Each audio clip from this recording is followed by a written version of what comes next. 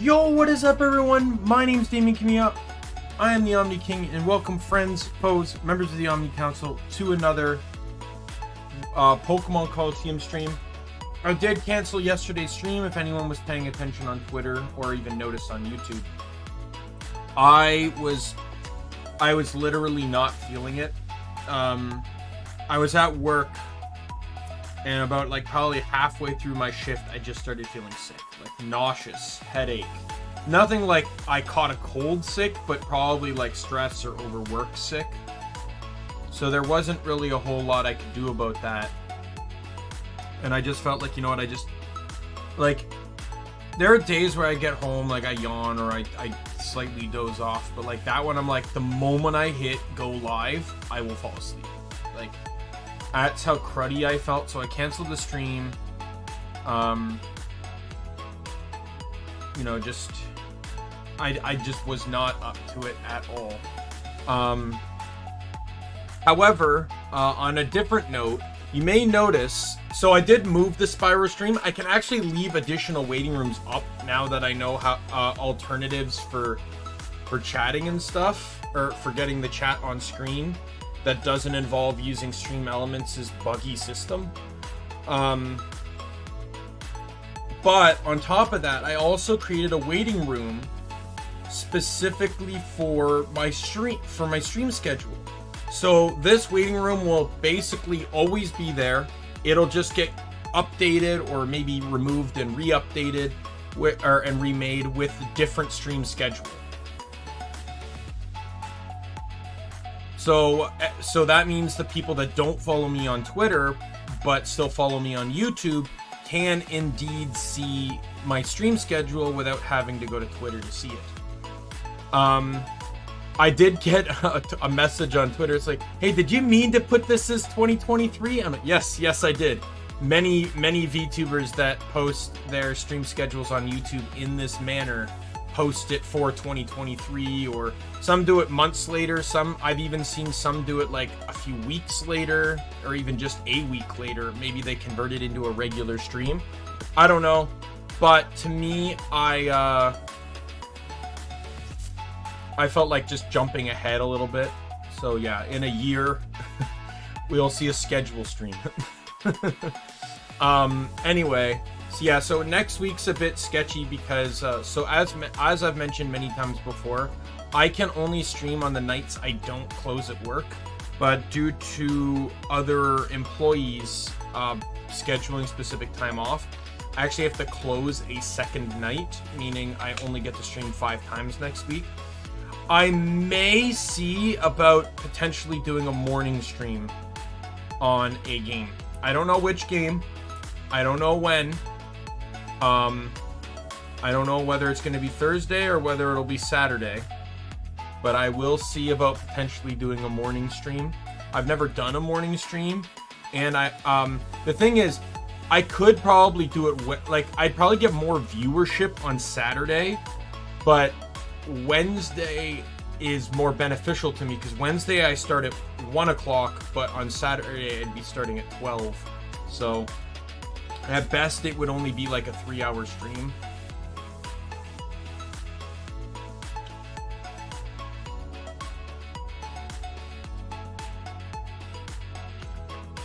And it would have to be a game that I would have full control over what I'm doing.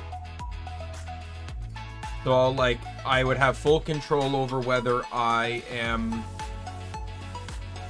I can save when I need to, or so if anything it'll probably be a Genshin stream. If that is the case, then it'll likely change streams. I think that on the schedule, yeah, Genshin I got Pokemon Colosseum on Friday. If that's the case, I could probably also just do a quick Spyro stream Saturday morning too. Spyro is a game that doesn't take too long and I can end it whenever. Yeah, maybe I'll just do that. We'll see though. It's not on my schedule. If anything, it'll be Gorilla. Yeah. So anyways, let's move on into the game. Got quite a bit to do today. Because as some may recall, on the last stream, I had to...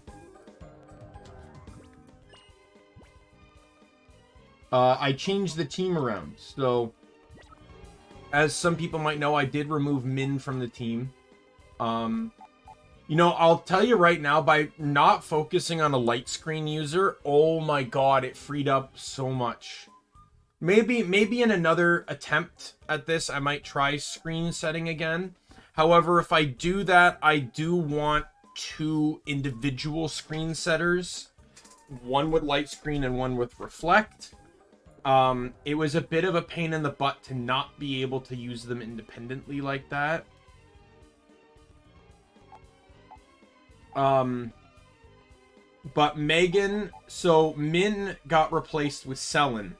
However, Selen was not working out well for me. The speed control was nice, but I don't have the moves for Selen to be good. I have a minus attack nature, which is awful for Sneasel.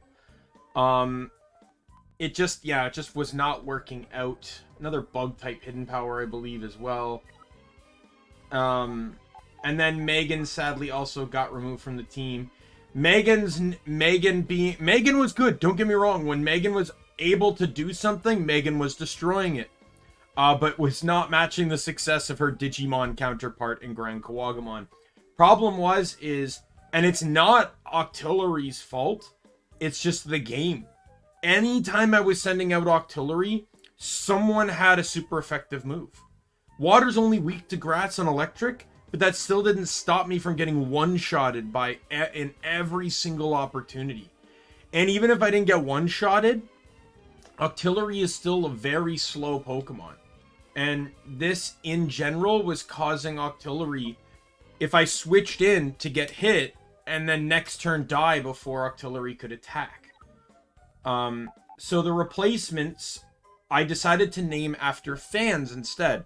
So you got Vibrava named after Choco Neko, and Quillfish named after Adriana, who is new to my stream, but she was in chat at the time, so I thought I would go with that. The next in XD, I have a few more VTuber friends to name after, and then I'll go mostly some of my regulars will be named after some of those party members as well. So yeah.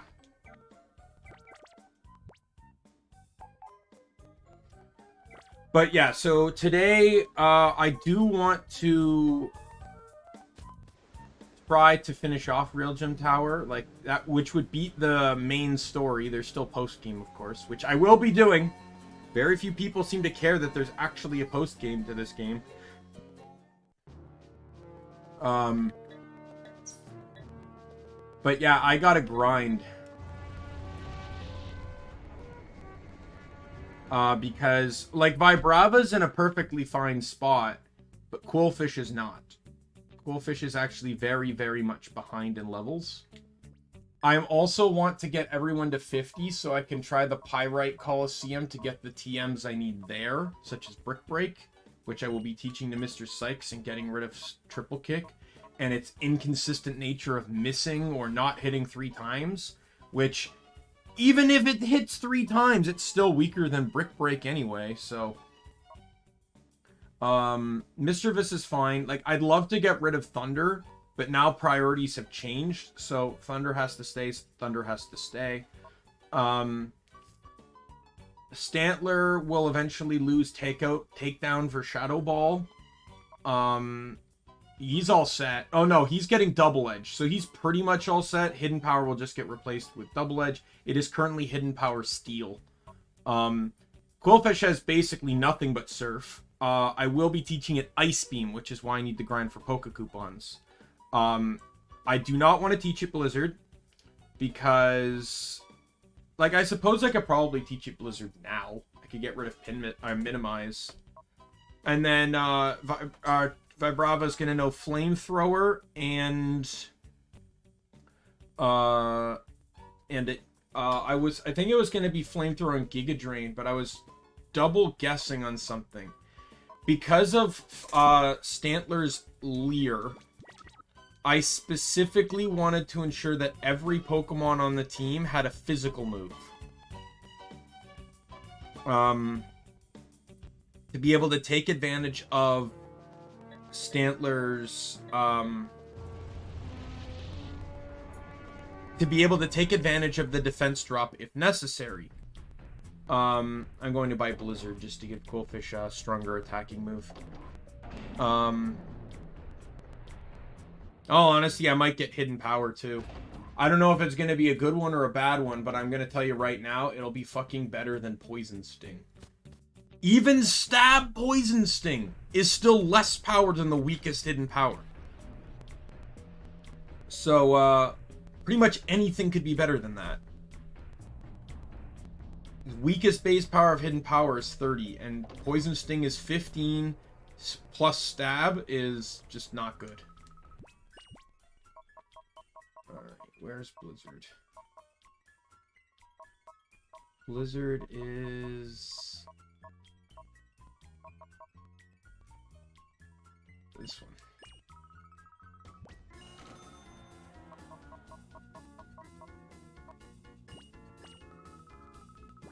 The problem is, though, is if I decide...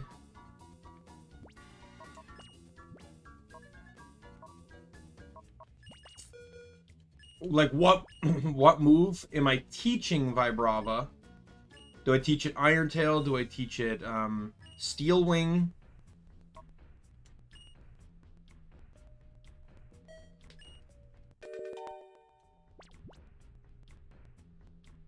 Oh yeah, I also need Protect.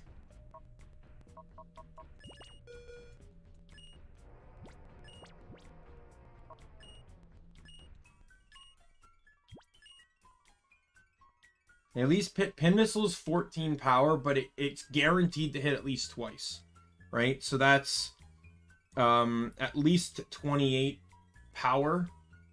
And if it hits more, it's just better. But this is 15 plus Stab, which is 7.5. Most games round down, so that would round to 7.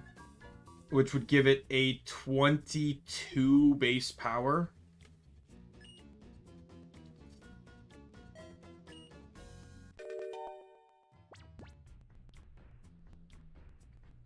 Yeah, I don't have... I'm going to sell Rain Dance and Sunny Day. I have no intention of using those.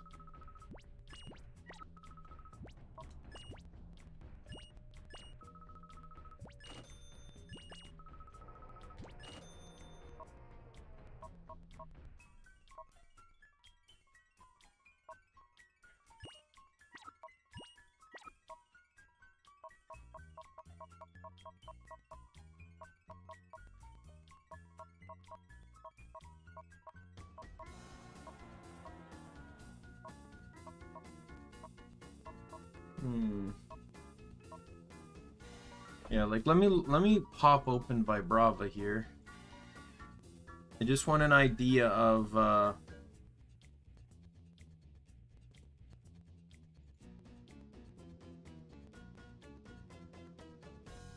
physical moves I can learn.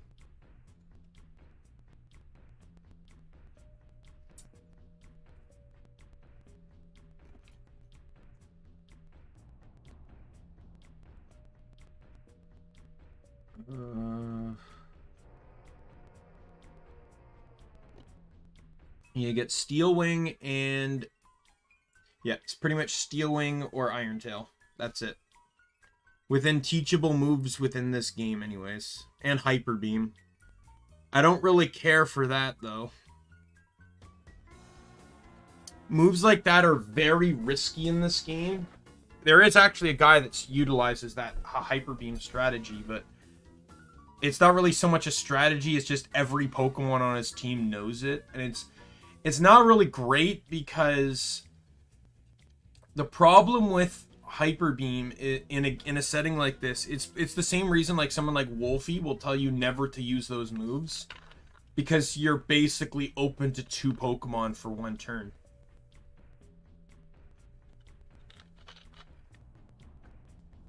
Pretty much just can't do anything. I could also attempt for hidden power and see what type of hidden power he has.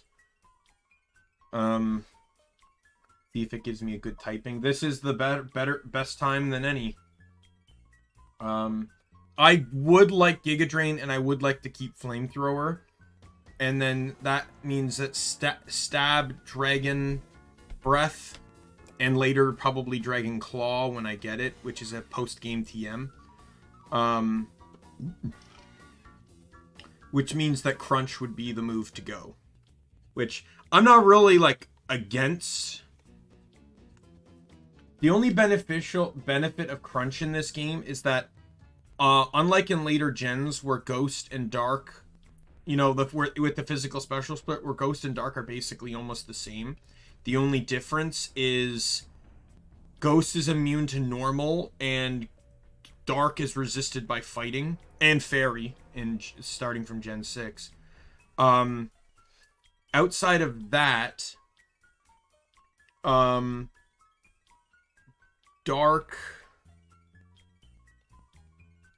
in this game, Dark is special while Ghost is physical. So if I were to run into, say, like a Psychic type with high special, Dark actually may not do a whole lot, right? But at the same time, Dark, on a Pokemon like Steelix, in this game, which would resist it, Dark would do more. But I'm going to have fighting anyways, so it's not like it's really going to be needed. It's only good against Ghost and Dark anyway. The only... And I'm going to have 2 Ghost moves in the team regardless. So,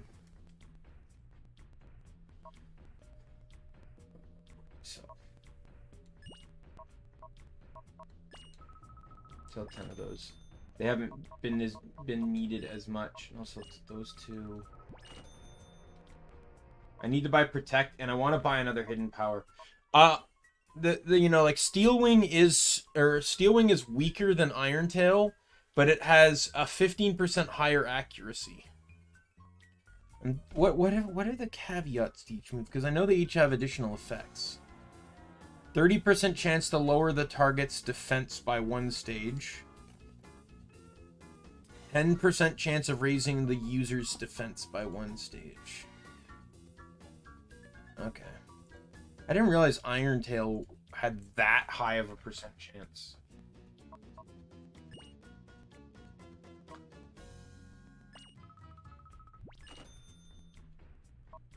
I'm keeping 1 just in case I end up in like that Raikou situation. Where I have 1 Pokemon left standing. You know what? I'm getting the Master Ball soon, and I basically already said I'm going to just use the Master Ball glitch. Alright, bye. So I need Protect, and I need Hidden Power. Yeah, by not having Toxic on Quillfish, it's actually able to run Protect, which is good because it means my 2 Protect users are the 2 Pokemon that are actually weak to Earthquake.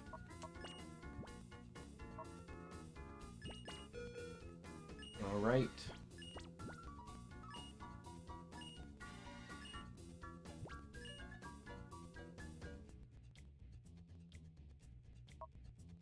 I'm gonna get rid of Screech. Now, Choco Neko is going to be the fastest guy on the team. He'll be faster than Stantler, so I do need to take that into account when using Leer. That unlike the rest of the team, that will attack after the Leer has taken place.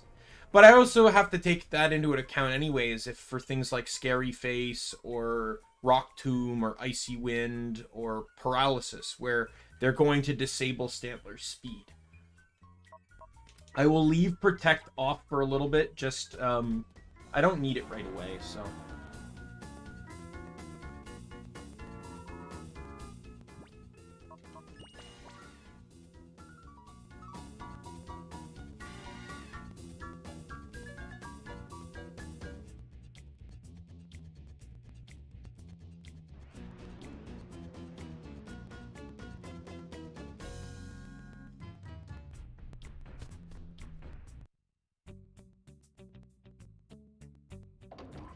So what I'm actually going to do is I'm actually going to head to Phoenix Stadium, because I need to do 1 more round of it to get Gigadrain. Gigadrain will be useful. I am using Bulbapedia for this. I am doing this one.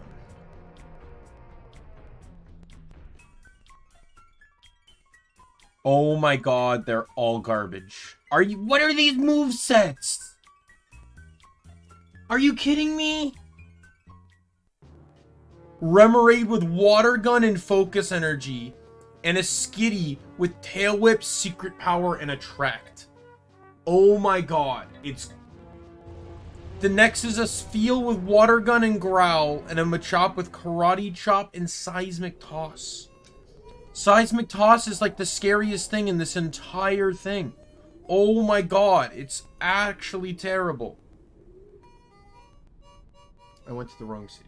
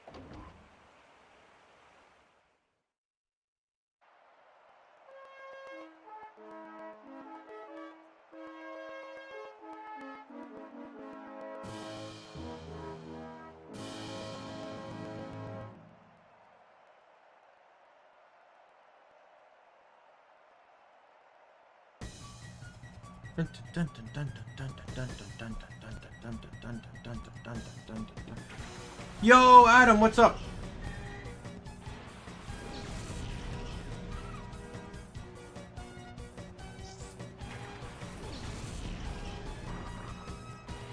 Go, Choco Neko and Adriana!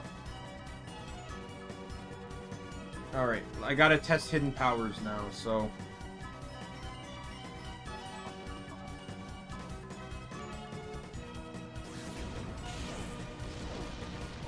Okay, so that was neutral. So, looking at type charts... Is there like a hidden power checklist site?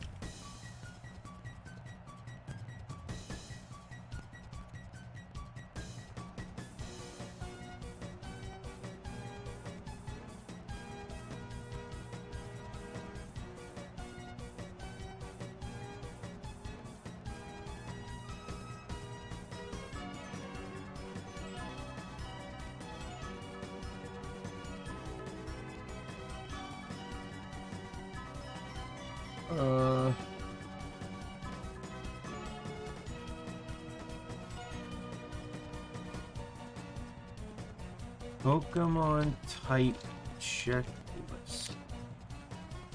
Oh, you're complete? Oh, that's cool.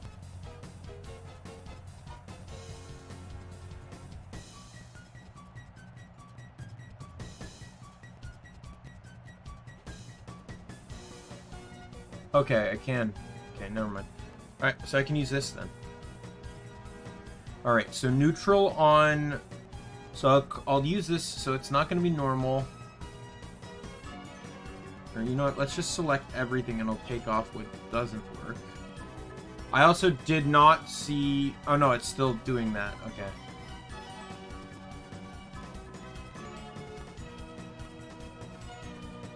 Oh. Alright, so Vibrava, it's not going to be normal for sure. I used it on water, right? On Remoraid, so it's not going to be fire, water, electric, grass, ice.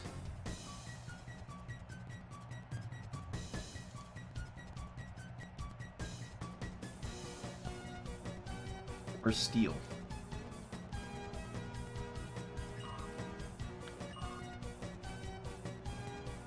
Ah. Super effective. Quillfish has a fighting type hidden power? God, everyone's getting fighting. It's either fighting or bug. There's no options. The rare steel. It doesn't appear to be a very strong one, though. Oh, well, it is level 35. Okay, what is this? Neutral. Okay, so that actually eliminates Ghost. Ghost and fighting, actually.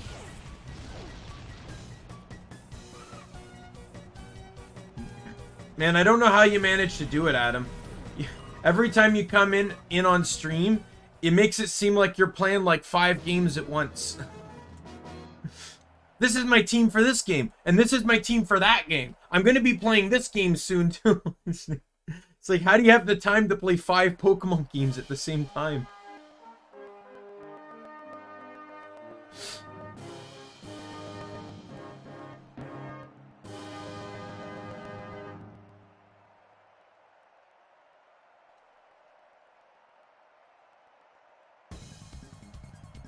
Fun old man Varal, who has that feel that, like, oh my god, like, these Pokemon are so garbage.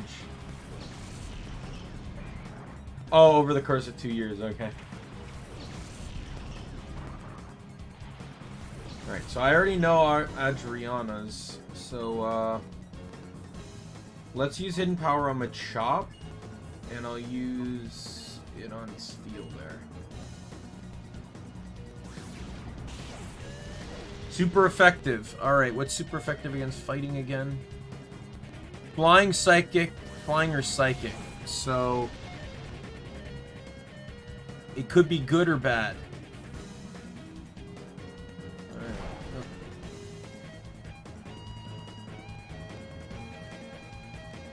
Alright. I can't double check in this fight though, because Feel doesn't resist either of those.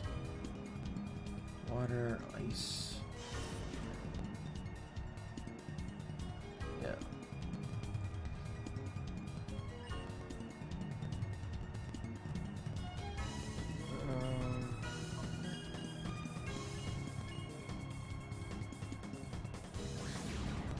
Oh, okay.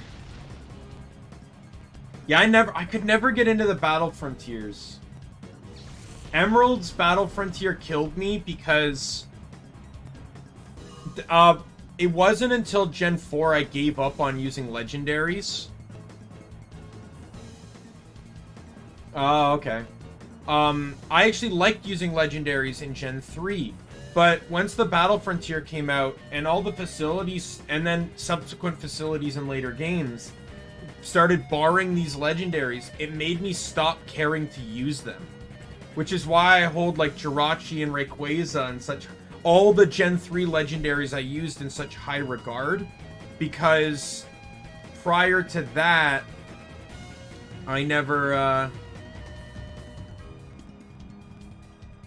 Oh, okay.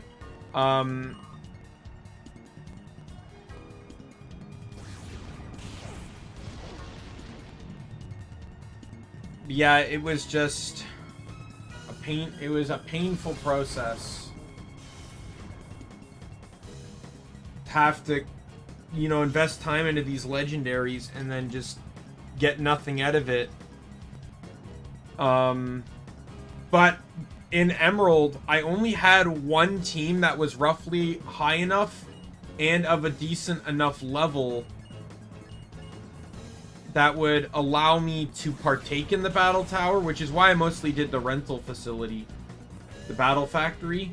I would do the Battle Pike sometimes, though, and it was Sneasel, Tyranitar, and Flygon, all 3 of which came from my Pokemon Colosseum playthrough.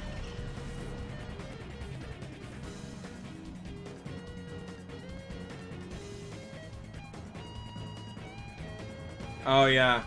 Fair enough. Alright, does the next fight potentially have a Pokemon? It's Wooper and Sandshrew. So it's fighting or psychic, right?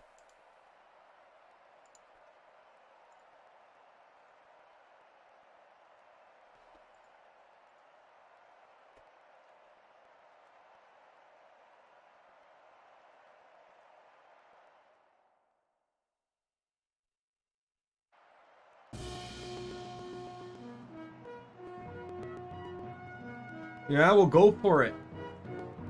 It's a good achievement. Many people actually state that X and Y had probably one of the best Pokedexes in the franchise so far. Probably barring Sword and Shield, maybe.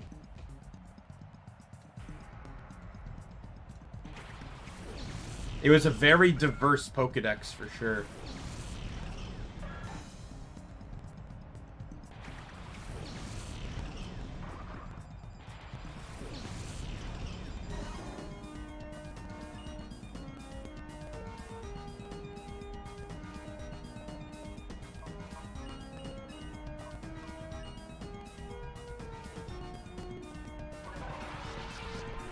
Oh, okay.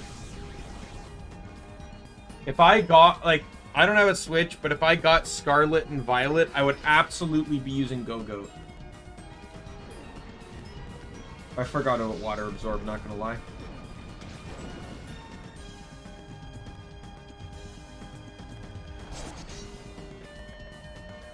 Yeah, so Sandshrew only knows, like, Scratch and Dig. Wooper knows Water Gun and Dig.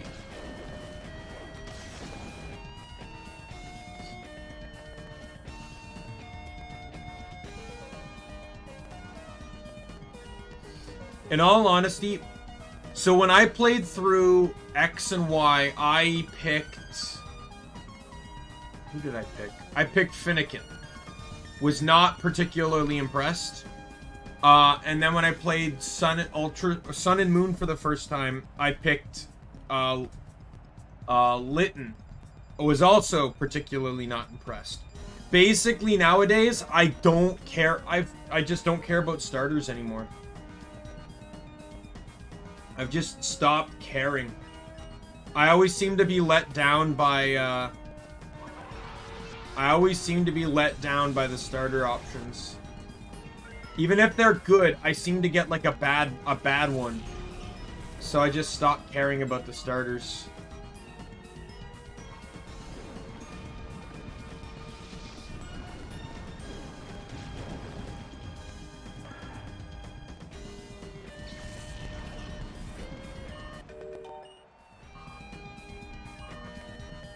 But if there were 4 copies of, if basically 4 versions of Gen 7, why didn't you pick Rowlet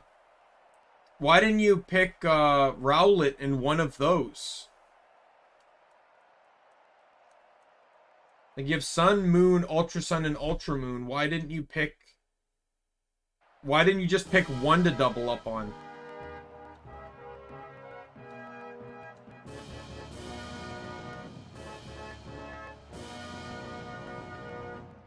In all honesty, if you want to do a challenge run for Decidueye, do it in one of the Ultra games, and do a starter-only challenge, and abuse the AR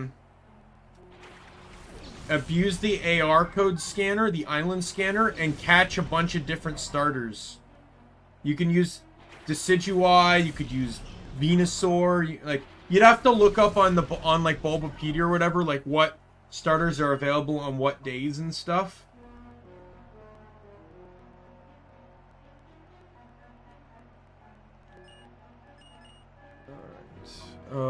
I will be able to check on the next Pokemon.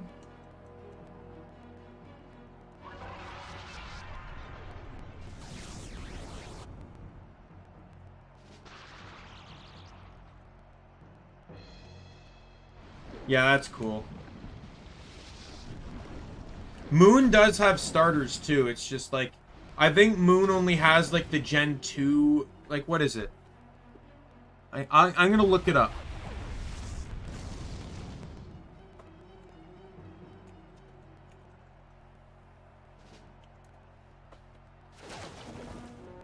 Yeah, okay, so on Melemele Island, Sun and Moon have the Johto starters, while Ultra Sun and Ultra Moon have Kanto starters. On Akala Island, Ultra Sun and Moon has the Hoenn starters. On Ula Ula Island, Ultra Sun and Moon has the Sinnoh starters. And then on Pony Island, you have the Unova starters in Sun and Moon, and the Kalos starters in Ultra Sun and Ultra Moon. And you catch them based off their evolutionary line for what the level range would be. So, like, you catch the first stage on Melee Melee, second stage on Akala and Ula Ula, and then final stages on Pony. And the Pony Island starters can be caught before post-game. They are not exclusive to post-game areas.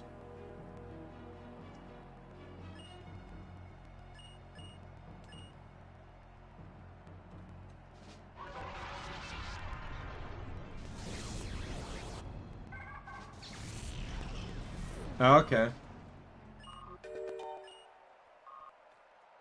I also dislike that each generation basically has an over-dominating starter. Like a starter that's just kind of better than the others.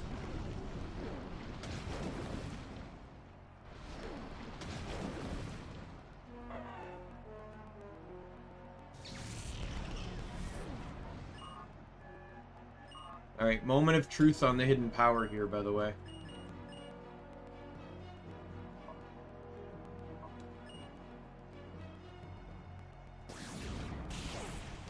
It's psychic.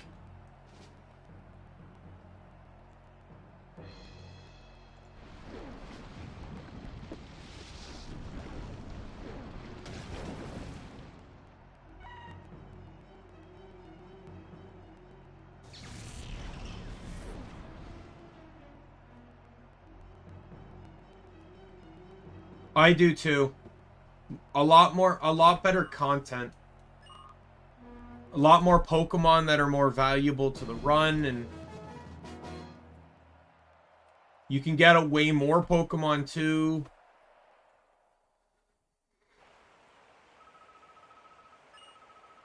Like in Ultra Sun and Ultra Moon, you can do a fossil only team as well because of the amount of fossil Pokemon you can get.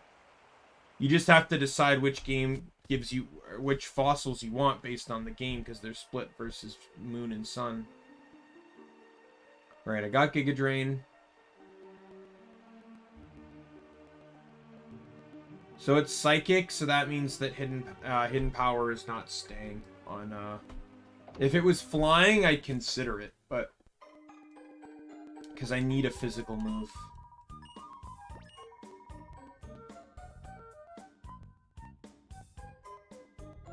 Yeah, I definitely do your research. There was one other stipulation I did for Gen 6 and 7, but you don't have to do that one. So the stipulations I made in Gen 7 was I had to use the Z move of that type on one of the Pokemon. Just one of them had to know it. The other was in Gen 6, I had to use a Mega Pokemon of that type. So that severely limited a lot of the Pokemon I could use. And I even went a step further and prevented myself from using Megas that didn't maintain the type in base form. So, like, I couldn't use Altaria for Fairy because it had to Mega to get Fairy, even though I was probably only going to Mega it anyway. So, I think I relented on that one later. But, like, Aggron would not count for a Rock team because it Megas to Pure Steel. But either, like, those are just additional stipulations I set. I would definitely recommend, though, researching your game, because, like, for example, if you want to do a Fairy type run, even, there's only 6 generation, there's only 3, oh, we got Sword and Shield, too, I guess. There's only a few games that even have Fairies. Some of them do not even have 6 Fairy types in them. So, if you do Fairy, you won't have a full team. So definitely want to be careful. Some Pokemon types like Ice or Dragon. Dragon, there's pretty much 1, maybe 2 games you can do. You can even get a full team of 6. Much less get Dragon types earlier in the game. Same with Ice. Most Ice types are found around the 7th gym in the games. Water Flying, those are 2 of the easiest to do because every game has have them in plentiful quantities.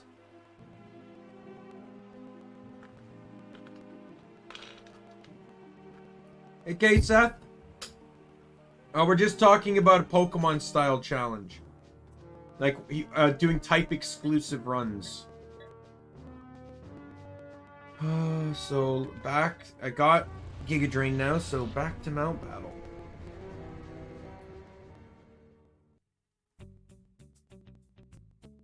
It does, but you can still get 6. The whole point of the challenge, like, I did a Ghost playthrough in Platinum, and Platinum legitimately only has 7 Ghost types, and one of them is Giratina. I did not use Giratina, I ended up using Frostless. So I went through most of the game with only 5. Yes, I used Spirit Tomb. It was Dusknoir, Spirit Tomb, Gengar, Miss Magius. Actually, no, I don't think Miss Magius was in that game. I don't think you could catch Miss Magius. What was it? Let me look it up. I have it on my phone still.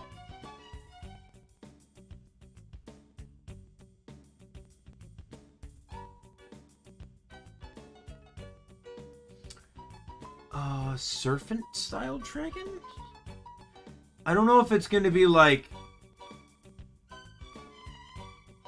in the old, in like classic like Chinese myth style serpent, but there are serpent dragons for sure. Like I know like Dragonair is a serpent dragon. Yeah, so it wasn't Miss Magius then. Here it is. Gengar, Rotom, Dusknoir, Spirit Tomb, Frostless, and Driftblim.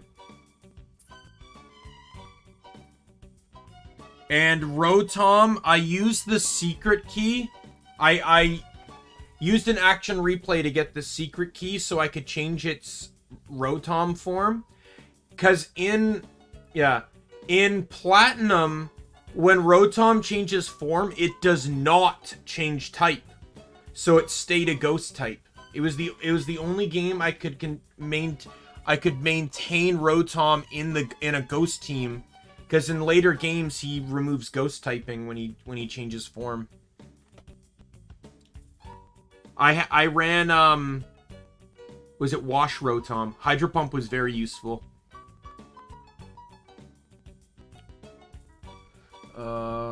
Mount Battle.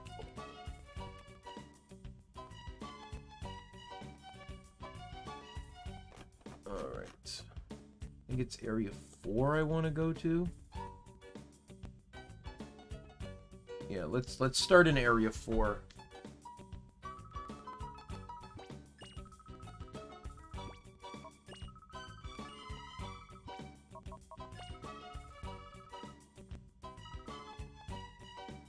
Like, let's look at the... let me pull up dragon types here. There's a Bagon. I can use him to find dragon. Rayquaza's probably a good serpent-tile dragon too. It's green. It's like flying snake-like. Yeah, I'd probably say Rayquaza's probably the closest to the type of dragon you're looking for, KSF.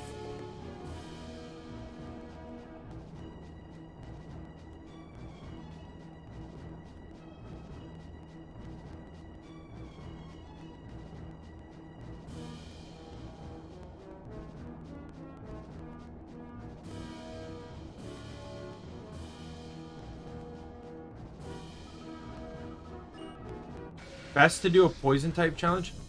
That's a question I don't know if I can answer. The reason being is because when I was making my decisions, I didn't want to repeat games. So poison ended up becoming one of those types that got shafted to other games because certain types like Fairy, Ice, Dragon took priority. I think I was running Emerald for poison. Let me double check here.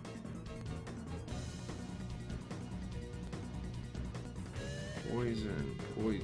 No, Emerald's rock. Fire Red was poison. Nidoking, Venusaur, Tentacruel, Gengar, Weezing, Venomoth.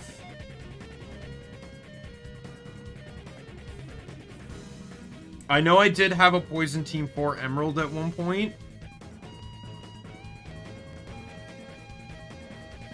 Despite not being useful in early gens, Poison was actually very good, like a very plentiful type in a lot of games. So I'm sure you wouldn't have much issue. I would probably recommend a post physical special split, or maybe even Gen 6 or later, just to get more out of Poison, like for like fairy types and stuff. I'm going to use Dragon Breath on you, and I will use Hidden Power on you.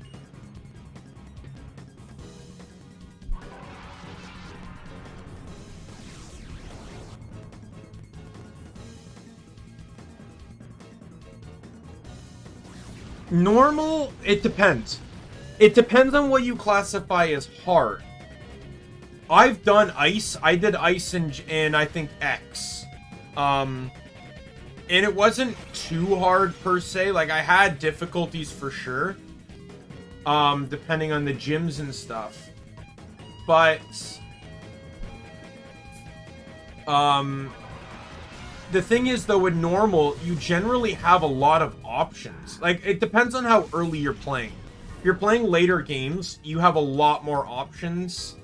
Like, there's water grass, water fire, or there's normal grass, normal fire, normal water, normal fighting. Like, you got a lot of dual types in later gens. Earlier gens, sure, it would probably be much harder. In generation, but for Ice, I find Ice is hard because there's so few games that have early Ice types. That's why I recommend Ultra Sun and Ultra Moon, because you can get Delibird and Smoochum super early game. And while Delibird is absolute crap, at the very least it's 2 Ice types early game.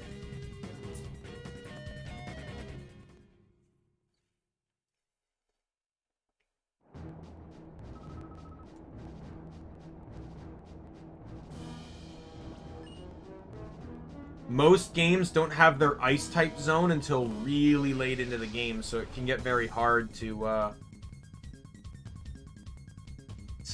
get a full team of Ice early.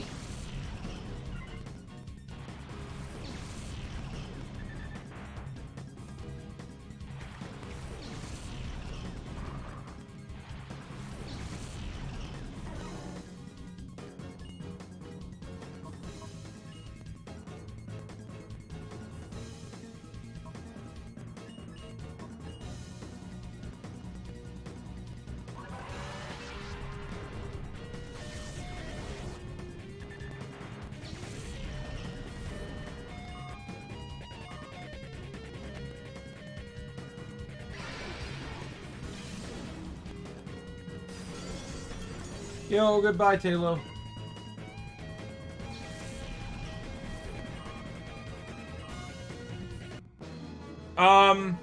I don't actually know if I have rare candies or not. I don't think I do, but I don't really care. I'm gonna be grinding everyone to 50 anyways, so it doesn't really matter to me if I, because I don't really want to continue the Realgam Tower until I have the TMs I want on everyone. I want to have everyone set by the final boss. And I need to do Pyrite's Colosseum to get Brick Break, which are level 50s. And then I need to do Under Colosseum to get Shadow Ball, and Sludge Bomb, and maybe, maybe Iron Tail. I'm still trying to decide whether I should give Steel Wing or Iron Tail to Flygon. What's your opinion?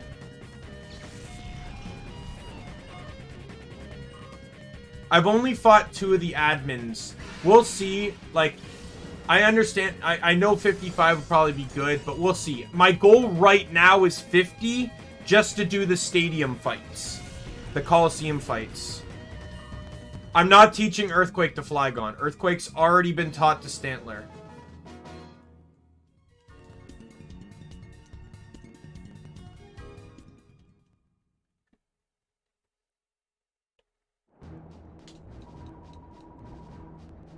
I had no intention from day one to ever teach Earthquake to Flygon. Even when it was actually considered as a person to my team. It does not. Flygon in Gen 3 does not learn Earthquake. Only ground type moves it learns are Sand Attack and Sand Tomb.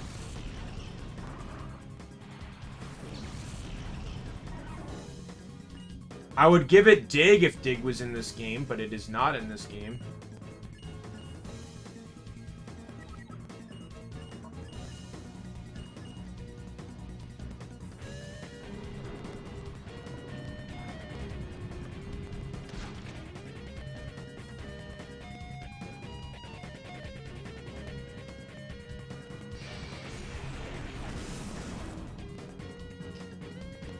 What the hell? I got a crit on Pin Missile and one-shotted him on a single hit? What the hell was that?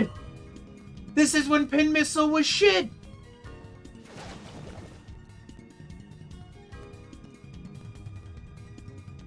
The only reason I'm asking Iron Tail or Steel Wing is because those are the only physical moves I have left that I can teach Flygon outside of Hyper Beam, which I'm not teaching it. And the reason being is because Stantler knows Leer, I made a requirement in my team that every person in my team knows a physical move. At least one.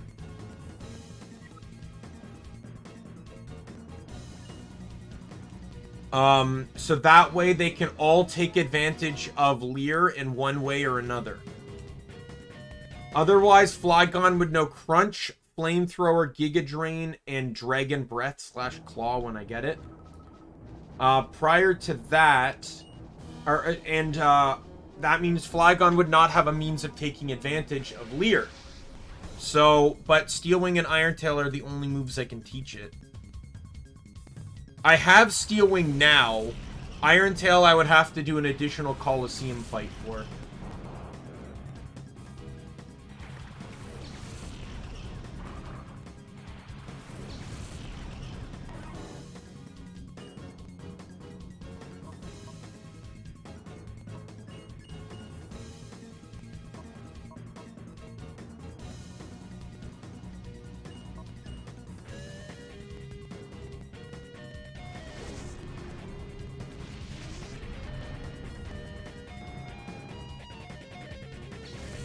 Oh yeah, the one guy that for some reason has level 20s in a level 30 area.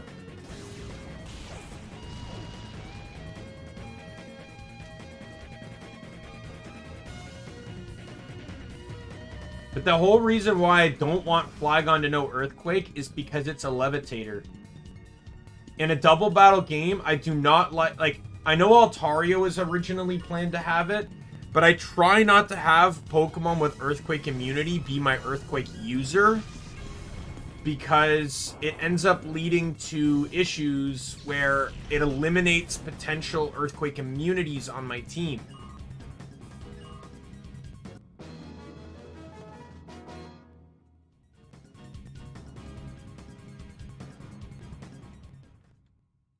Altaria was only going to know it because I was originally going to use Dragon Dance Altaria. And Fly, Steel Wing / Iron Tail, or I don't even know about Iron Tail off the top of my head, but I think it was Fly, Steel Wing, and Earthquake were like the only physical moves it could learn. At least that I could have access to in the game.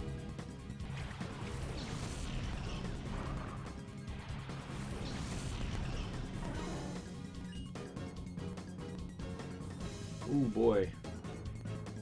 It's gonna be a poor time for you guys.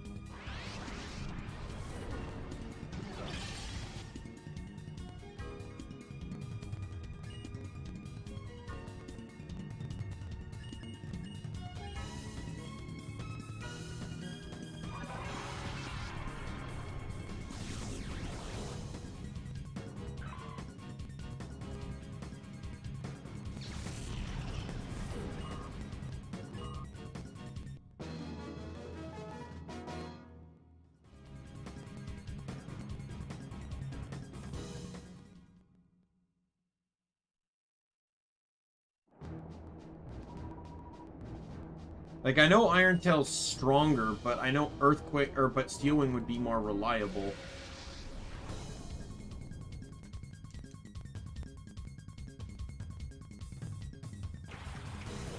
It's always a catch-22 for me on those. Though Iron Tail apparently has a 30% chance to lower defense, while Steel Wing has a 10% chance to raise defense.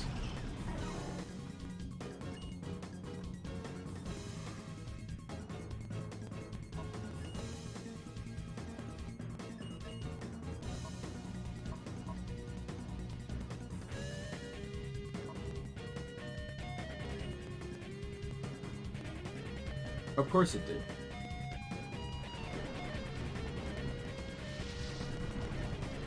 Why would there ever be a possibility that it would hit?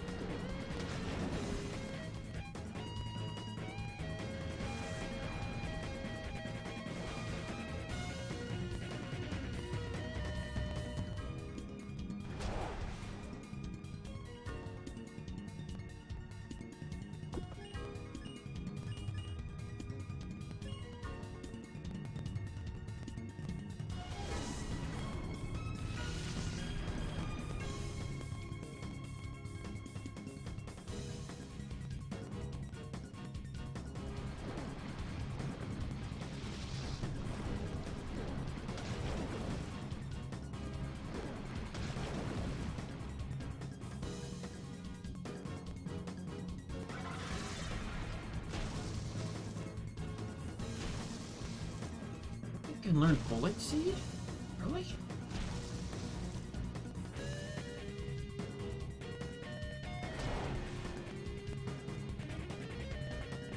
I don't think I've ever bothered to try and teach Gulp and Bullet Seed, so there's a reason why I wouldn't know.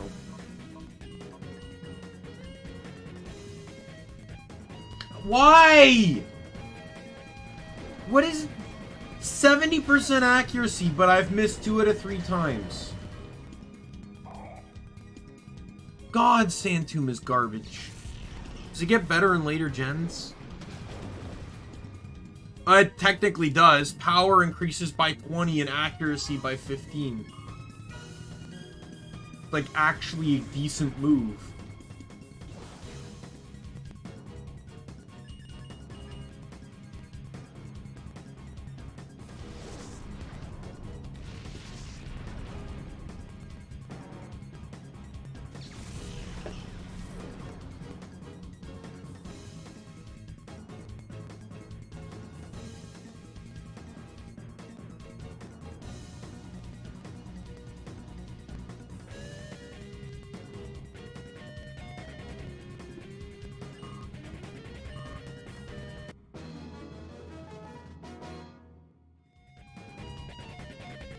Oh no, Pin Missile keeps working out. I may keep, or Hidden Power Fighting. I may straight up skip Protect on Coolfish and just keep those moves. Depends on if they pull their weight. Fighting is such a good typing to have in your team. Fighting, I would say Fighting, if I were to have to say it, Fighting, Ground, and Ice are probably like the 3 types I feel like you need to have in your team. You don't have to have those types, like those specific types of Pokemon in your team, but just having those moves in your team, like Ice Beam, Brick Break, and Earthquake, for example. You're just really good. So I can use Surf on...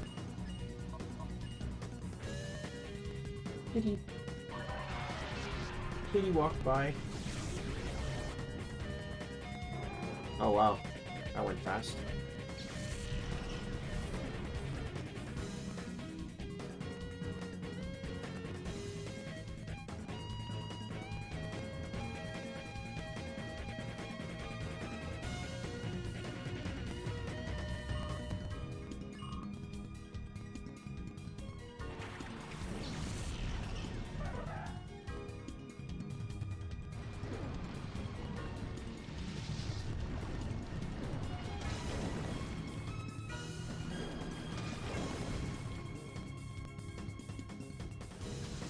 Oh no, electric power has been weakened.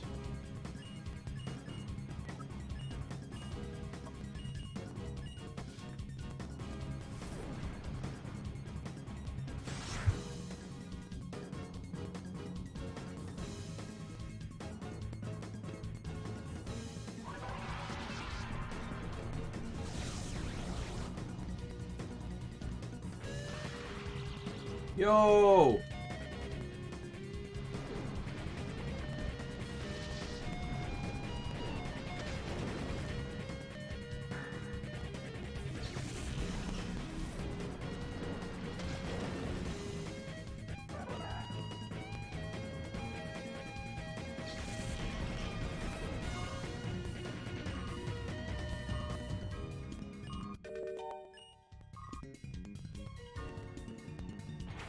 Illumise.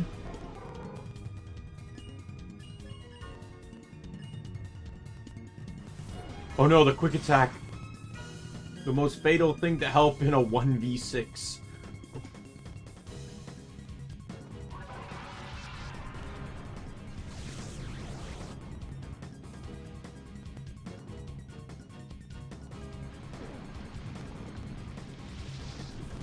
This will actually do more because it's not hitting 2 targets. Some people might not realize it, but double hit moves in double battles actually do reduce damage when they hit both opponents.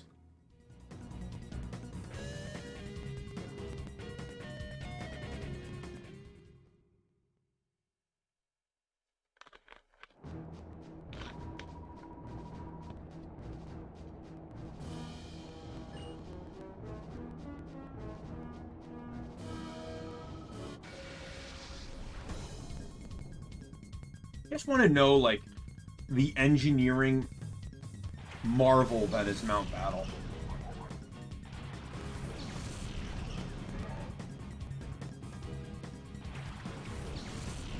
Like, they're literally in a volcano directly above lava, and no one's sweating buckets or anything. Like, everyone can battle normal, meaning these platforms have to have, like, ridiculous cooling technology.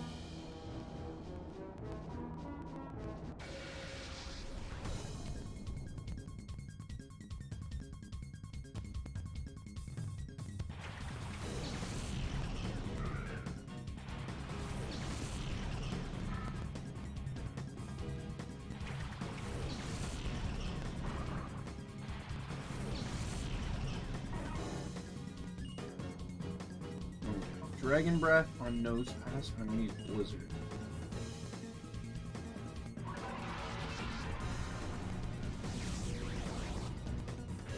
Blizzard will not kill Nose Pass. I doubt it'll even kill Lilith, who's the reason behind the Blizzard. I just knew— oh, fuck you!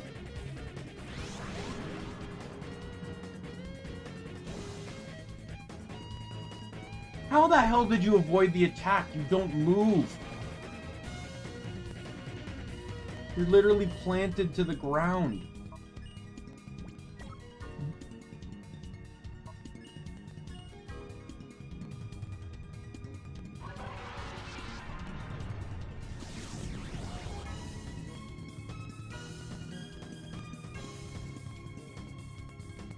Oh, fuck you.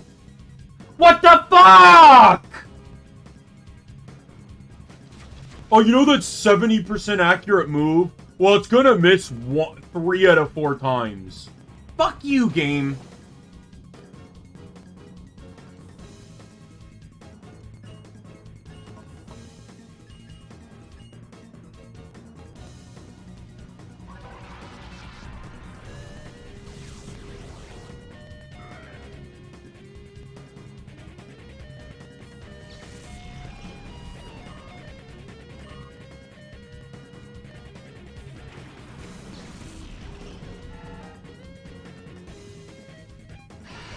Swear to fucking God if someone dodges it again.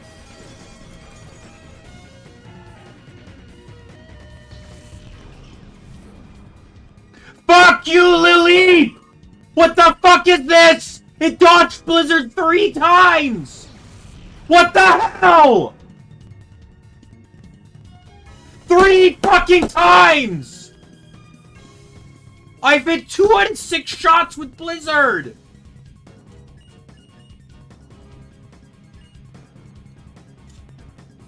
The Pokemon that fucking doesn't really even move is somehow dodging Blizzard 3 times! Fuck you! What the fuck? How do I have a 3 and 8? 3 and 8 fraction on Blizzard with a 70% accurate move. With a double hit move, using it 4 times, I have not once hit both targets.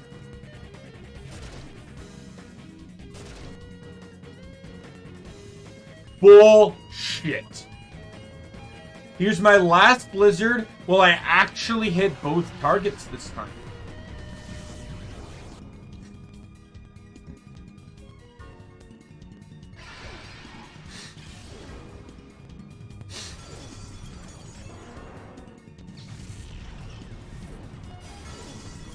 Fucking finally. It only took 5 Blizzards. And the funny thing is, that only bumps it to 5 out of 10. I still had a 50% accuracy rate with a 70% accurate move.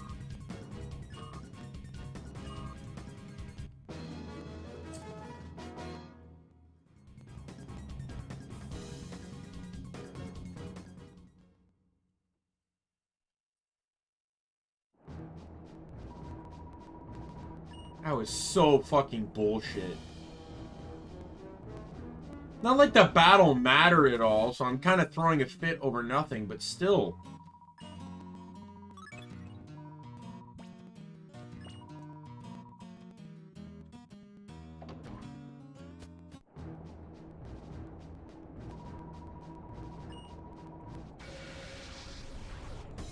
Yeah, this guy's Pikachu and Chinchou.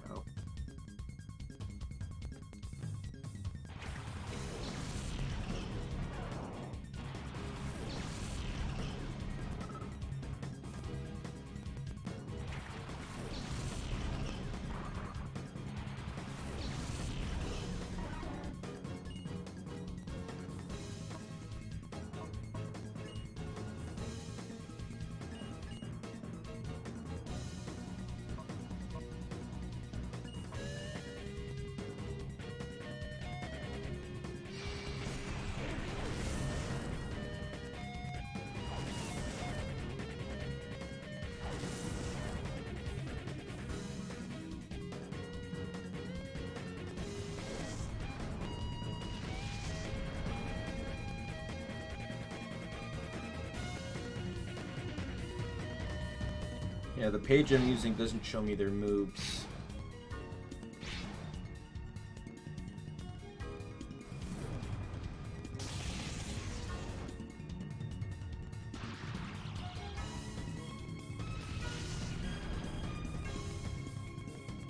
Good to know the fastest Pokemon on the field will now be attacking last. I want to compare the 3-hit Pin Missile to Hidden Power. Oh, I missed. Fantastic.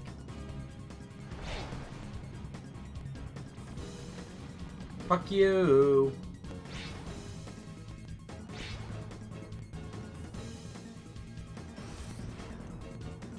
It's a good thing no one's using special move on you.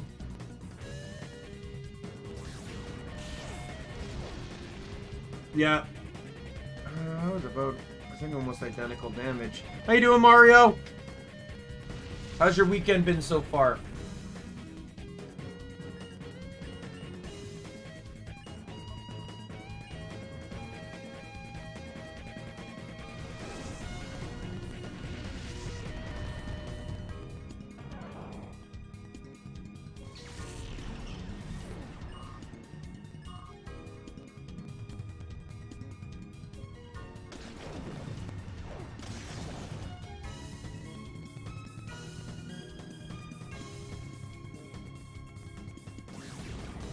Well, you missed the rage fest in the last fight, I'll tell you that.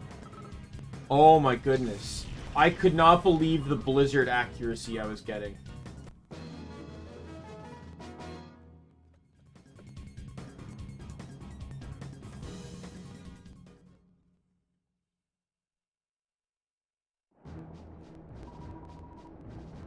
Yeah, I don't know if you noticed, but I canceled my stream yesterday. Halfway through my shift at work, I just started feeling nauseous with a headache. I just basically, like, and then when I was just, feeling a bit, like, worn out, and I just decided to cancel it. On another note, I also don't know if you noticed, but I made a waiting room that's specifically my stream schedule. So, if you don't follow me on Twitter, you can still see my stream schedule now.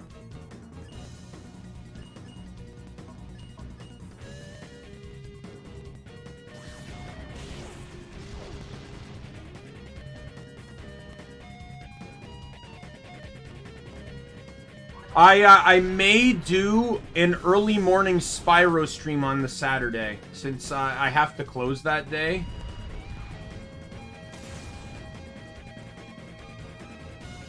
We'll have to see. Confused? Nope. Oh, Karma's a bitch, Spinda.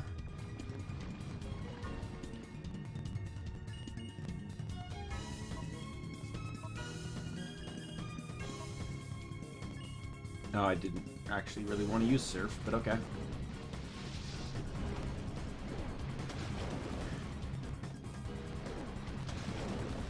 Is that poison range? Please tell me that's poison range.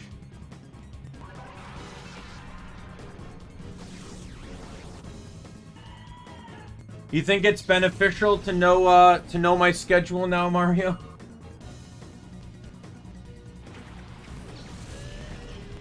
Because I don't believe you follow me on Twitter, so. Confused? Nope, but he's dead. I'll be dizzy somewhere else. It could be. I bet you anything that could have been where they were going.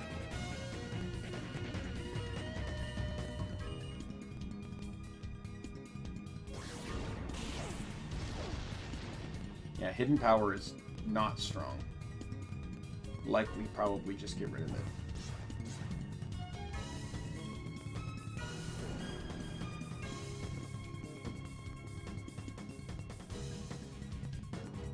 Yeah, I remember seeing some...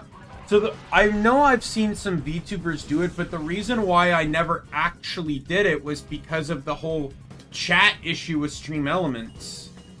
But now that I found a workaround for getting chat on screen that doesn't involve Stream Elements, I can happily set as many waiting rooms as I want without any complications or difficulty.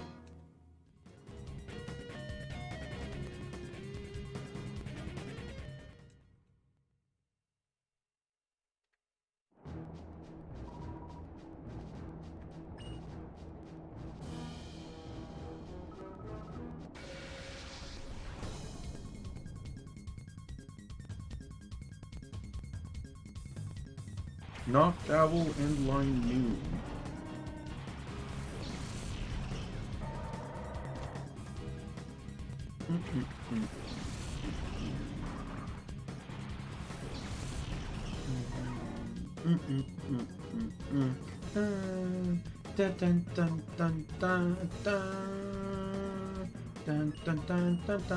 Oops, okay.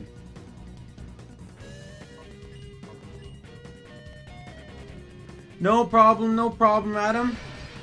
Don't worry, I can still see you are here. I occasionally glance at the view count when it's not glitching out anyway. Did I miss Noctowl with Blizzard? Are we doing this bullshit again, game? I literally missed 5 out of 10 Blizzard hits. 2 matches ago. I'm not putting up with this bullshit again.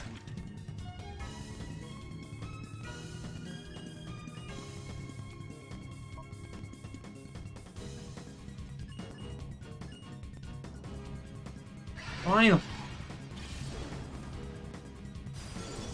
Oh, your mom's cooking for Thanksgiving? Wow, that did nothing.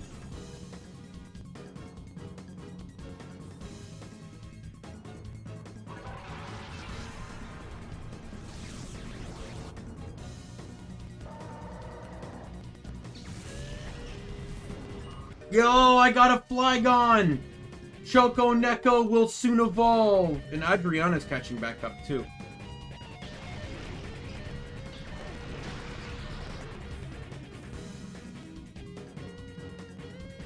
Yeah, Thanksgiving is more of a settlement thing. Even Canada and America have it at different times of the year.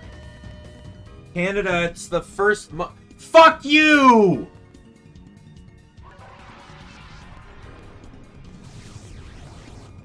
Even Canada has it the first Monday of October, while I think in America it's the third Thursday of November, I believe. Oh, fuck off. Of course.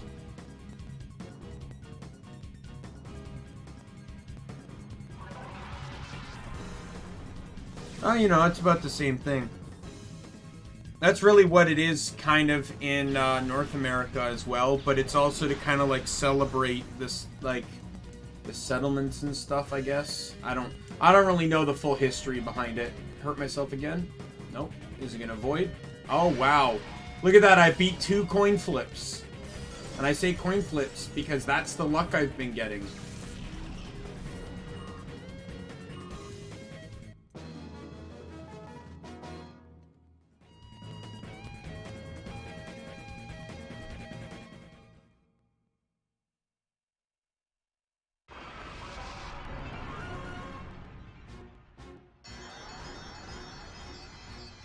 Yeah.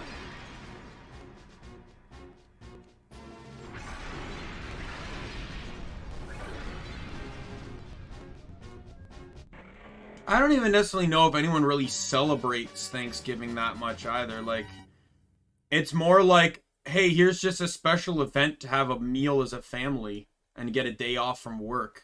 It's pretty much all it is.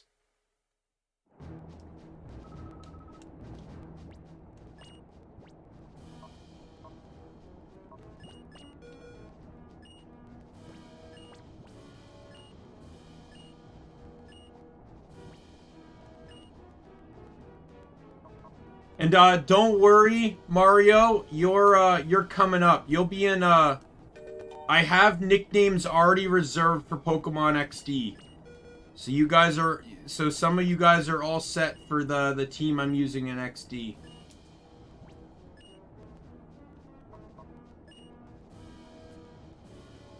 I'm not going to reveal specifically who, but though I will confirm, Mario, that you're one of them in the next team. Or in the XD team.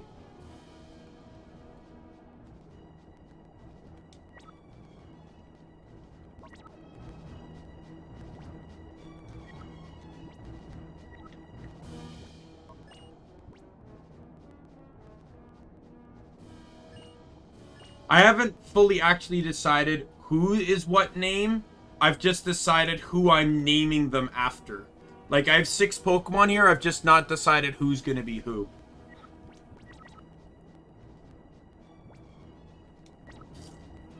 I was gonna switch Neko out, but then I realized he's actually the 2nd lowest level guy on my team.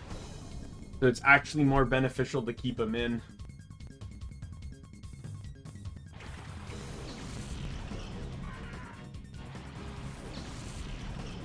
Nuzleaf and Sableye.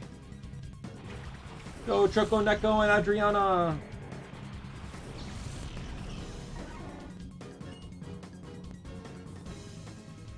Alright, we'll use Crunch and Blizzard. Oh, fuck you.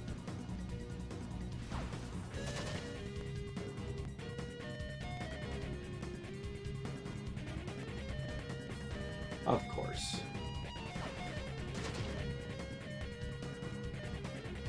Did he fake out the same Pokemon? You're a fucking idiot. Oh, I remember this guy. This is the guy that in the last time, the first time I went through here, he double faked out Mischievous. So he was a literal double idiot. Oh, and Nuzleaf avoided Blizzard again, by the way. This just in, if Blizzard's super effective, it will likely have a 20% accuracy rate.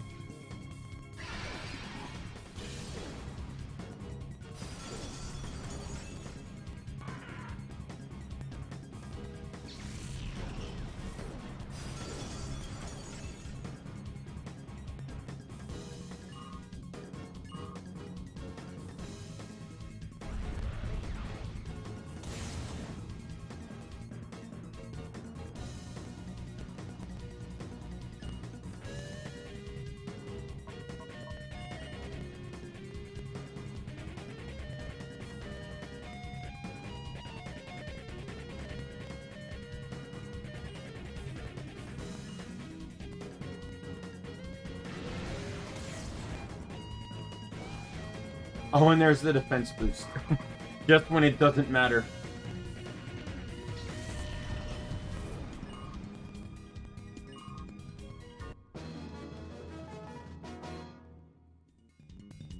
Yo, my defense is increased for the remaining 3 seconds of the battle.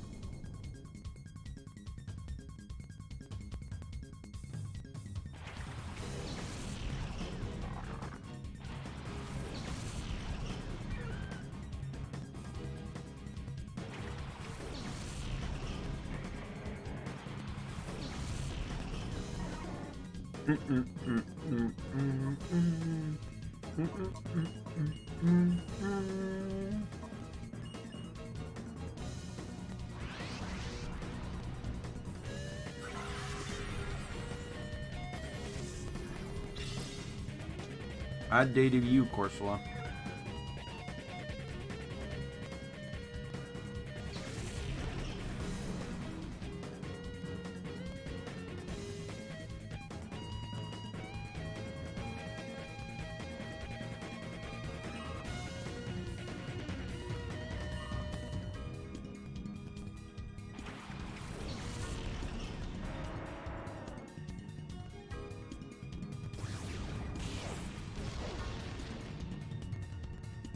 Hidden power is not that strong.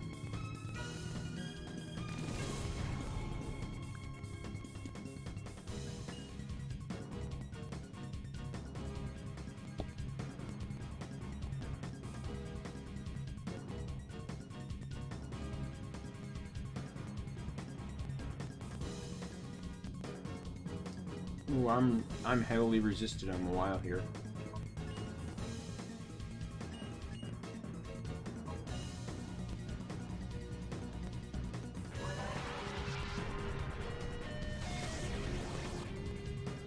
Well, that's a good set, because now Surf should double KO.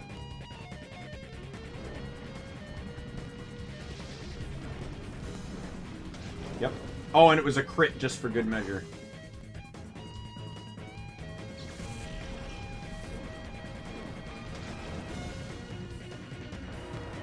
And there goes Grappler.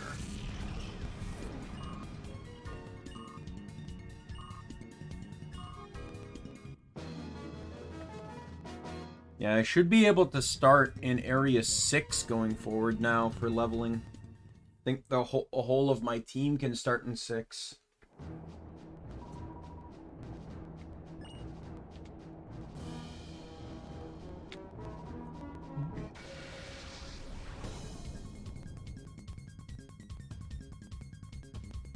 Roller Boy Tolly with his team of poison types. Right after I got rid of both Hidden Power Psychic and Sand Tomb.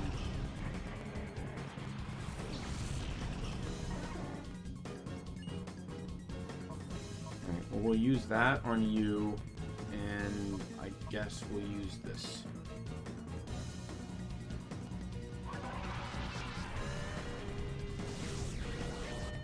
Oh, jeez. Was not expecting that.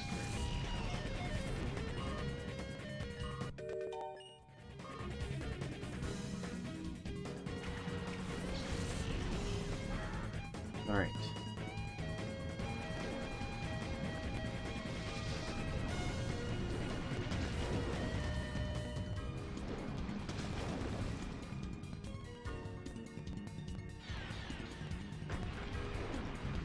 That was actually a lot more damage I was expecting to get on Grimer than I got.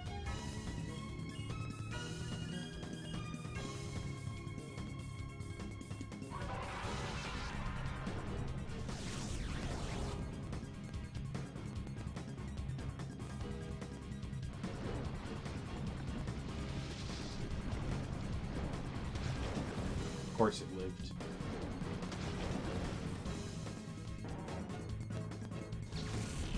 Alright, well, I got the next, I would have really loved to have Hidden Power flying, not gonna lie. Would have made, even if it was a weaker Hidden Power than Steel Wing, I feel like that type coverage would have been so much better. Because I don't have flying on my team. And you don't really need Steel.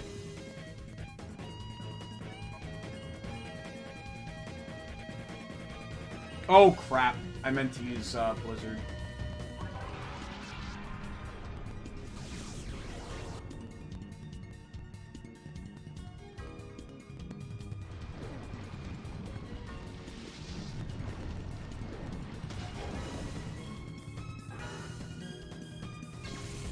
Oh, well, let's just pretend Blizzard missed one turn, missed one of them, so it would have had to go to the next turn anyway.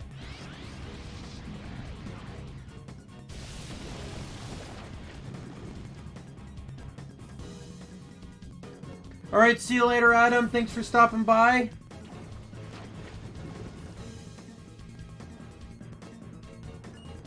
Have a good rest of your day, night, whatever. I believe it's probably night for you now.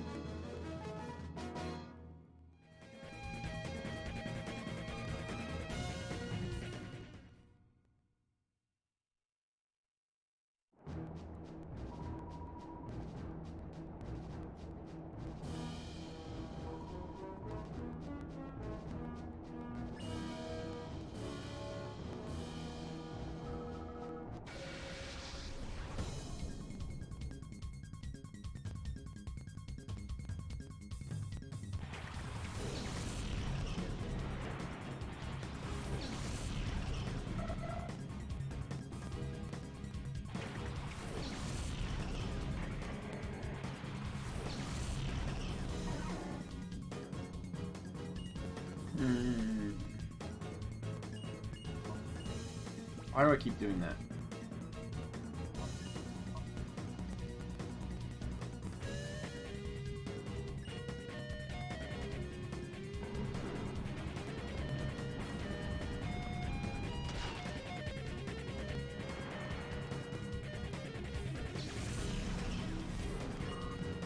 All right. Medicham. Yep. Yep. Holy fuck, is Blizzard being like the worst move ever right now?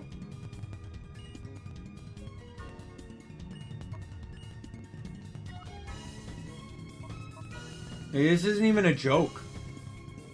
50% or 70% accurate move, and it's missing like fucking crazy.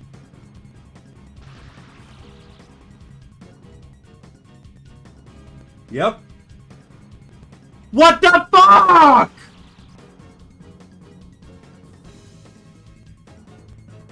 Four misses in 2 fucking turns on a double hit move. The hell is this bullshit?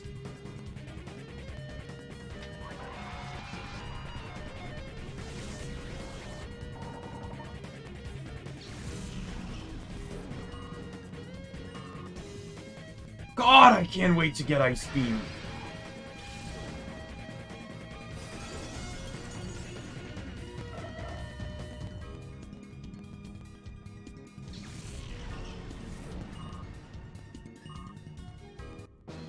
If I get enough coupons on the grind too, I would like to get rid of Thunder for Thunderbolt on Molotov, and potentially get Psychic over Psybeam. But that's asking for a lot of coupons. I think in total that would be 15,500 coupons, I think.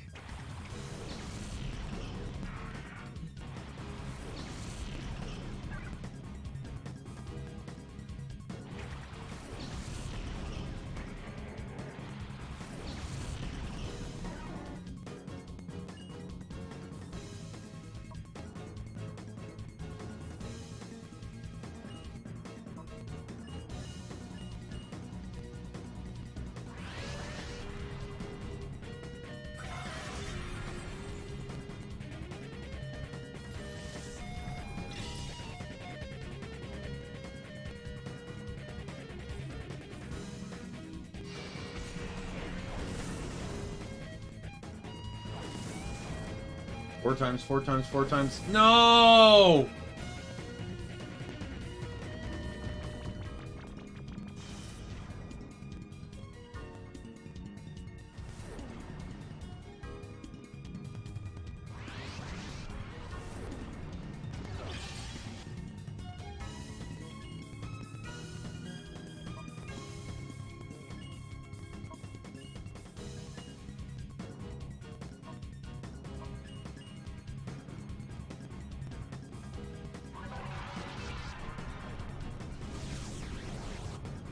Worst case scenario right now is Pin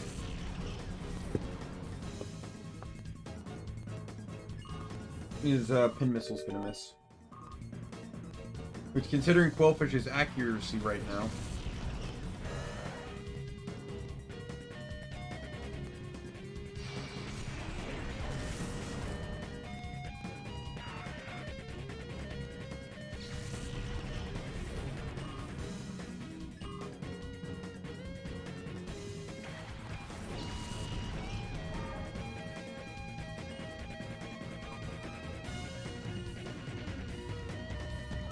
I gotta make that switch. I get walled by Tentacool.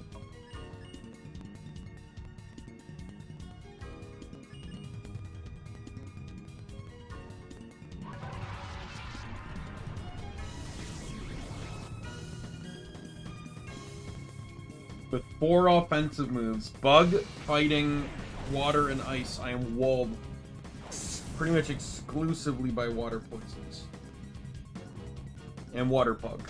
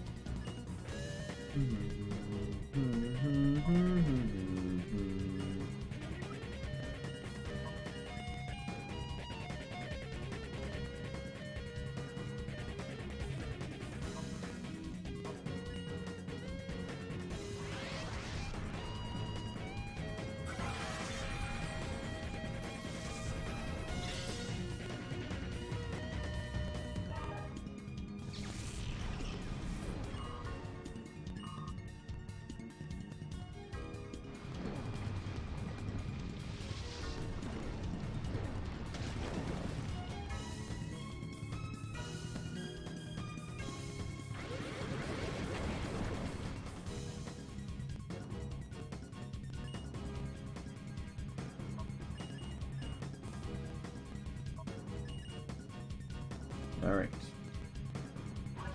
Here's the KO.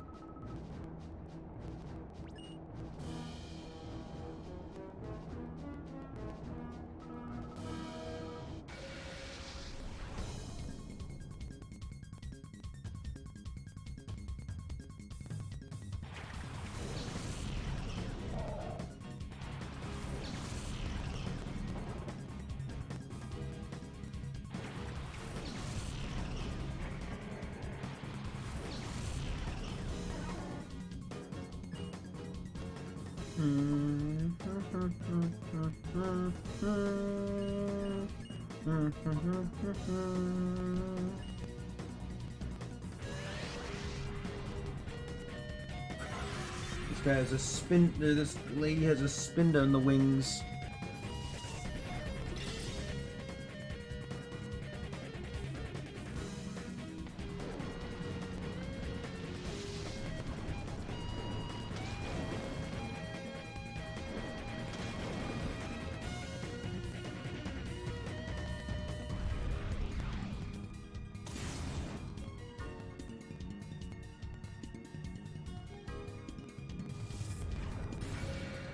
Oh god.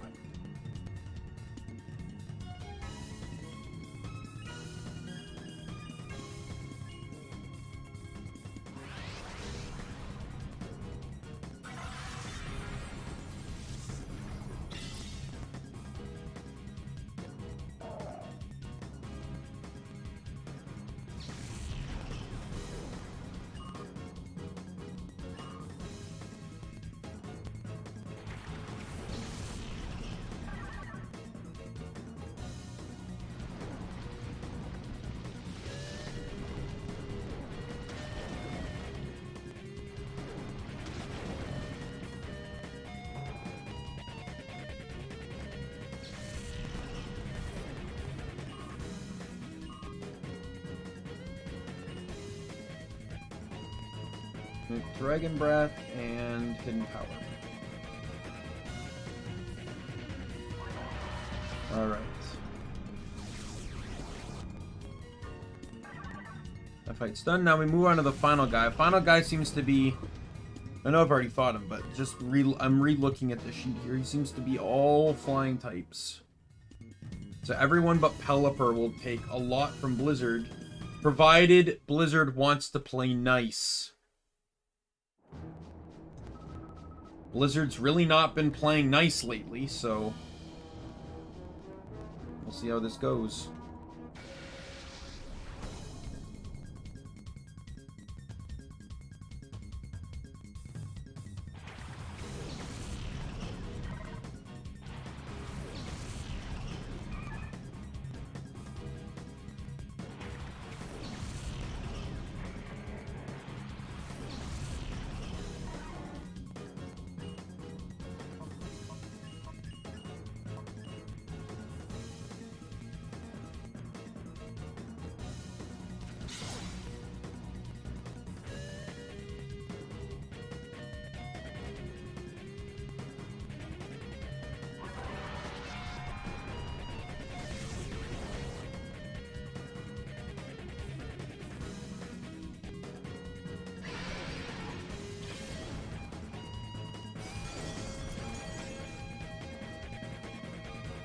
Fuck you!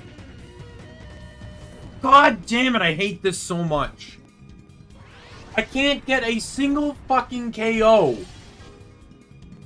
Because when I use Blizzard, I'm preying on a KO. Can never seem to acquire them, though.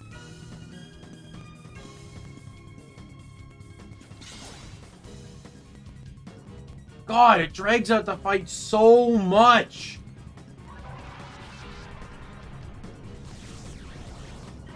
I didn't know or not if I was gonna kill Beautyfly, but just the idea that I keep Like, Lilip dodged Blizzard 3 times. Each one would have killed it. Maybe not the first one, but the subsequent ones all would have killed it. Because after the Dragon Breath I used. I swear to God if you dodge it again.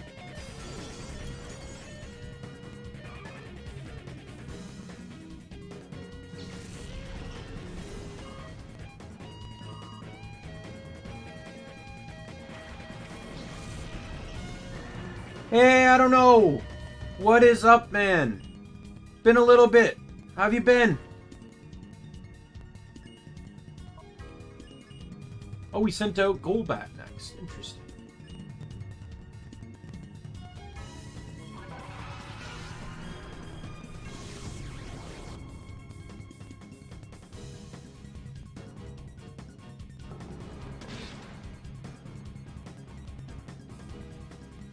Fantastic. As long as you're staying consistent, right? Like, no downward spirals, no downward slopes. Sometimes a flat line is the best you can hope for.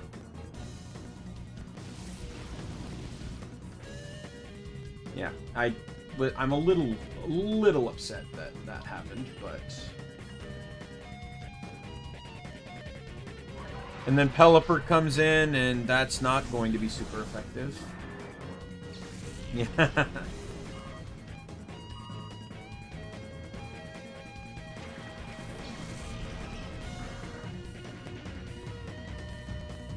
Oh my God, are you...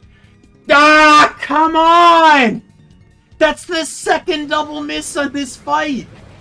Why is Blizzard being such crap today?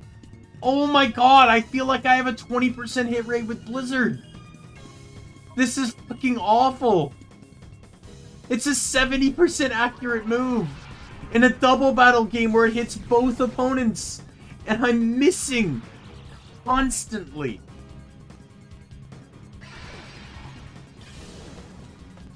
Oh my God, it's painful. Okay, Masquerade's dead.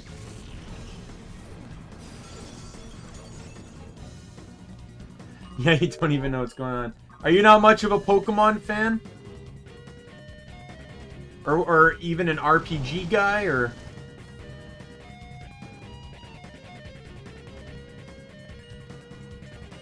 Yeah.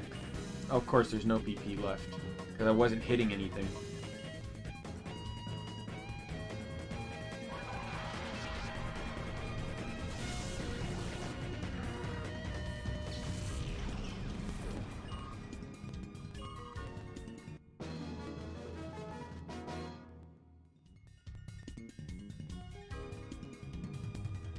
Oh, okay.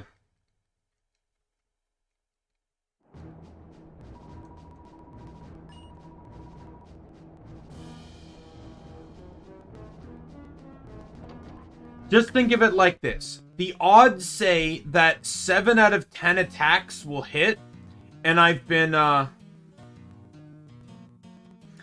the odds say 7 out of 10 attacks will hit, and I probably hit the odds at around 3 out of 10. With the constant missing I've been doing. Well, yeah, let's keep advancing. I'll pull out after this next round.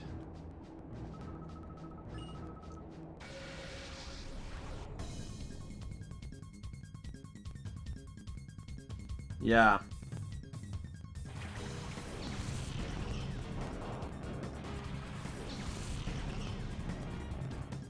It's like I was watching a VTuber clip yesterday. It was someone playing Hanzo in Overwatch 2. And they're just like, oh my, like they were just like, they literally probably had a 10% hit rate. They just kept missing constantly. And it's like, that's kind of how I feel right now. Oh, Magnemite's a little bit of a wall. I'll do that and I'll use Surf.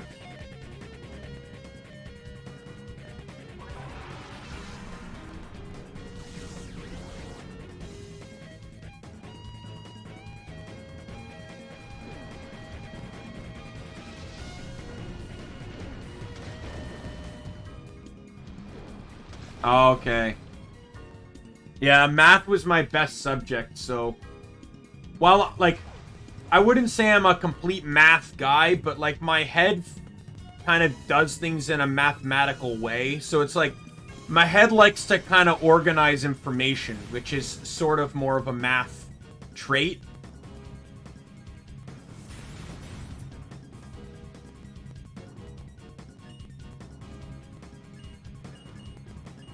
Alright. That should either KO Voltorb or at least get it low on health. KO. Okay, so in comes Chinchou, who's going to completely resist my Surf.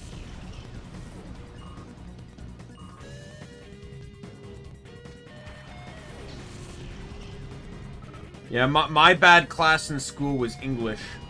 Or language, whatever you want to refer to the class as. I was just like... I'm not a big guy that likes reading. So, oh, yeah. No, math was super... Like, I adapted to math super well.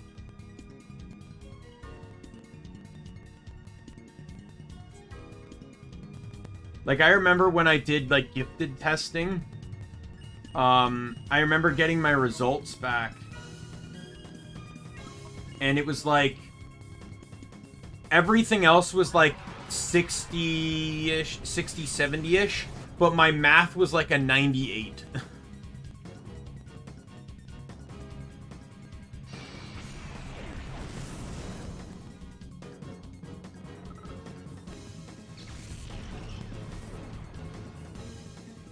Yeah.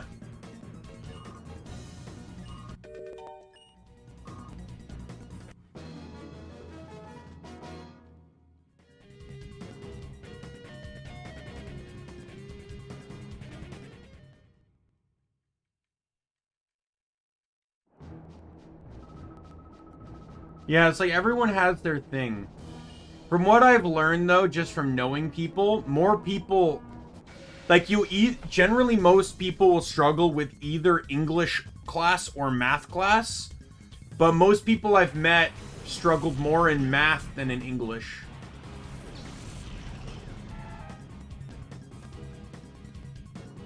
Yeah, that's kind of a shame.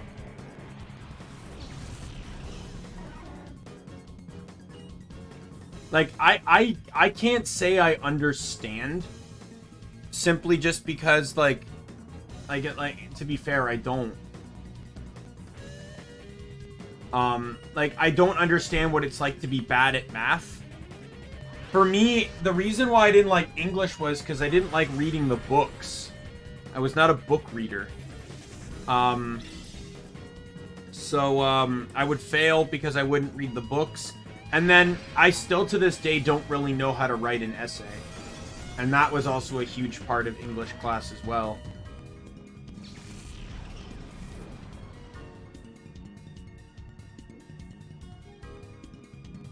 Yeah.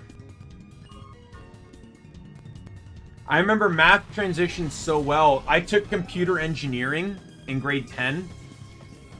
And, first time ever doing the class. I didn't intend to take the class, but, I ended up getting placed in it, and the teacher's like, oh, and by the way, every test, including the exam, is open book. So as long as you take good notes, there should be no reason why you can't pass. And I'm like, sweet. I'm down for that. So I stuck through it. So the first assignment was you had basically a breadboard. Basically, it's kind of like a circuit board that you can assemble at your own pace. And you just had to match a diagram that he handed to everyone in the class. You could work in partners. I thought I was. Turns out I wasn't. Because the person that I thought I was working with, she was working with me all the while trying to see if she could switch out of the class, but then turned out she couldn't switch out. But by then, I guess she forgot we were working together. So she ended up doing it all by herself. But yeah, two guys working together finished first. I finished second. Then he gave us the second assignment. I finished that one in like, no kidding, like a week. I finished that one so fast. super fast that I think it was even 3 days I finished that one in. I finished it so fast that the teacher literally had nothing for me to do for a week. For a week, I sat in that class and did basically whatever I wanted. And then he gave me an extra credit assignment, which I by the time I finished that, most of the class was catching up to me. That's how ahead of the game I was. He was even surprised. Yeah.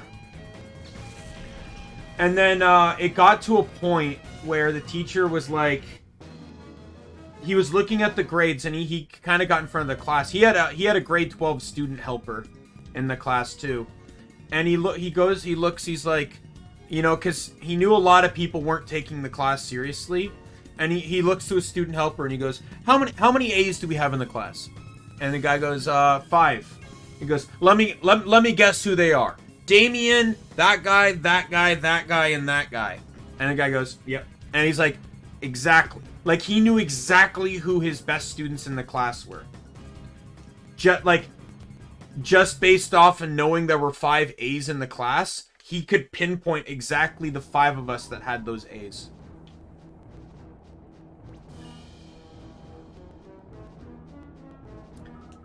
Right? And I took computer engineering for the rest of school because I enjoyed that class so much.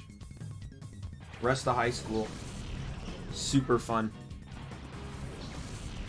It got to the point that every year I took it, my teachers would force me to step back when I was in group projects because I just understood it to such a degree that the teachers would actually, like, they knew I would effectively take control of the project. And it's not like I meant to do it. I intended to take control. I just, like, in my head, it's just, oh, you do this, this, this, this, and this. So I would generally end up getting paired with people that didn't understand things a whole lot. So, and I was told to let them figure it out, and then I would answer questions or step in if they needed the assistance.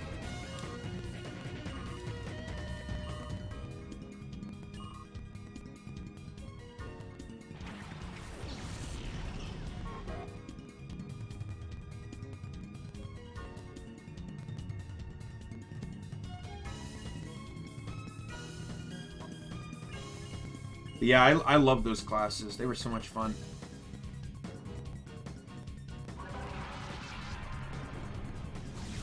Almost kind of wish I took computer engineering for post-secondary.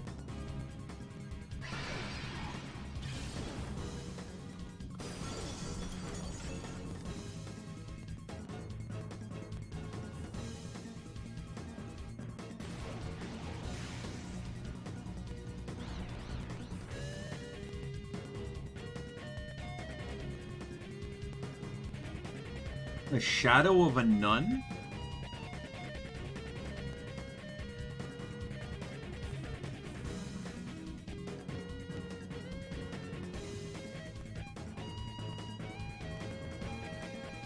Is that is like the shadow of a nun, so, like a metaphor, or did you go to like a Catholic school? Oh, okay.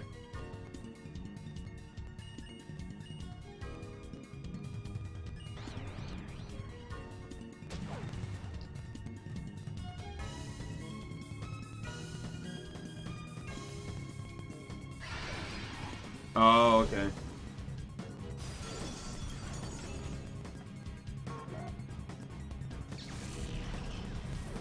I've seen stuff like that happen before. It's just like, I've read Reddit stories. I've even seen it once happen in class where it's just like, can I go to the bathroom? It's like, no, you can't go.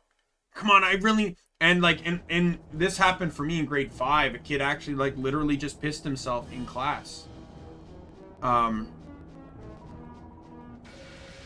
And like, I've seen it before. One of my favorite Reddit stories was like a student had a medical condition that basically could cause them to throw up at almost any moment in time, but they had learned to control it enough that they could feel it coming, and could try to make a quick dive to the bathroom. And they were given permission to do so. But when they stood to just go. And when they stood up to go, it was like a substitute teacher or like a new teacher or something. And the teacher just straight up refused to let them go. Just said, nope, you're not going. And when they tried to go, the teacher went to stop them. And they just threw up right on the teacher.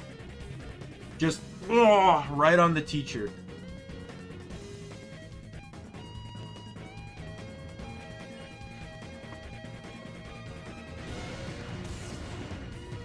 I think the teacher tried to get the student in trouble, but it ended up backfiring when it was pointed out the student's medical problems in history, which basically stated the student was allowed to leave class whenever they needed to for medical reasons.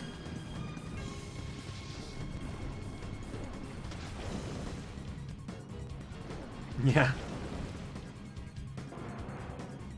I don't know. I rarely use the washrooms at school. At least in elementary school.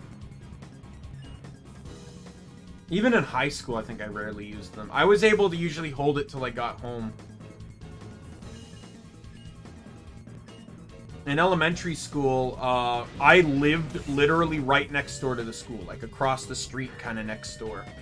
So, like, I would go home for lunch and stuff. So, like, I use the school bathrooms, don't get me wrong, but I rarely use them. I only use them if I literally did not have choices. So stuff like raiding the shit in the toilet that wasn't flushed is not something I took practice in.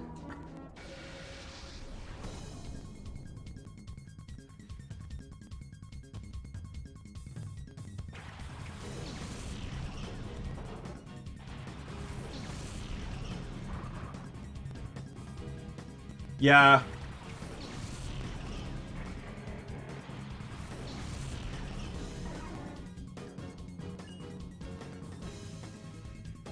He must isekai to a new life.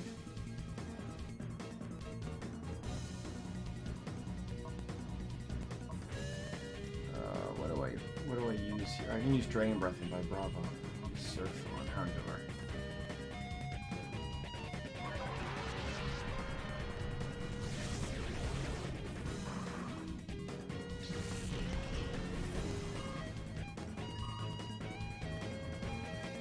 Yeah, see on the other side. Yeah, Nick was telling me, one of my regulars, Nick, he sometimes comes in and he tells me about some of the animes he's watching. I don't watch anime, right? So, but I'm curious to the plot of some stuff. Like, sometimes plot is interesting. But, so he was telling you, I think it's called Isekai Uncle or something like that. Where, like, the uncle was in a coma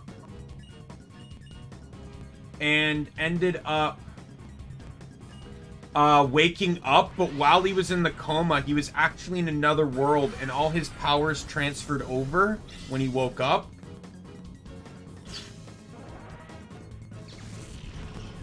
Well, hope you're alright. Like, that sounds like a kind of a cool,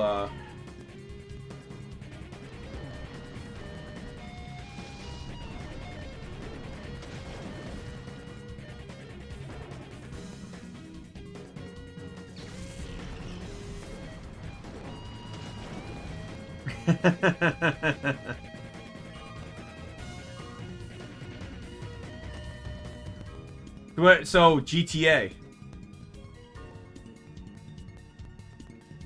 That's pretty much GTA, right?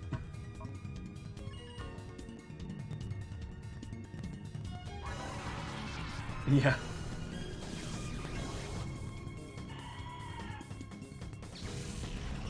Yeah. Despite all the things I needed to buy and pay back and stuff playing GTA 5, I probably gave the hospital more than anything. But it's like, it's not my fault it's super fun to use brass knuckles on the people outside the hospital. And it's not my fault the police get upset with that.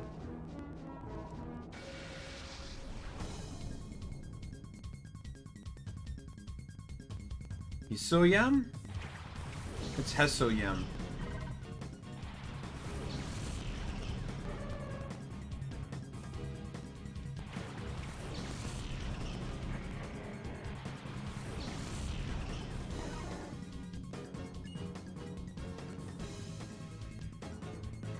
Isn't that Saints Row, though?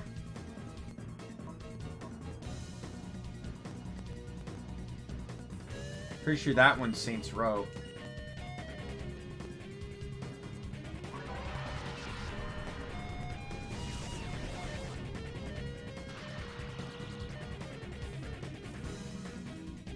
Oh, okay.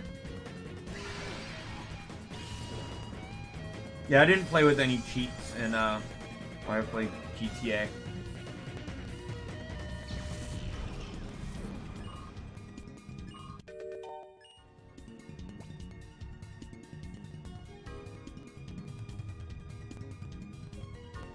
No.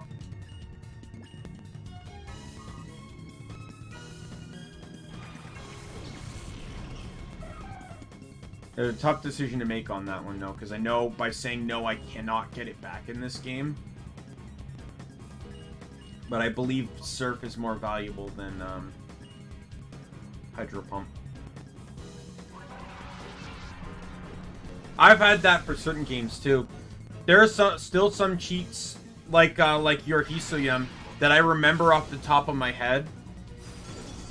Was it Rosebud _ for Sims? I never played Sims, but my sister did, and I watched her use that to get unlimited money. For me, it was MSSLD for the first Ninja Turtles game. That cheat made Mikey have infinite exploding shuriken, and anytime he opened a food crate, it was always pizza, which was a full heal.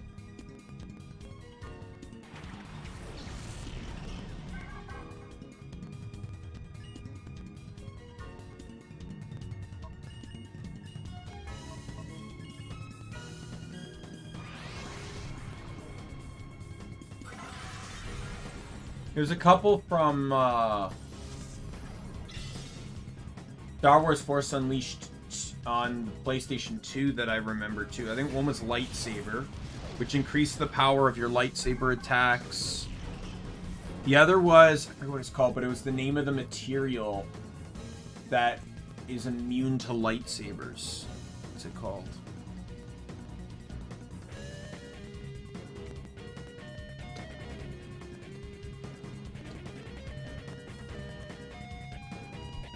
Cortosis, sorry.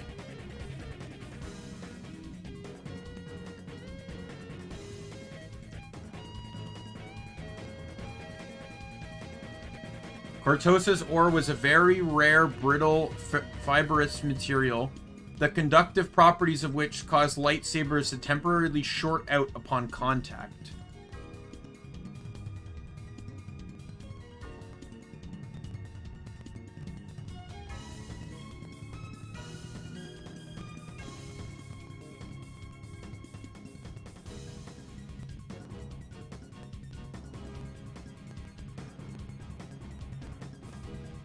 Oh, yeah. My sister, I think she had some on PC, but I remember we had the GameCube one, Sims Busting Out. I think at the time, that was like in terms of memory on a memory card, that was the most heavy costing one. Most games maybe used like 15 to 20 storage units for the memory card, but Sims was like 100 and something. Oh my god, it was huge. Like, most games would use up to 15 or 20. Most, honestly, didn't even need that much. Some would pretty much, like, 2 to 10. But... because it's like, all you're saving is what the game doesn't store on a disc. So pretty much just the unique aspects of your playthrough. The rest of the game, like, is on the disc. So I guess the save units required is all dependent on how much it's all dependent on how much I'm blanking. Yeah, how much individual game data has to be saved.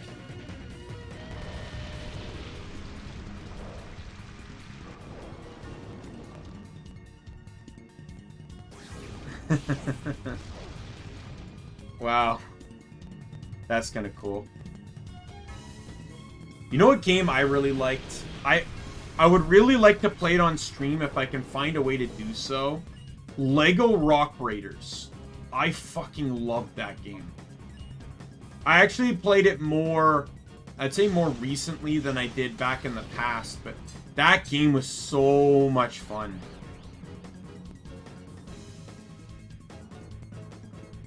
Basically, it's kind of like, a survival type game with objectives, sort of like you're on a planet, you're mining, but there's also potential threats and stuff, and you're basically building a base. You have things like air supply to worry about. I could be. It would probably depend on the type of game. Feel free to throw one out there. I can look into it.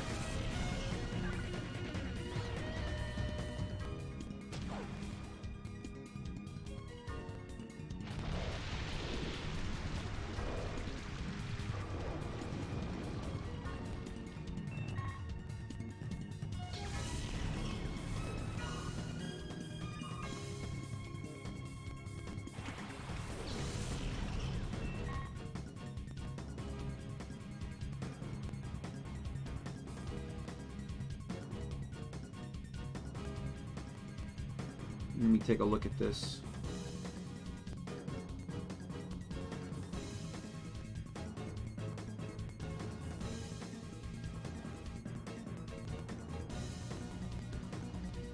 Okay, well, maybe not those ones.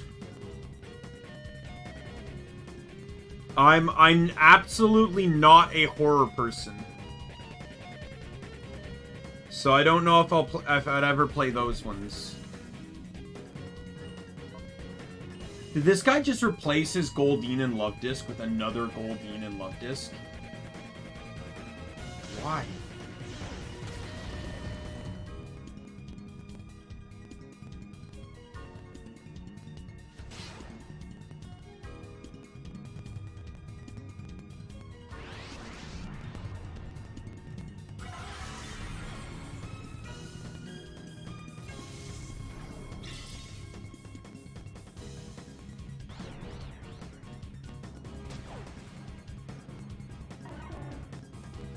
What?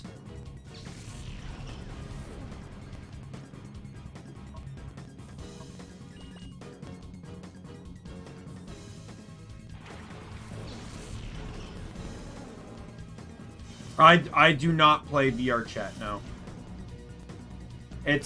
I'm not much of a, like, to be perfectly fair, not completely that much of a social gamer.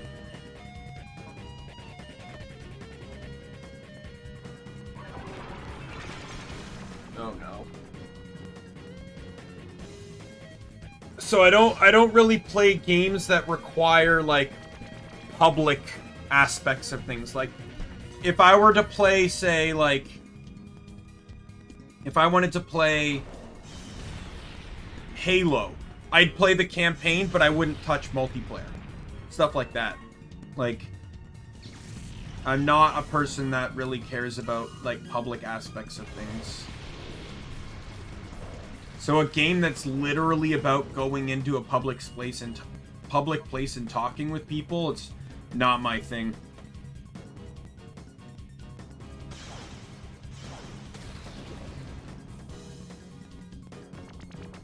No, nope.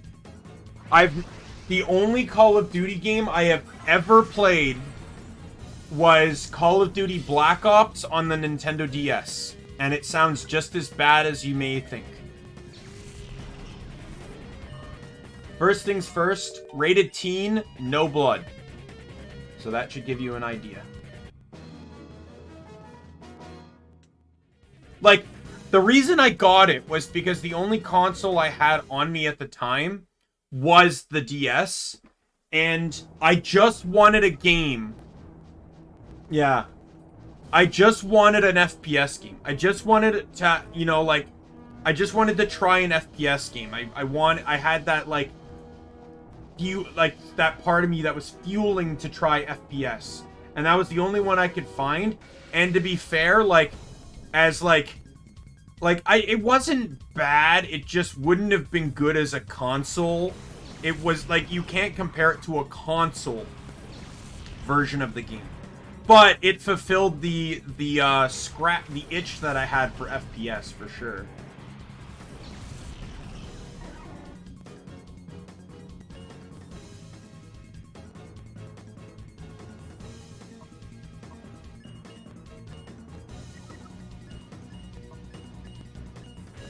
You had infinite throwing knives, though. And they were one-hit kills, regardless of where you hit the opponent.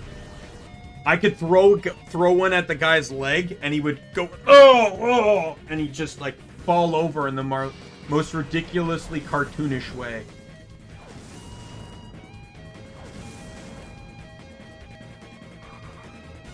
It was funny because I was talking to it with a guy at work at the time. This was, like, probably a decade ago or so. And he had Black Ops on 360. And we're just talking about the differences. And he's just...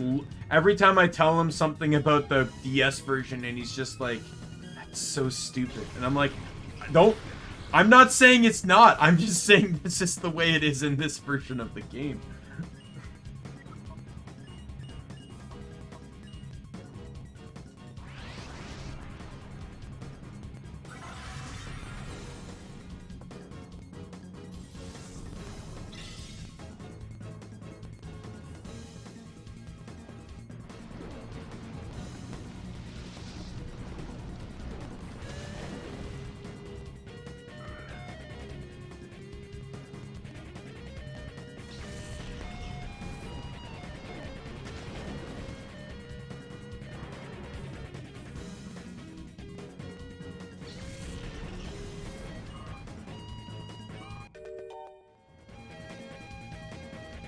Flappy Bird.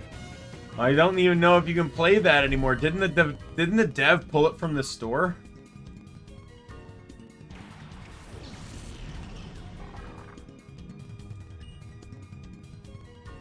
I'm sure I could find a bunch of variants though if I wanted to look.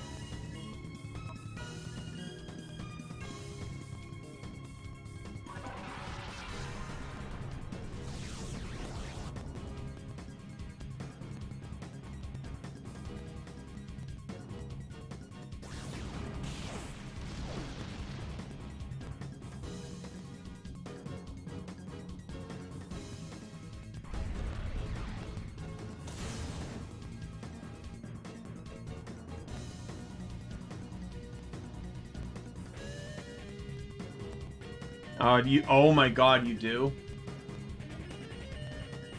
That thing's probably worth, like, a lot of money. It's like the people that sold their, what was it, PS4s when PT got taken off the store? Or is it PS3s? Like, people just straight up selling their consoles just because of that one game.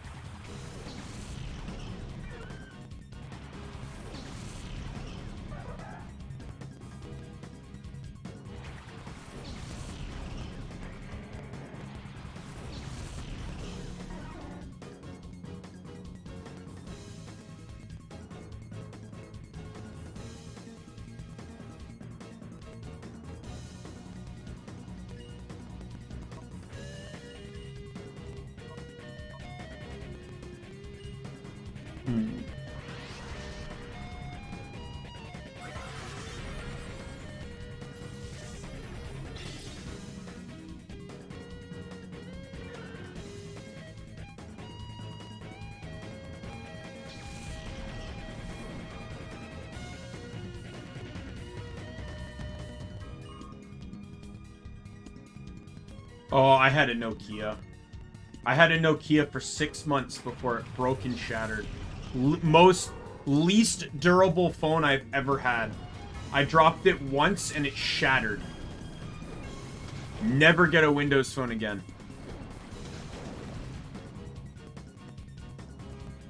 Because the thing was, I had an Android, and they basically sold me the Nokia, and at the time I didn't care, but I didn't have access to any of the apps that I bought on Android.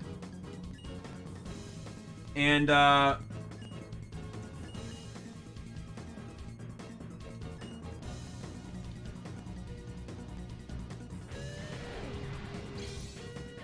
and then when the phone broke, I just said, screw this, I'm never getting another Nokia again. Or another Windows phone or anything. I'll stick with Android.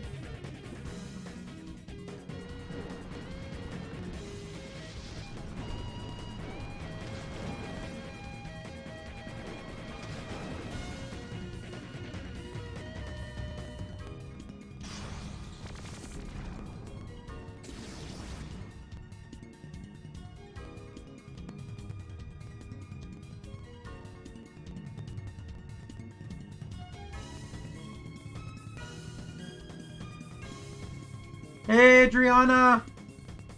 Good to see ya! You've only died once in the game so far.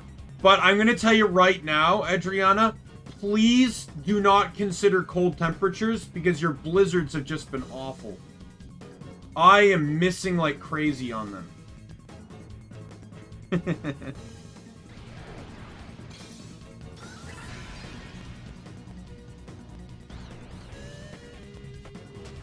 In analog? Wow. Oh man, Neko's about to go down. I'm not even kidding. No, I canceled my stream yesterday. I wasn't feeling the greatest.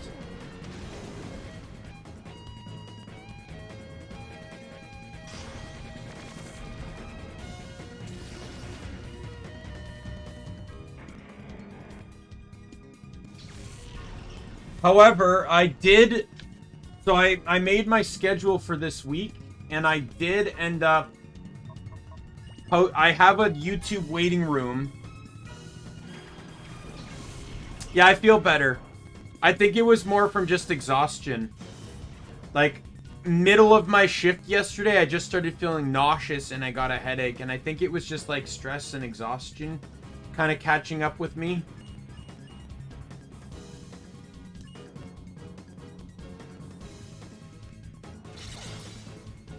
So I canceled the stream. I actually got a good night's sleep. I probably went to sleep at maybe around like 1 a.m. But I woke up at 10. I woke up at my alarm. Delayed today's stream by about an hour. Went for a little bit of a walk to get some stuff from the store. Yeah, I definitely feel better. Next week, though, on my schedule, I may do an early morning Saturday stream. It depends on how I feel.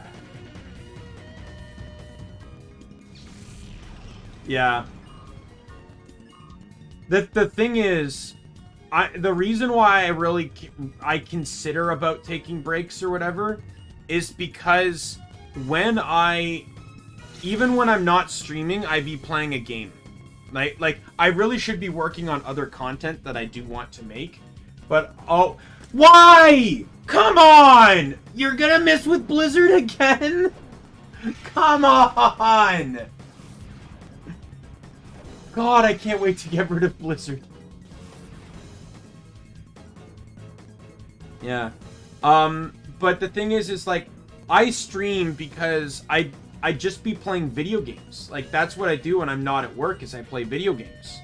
So the idea of not streaming, it's just like I don't really know what to do because I would, like, do I play games? Like, lately what I've been doing is I just kind of play Genshin off stream. I mostly run around, I do quests, I do dailies, I get materials. I get the stuff that, I just get stuff that I don't necessarily need to do on stream, but sometimes I push story without being on stream. It's like,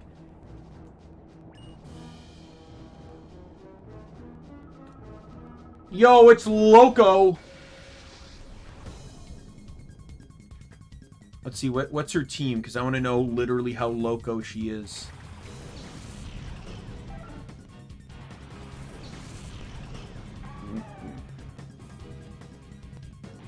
These two both know defense curl rollout, so I'm a bit scared.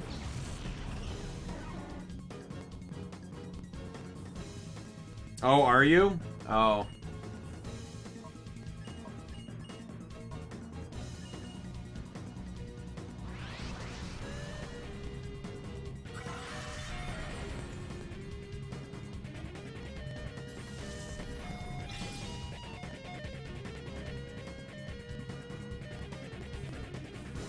Oh. Well, you don't have to cry. Sadly I don't have community posts, but what I'll do is on that stream that has my schedule for YouTube, if I cancel a stream, I will comment in there as well on the chat. So you can go to that waiting room, and the waiting room solely exists as a thumbnail to put my stream schedule on YouTube. That's the entire reason it's there. That's why it's dated 2023. But if I'm going to cancel a stream, I will go into the chat and add in a message saying, hey, stream's canceled, and I'll pin it.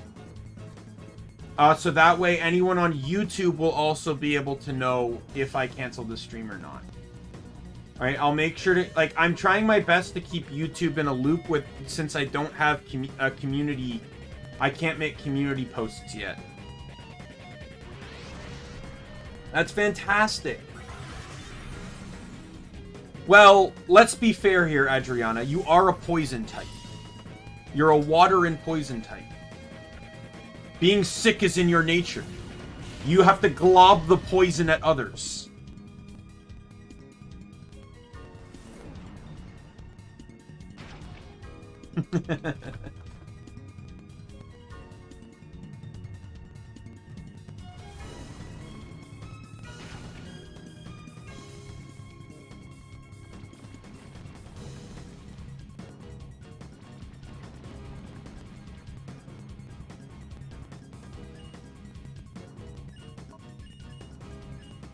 Quillfish actually has a regional variant in one of the games too, and an evolution. The regional variant is more black than blue, and it's a dark and poison type instead. And its evolution has like more spikes, and it's called Overquill. It's I enjoy the play on words on that one. I believe it's called Overquill anyways.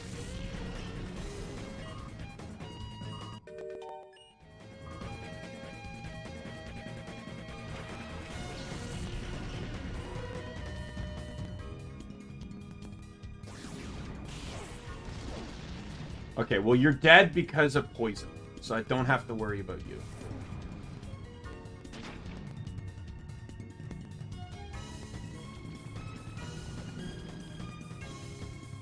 Sucks to be you, Wigglytuff. Okay, so we got Ariados out. Is it Whalmer next, or Wobblefoot? Whalmer.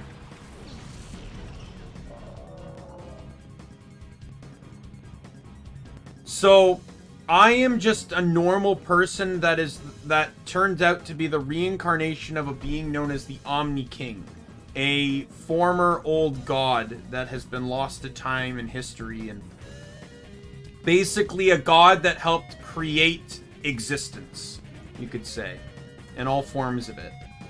So my power is absolute willpower, but I have like no idea how to use it, and that's my excuse as to why I can't do anything.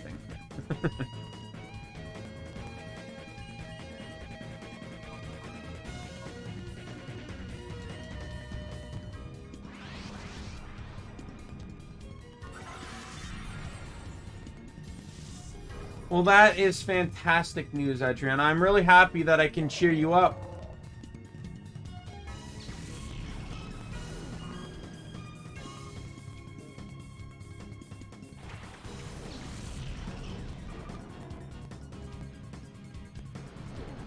Oh, a free hit on a Wobblefoot? This is perfect. Not going to do much, though.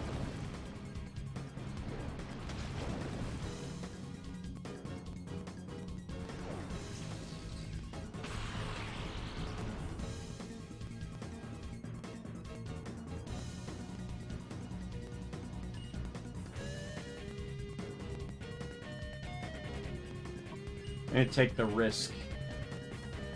Actually, you know what? I'm not gonna take the risk. Dragon Breath, Ariados, and I'm gonna switch Adriana. Oh! Screw you, Shadow Tag. You. Gang up on Wobblefoot.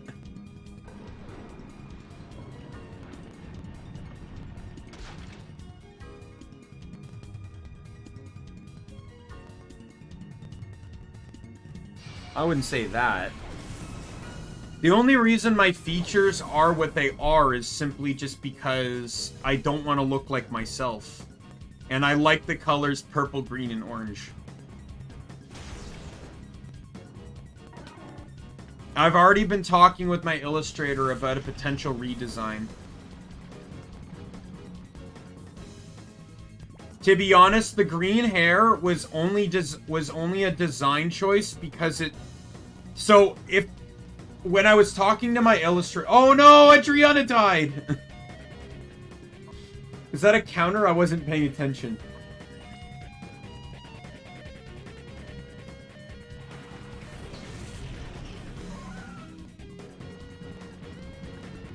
Oh, well, that worked out. Oh, it's not dead. Oh, well, it will be.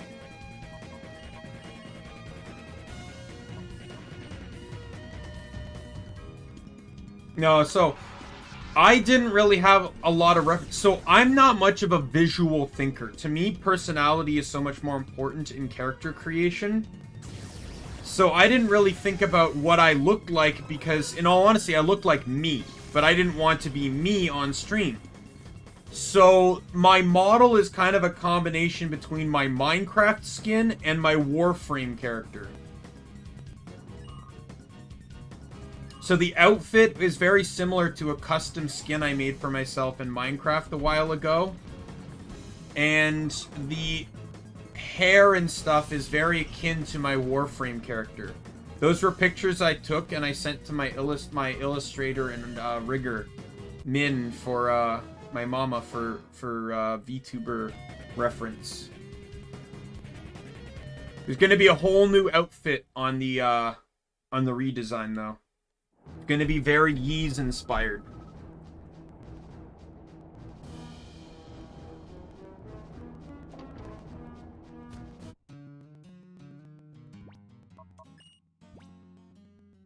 Thank you. I really wish I could show you my scepter here, but it kind of goes off screen when I'm on this side of the screen. Yeah, there's my scepter there. I actually had to get the lifted arm added because it used to only be this.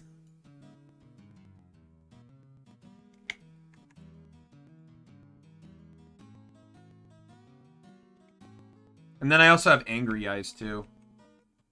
This was the template, but she ended up leaving this in, so I kept it, and then it can change to this one.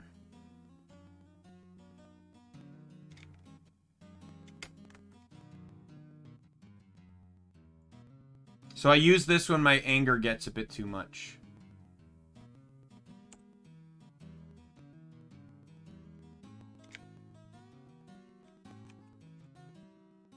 And then I also have blush, happy, sad, and then surprise. Those are all the emotions I have. Honestly, I forget I have them most of the time.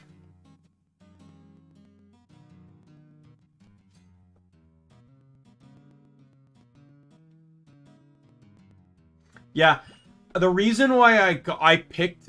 So my illustrator, Min, she's fantastic, by the way. I have to throw that out anytime I talk about her. So there were two reasons why I picked Min to be my wonderful VTuber mama.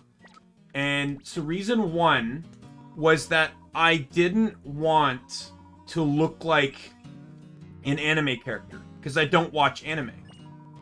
So I didn't really want to be anime. I wanted to look more cartoony than anime, because I'm more of a cartoon person. And again, I don't hate anime, I just generally don't watch it that don't really watch it. I don't have time to watch it. And then, you know, but the benefit of my Illustrator, though, was that, so I paid about $800 Canadian for my model, right? A lot of money, but Min did both. She illustrated my model and then rigged it. In a lot of cases, you generally have to go to 2 different people. So, and that, like, I even did the math on that.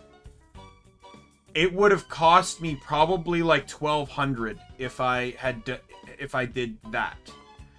So getting $800 on her, and I also got in when she was still relatively new.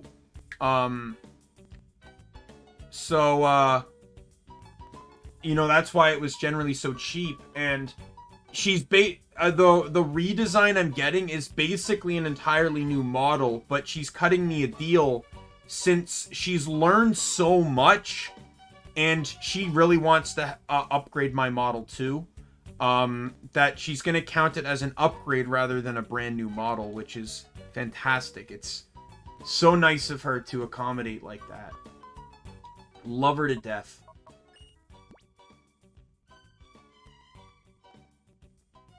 What math thing?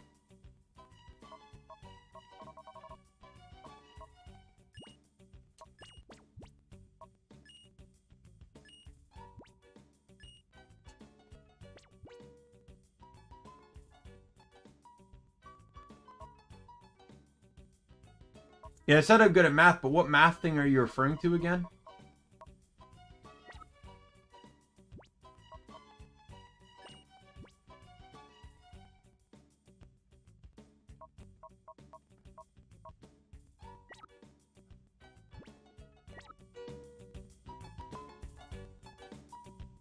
Oh, yeah.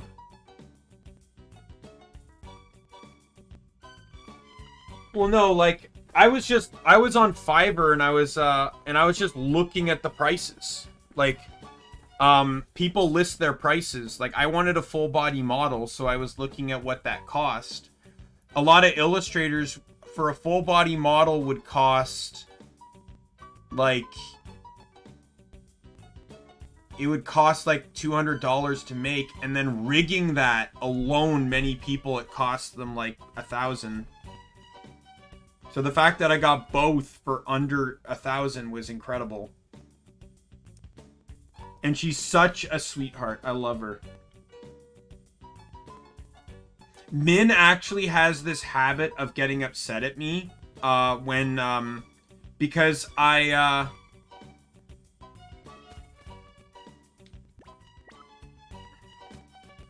she has this habit of getting upset at me because I have this habit of praising her to high heaven on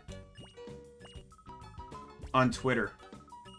Like, I might get like a comment like, "Oh, your model looks so cute and adorable," or "it looks so great," and I just be like, "Hey, yeah, thank this person." You know, I tag Min, and she's like, and it's like she's the miraculously, incredibly talented and wonderful individual that made my model. And then it got to a point that Min just started getting like mad at me for complimenting her too much. She'd tell me, it's like, the moment I see Daimien Kamiya mentioned you in a tweet.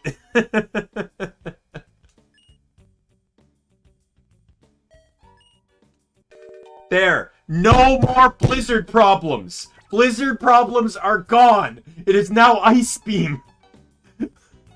I will not have this problem again. Oh, she's fantastic. I love her. I actually have a benefit. So Min is she's French, so she lives in France. I actually have a VTuber friend that also lives in France. And coincidentally, my IRL sister recently moved to France as well. So if a time comes where I ever go to visit my sister, I don't know when or when not that'll ever happen. But if I go, I could actually visit both Min and my friend Morozo. And that'd be really fun. Hey, how are we going here? When did Adriana become my highest level Pokemon? Tied with Molotov. Alright, well, I'm just gonna keep going with these two. Because I want to get everyone to 50.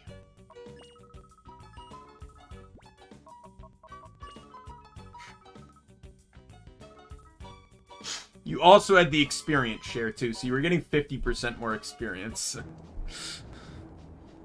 You were actually siphoning it from Choco.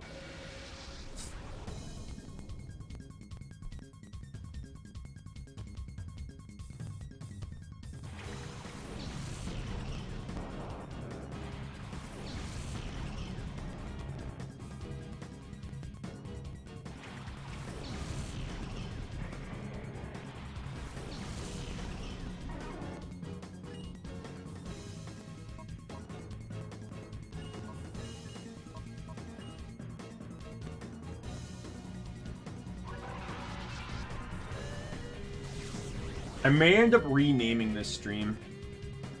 I'm gonna rename it right now, actually. Live on stream. It'll be renamed to Getting the Team Set Up. I don't actually even know if I'm... I don't actually even know if I'm ever going to get to Realgam Tower today at this rate. So the stream is now renamed. You will not see it until it refreshes, but until you refresh, but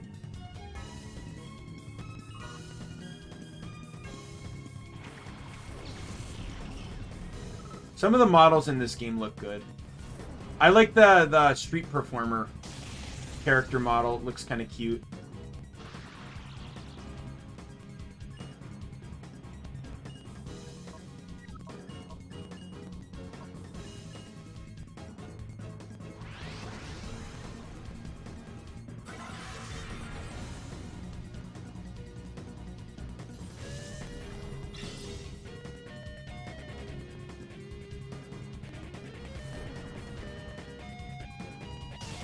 Oh, don't worry.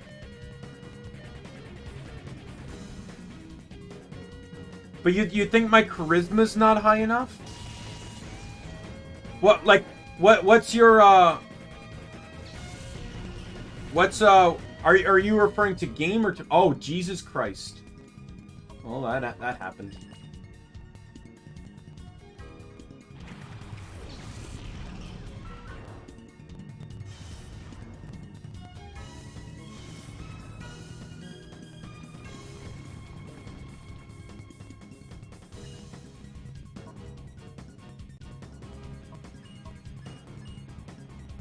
Oh, okay.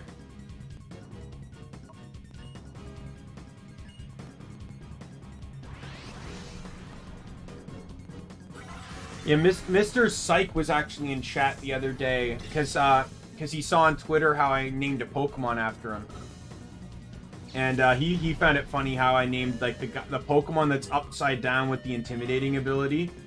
I did tell him though we were so close to Hidden Power being grass. It's Hidden Power Bug, but it came really close to it potentially being grass. And he's like, yeah, if it was grass, it would have been like the chef's kiss. I was like, yeah, it wouldn't have been useful at all, but it would have been funny. Mr. Sykes is a quote weed tuber.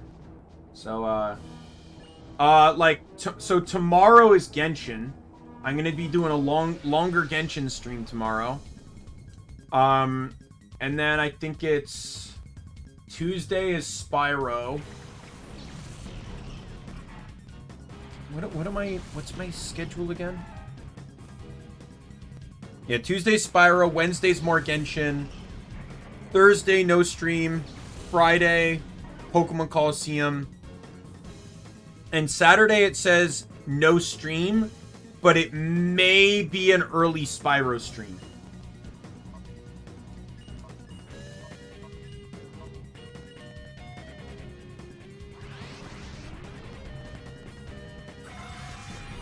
No idea. I generally don't have, yeah, Skyrim's been my only endurance streams.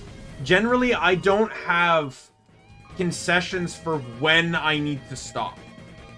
Like, because like I said, when I'm not at work, I'm playing games. So, I'm just playing, right? Like, to me, it's like I stop when I feel like, you know what, I've done enough today. I don't have reasons to say, okay, you know what, I'm going to stop now. Or, you know what, I'll only stream for 3 hours today. No, I just stream until I feel like I don't need to stream anymore. Sort of, yes, APOM.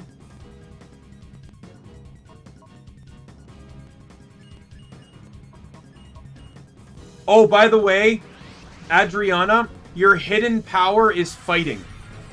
So to give you an understanding of that, hidden power is a move where the power, like in the earlier generations, the power, but in all the generations that it exists in, the type is different based on individual values, also known as IVs. So for every time you catch a Pokemon, hidden power has the potential to be a different type every single time. I could catch the same Pokemon 3 times, and it could all have different type hidden powers. So your hidden power typing is fighting. Neko's is psychic, which is kind of interesting.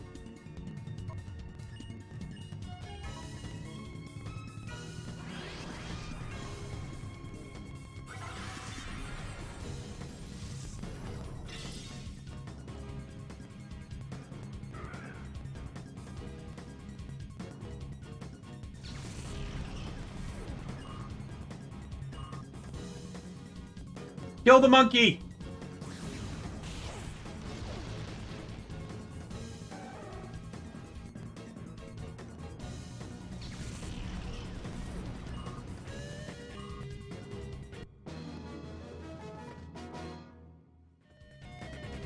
That's pretty awesome. After I killed his monkey.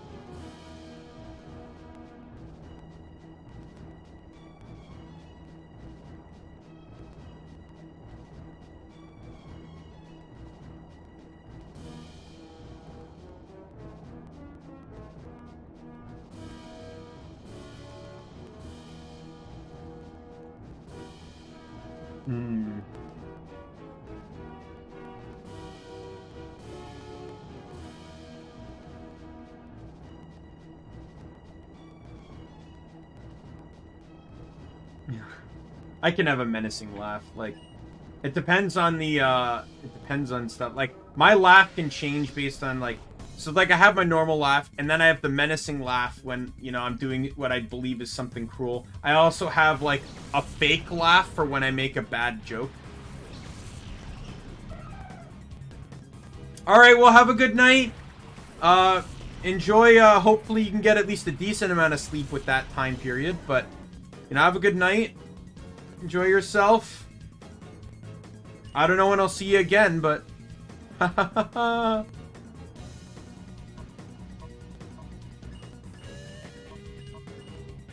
Oh, this fight. Is this the fight where I missed Ice, or Blizzard, like, 17 times?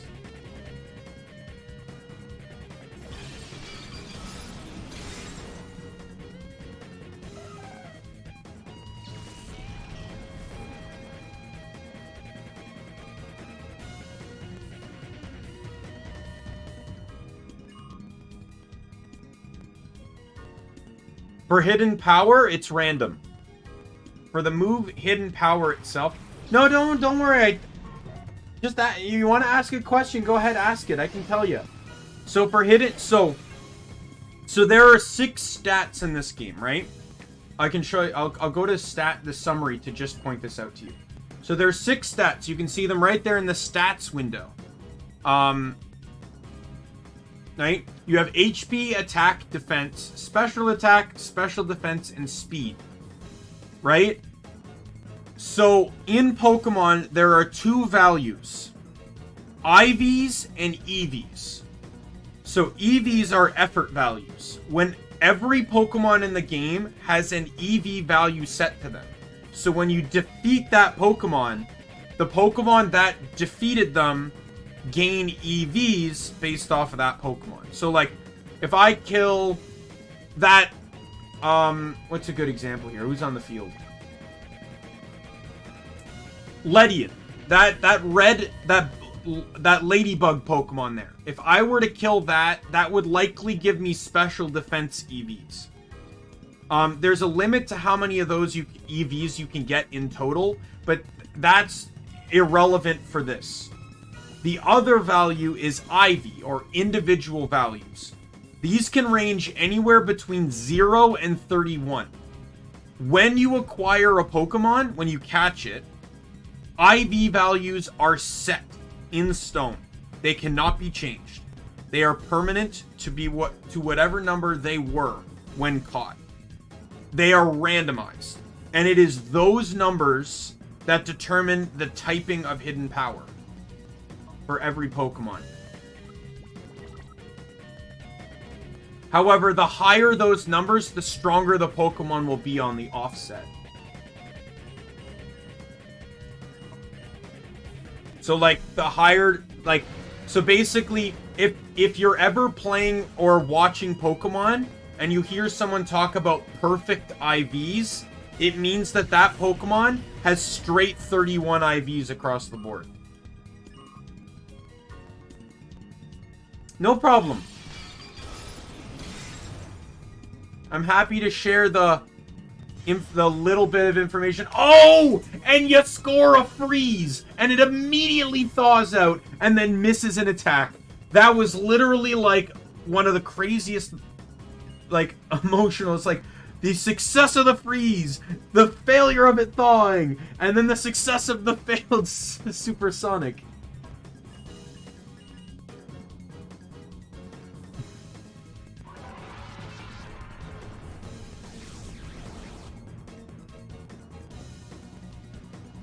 Ice Beam!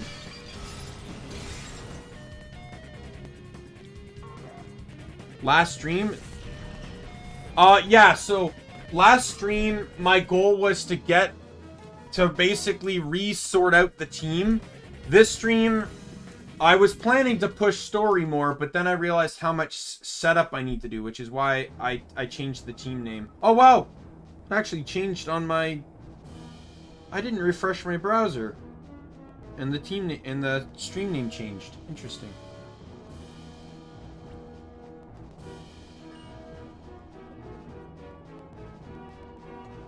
Right now, what I'm trying to do, I need to get enough Poke Coupons to get Flamethrower, but I'm also trying to get access to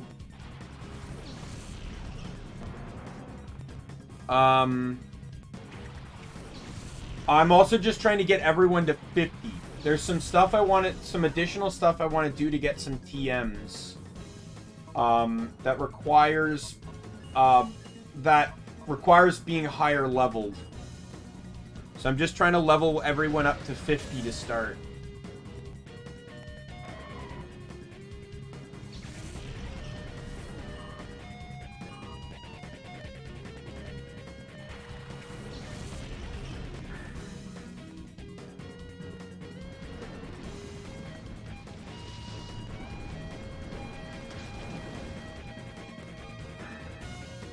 Oh, is that a double KO on Surf? Yo, it's a double KO! Look at this! Look at Adriana pulling her weight. You get rid of a garbage move like Blizzard and all of a sudden it's just shooting for the stars. Look at that. What a swift battle.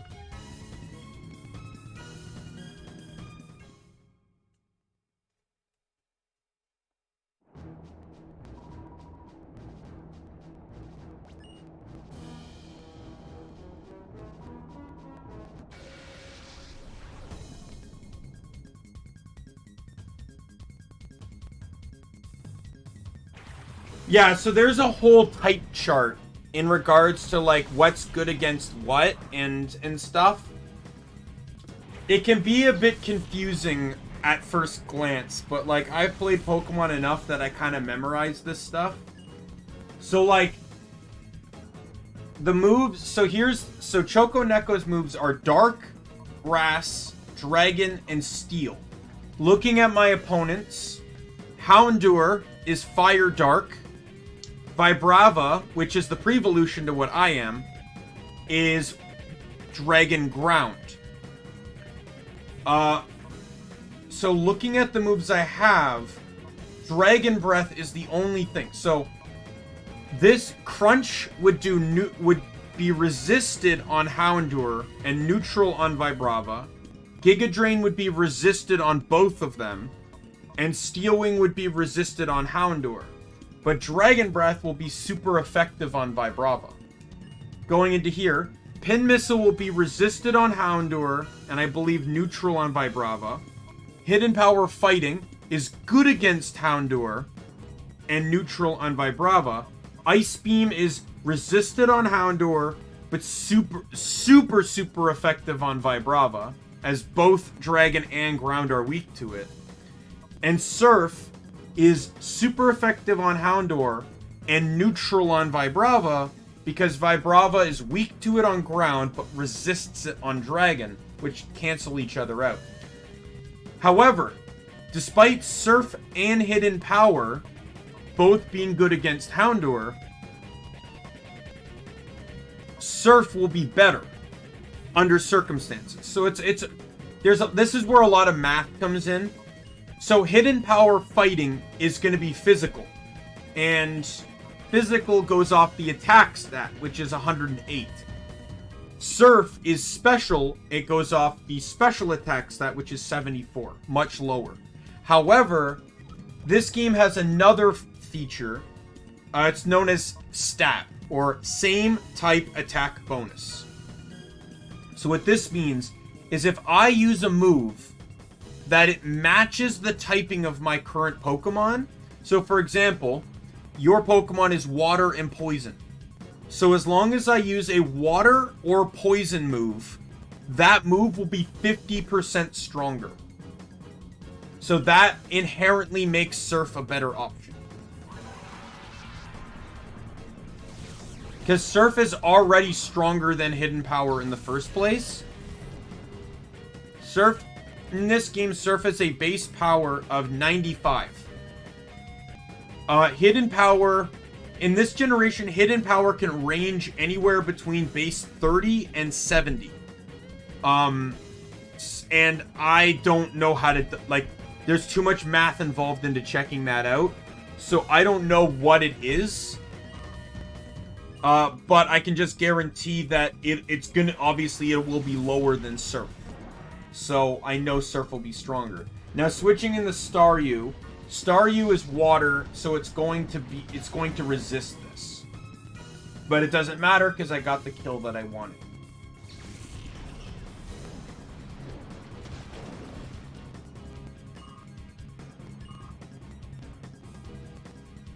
Now he sends out a Delcatty, so now we're in a very good situation. So Staryu being water is actually weak to grass. So that'll be good. Delcatty is a normal type. Normal type has one weakness. Yeah, they died dramatically, yep. And that is actually fighting. So Hidden Power Fighting works very well here.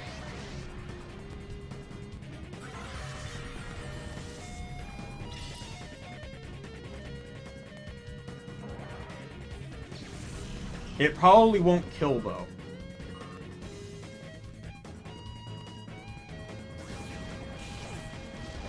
No.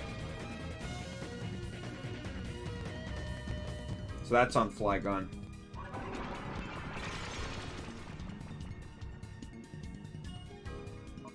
So, when a Pokemon is weak to a move, they take twice as much damage from it. If they're double weak to it, they take 4 times the damage.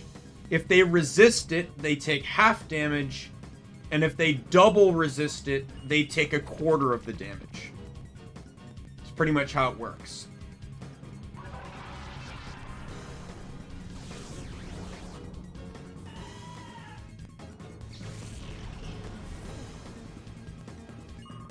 Yeah, feel free. Gives me something to talk about anyways.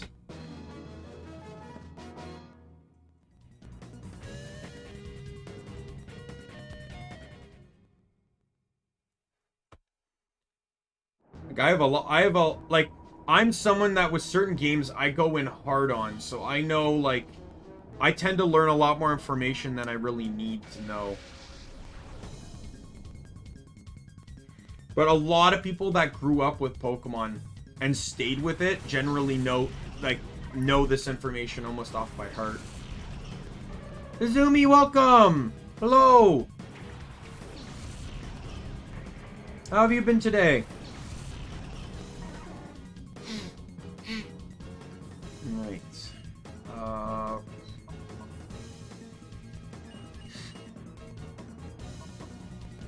You know what? We'll use Dragon Breath on Teddiursa, and we'll use Ice Beam on Beautyfly.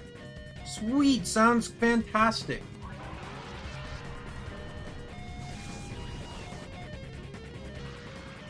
I paralyzed the Teddy!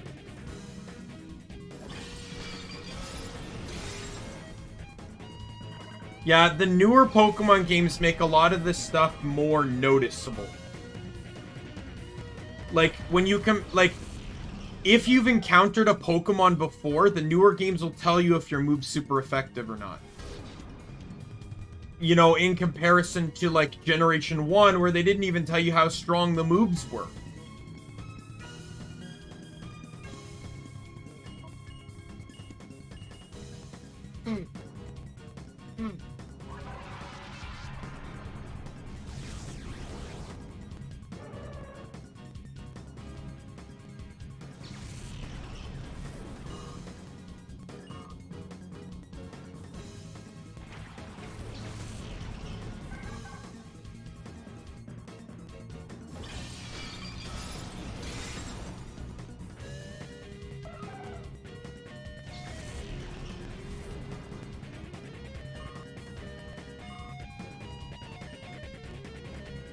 Pearl's time to die.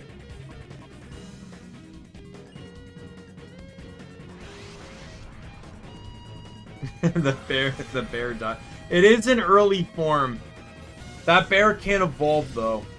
It turns from a cute teddy bear into like a grueling basically a bipedal bear is the best way to describe it. Like Ursaring is pretty much like fits the definition of a two-legged bear.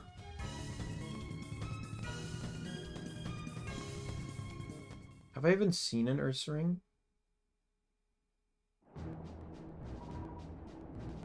Let me check.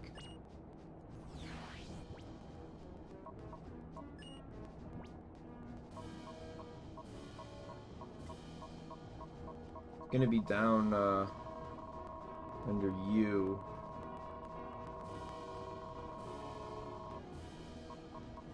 No, I have not.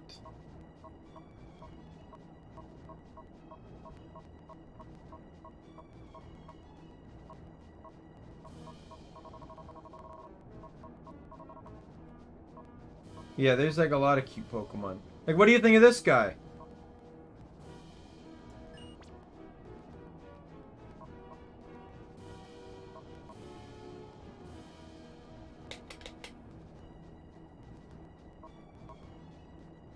He's also statistically the weakest Pokemon in the franchise.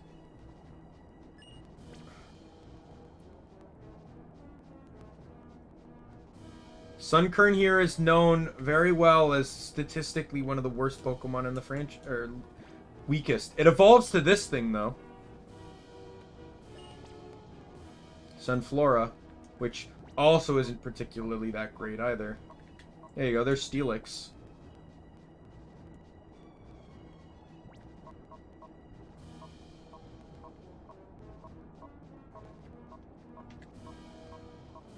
There's Skitty.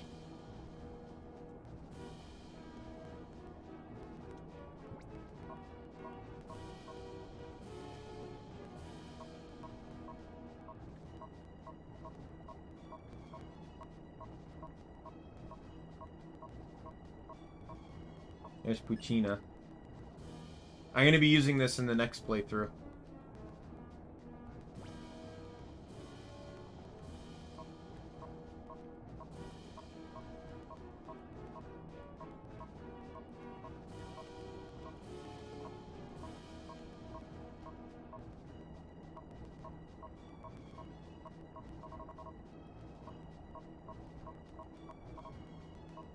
What do you think? Well, where was he? Skipped him. Yeah, there you go. Ludicolo.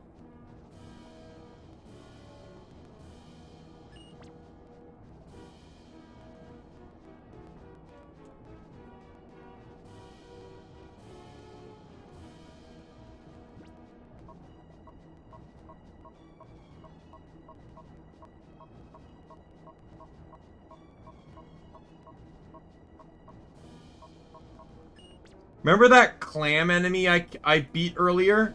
This thing evolves from that.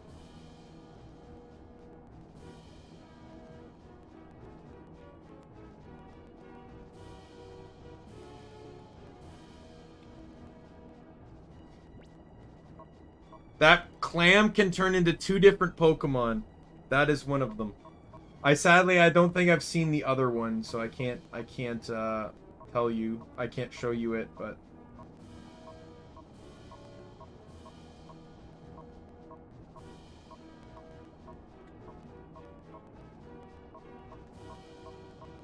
yeah, this guy. Oh, you like Goldeen?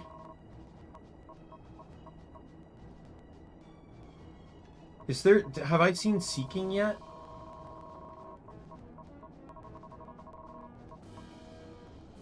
I have not.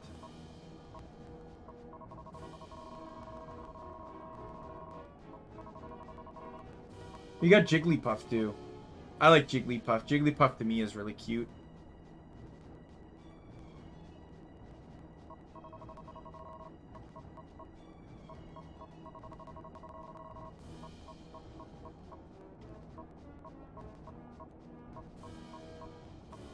Then you got this guy who's bouncing on his own tail.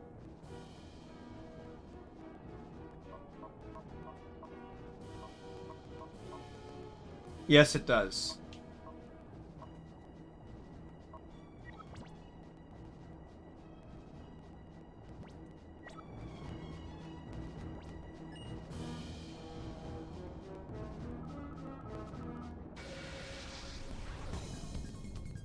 Lady in a suit, Fial. What kind of trainer name is that? Lady in a suit? What the hell?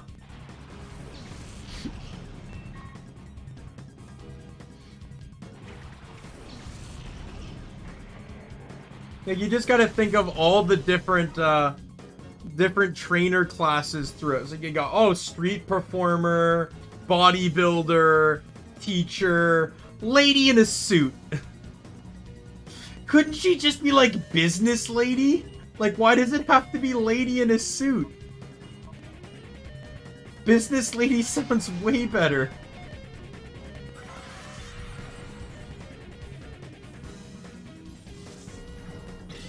I didn't really know how to play the game either, but I did also collect cards.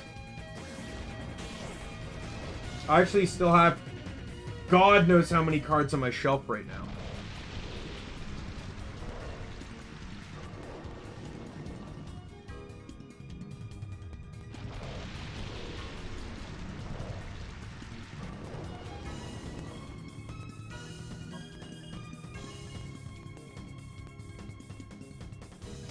The heart thing, it's Love Disc.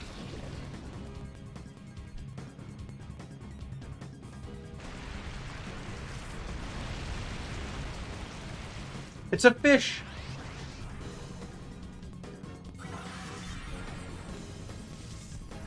said love disc, not Merlin. What do you want, Cat? What do you want? What do you want? What do you want? Love you, buddy. It's another love disc. What? Was it not obvious, Adriana? Have you never seen heart-shaped fish before? There are 3 cats in this house, and they all belong to my roommate. What do you want, buddy?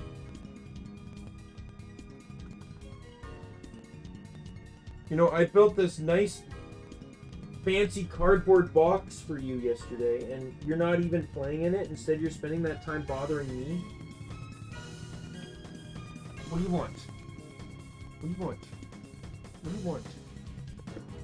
Coming in and bothering me? You're a cat. Lay down. Sleep.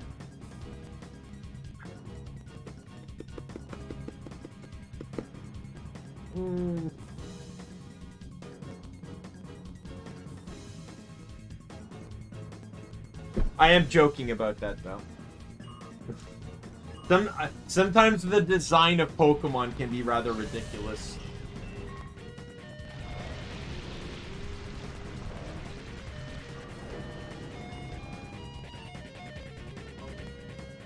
Sometimes it almost gets to a downright scary level, too. There's a Pokemon. It's basically like... I'll probably show you it later. It basically is like a giant... It's a Psychic and Steel type. It's named Metagross. It is pretty large, pretty intimidating, and potentially pretty dangerous. And lore-wise, it also has the intelligence of a supercomputer.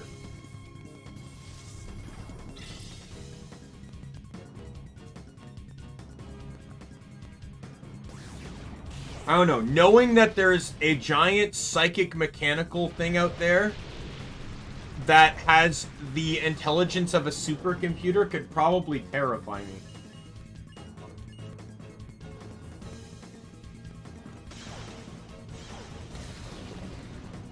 I don't like the idea of coyotes living in my neighborhood, much less a giant psychic mechanical creature that has supercomputer intelligence.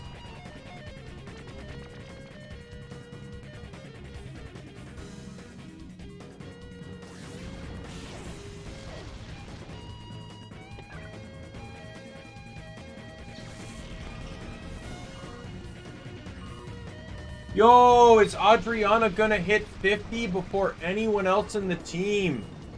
Look at this.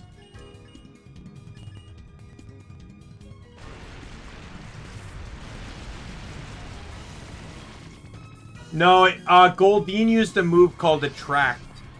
If you use Attract on a Pokemon of the opposite gender, it puts them under a status called Infatuation, which means that they have a, literally every time they attack, they have a 50% chance to attack or to not attack.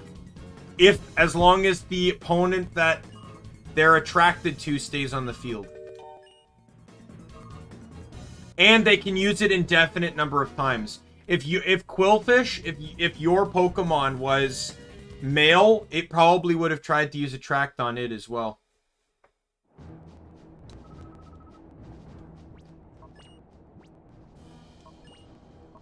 Yo! Adriana gets bunked now because it's at the level requirement I'm looking for.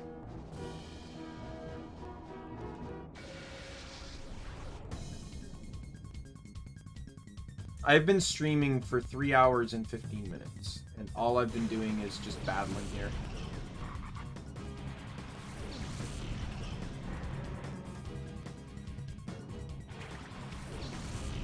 Go, Choco Neko and Mr. Psych! Get that attack drop.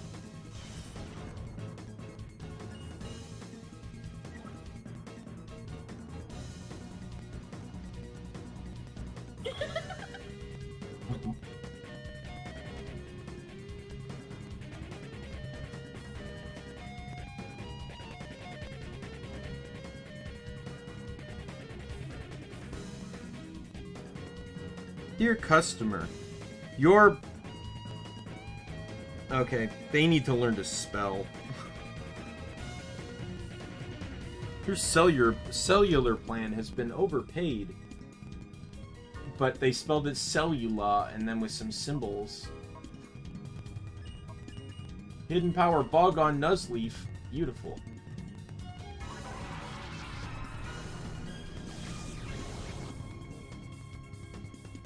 It's actually kind of funny too. Because at the beginning of the stream, Quillfish was the lowest level Pokemon in the party by literally like 8 levels. Choco Neko was 43, which was the level I caught him at. You were 35, which was 2 levels higher than I caught him at. And it's the first to 50.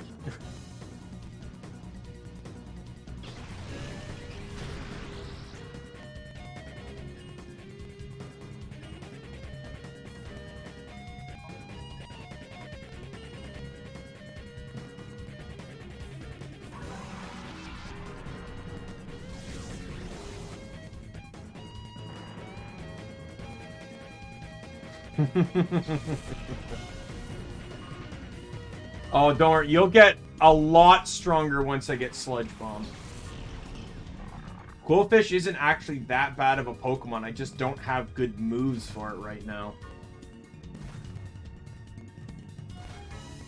Yo, and Nose Pass goes to the 3-kick combo. Delivered from none other than Mr. Psych. Okay, well, I have nothing from a while, but... What is Nose Pass? Nose Pass is in reference to a compass. Basically, nose and compass. Its nose, supposedly its nose, it can always point north because it's magnetized. It's a rock type, though.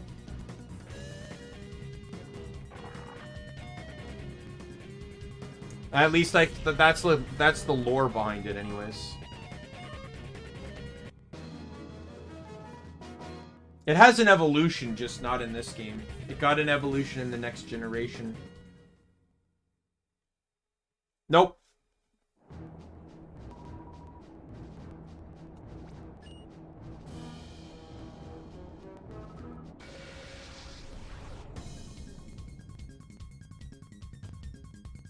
Lady Illa.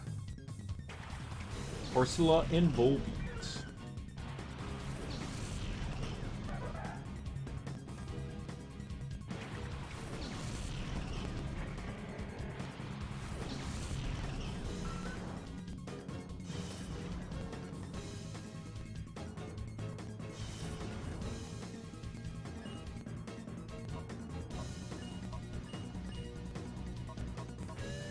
I think after this, this is stage 6. I think I'll be doing stage 7 permanently to level everyone else up to 50.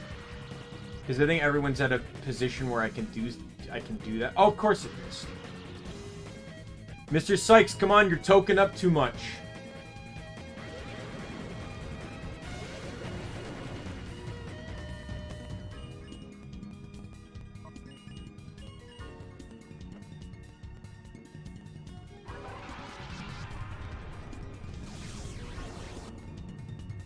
Yeah, I'll do that, and then hopefully I'll be able to get the remaining coupons I need. Like, I know I'm getting Flamethrower. There's no question about that. I'm gonna be able to get the points for that. And Choco Nutgo hits 50.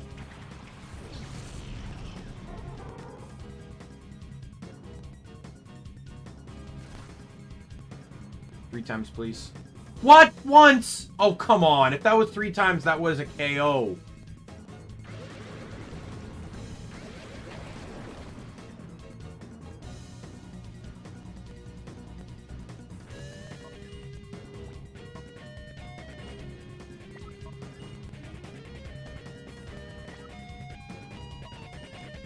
But I'm hoping and maybe praying that I can get, if not an additional 7,500, at least another 4,000 so I can get Thunderbolt. I would super love Thunderbolt.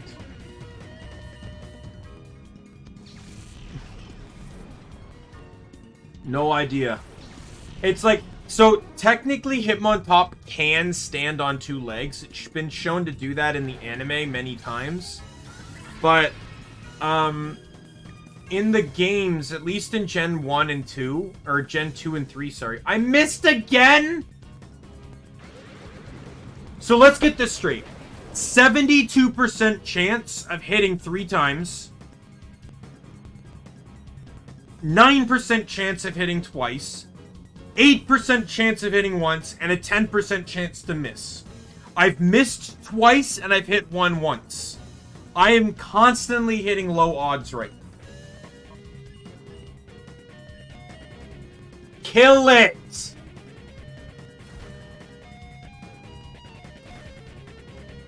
Thank you!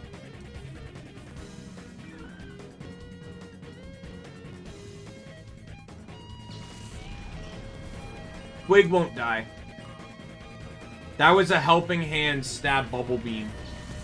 There basically would need to be perfect like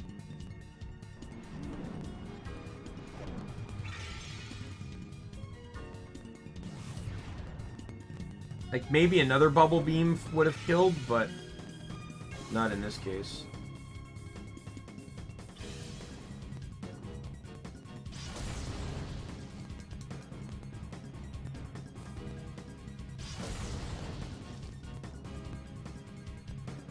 Are you kidding me?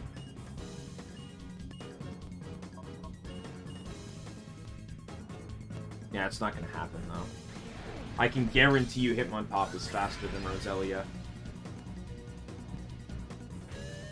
Would you believe that in the next gen, Rosalia got a pre-evolution called Budu and an evolution called Roserade?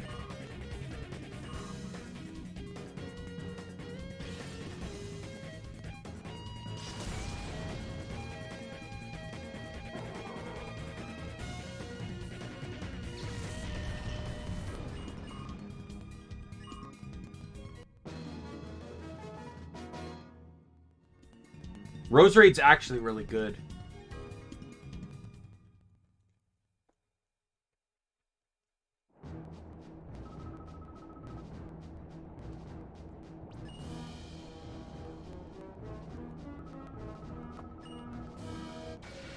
All right. I'm gonna keep this going here.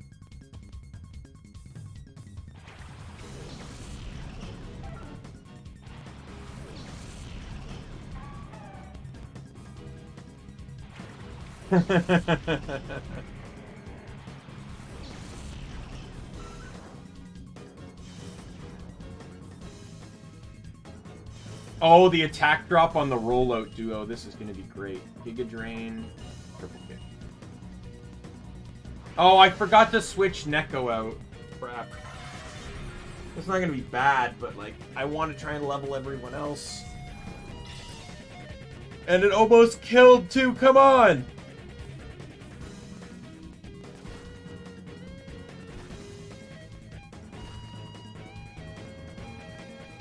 Oh, and the triple kick for the Wigglytuff kill.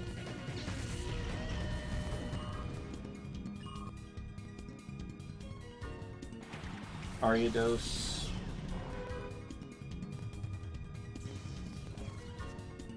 Not gonna help you in the slightest. Okay, we're in a bad situation though.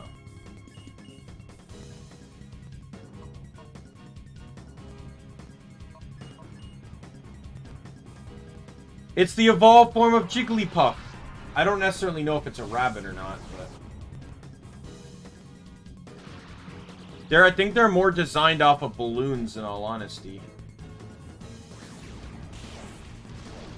Let's look it up.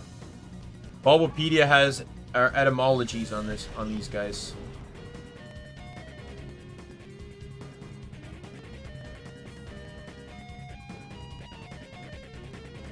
Wigglytuff appears to be based on a balloon due to its inflatable body. Its soft fur and singing ability may be based on plush toys that play music to help children fall asleep.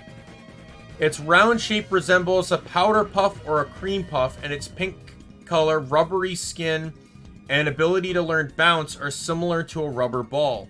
It may also be inspired by the mythical moon rabbit due to its rabbit-like ears, fairy typing, which tends to be associated with the moon, and the fact that it evolves from Jigglypuff using a moonstone. So you're not technically wrong.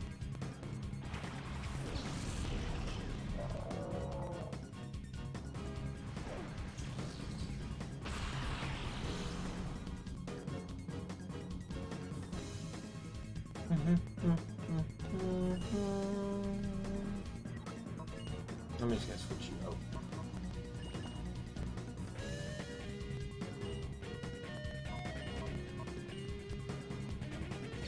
Oh, trust me, that gets bigger. Whalmer's only the pre-evolution. You need to see Whale Lord to see the full form.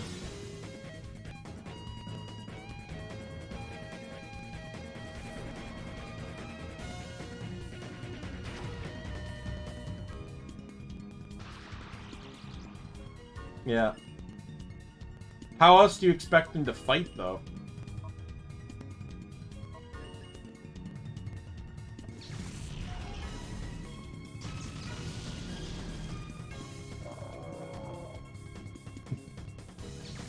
But how do they do it when there's no water? I'm in the middle of a volcano here.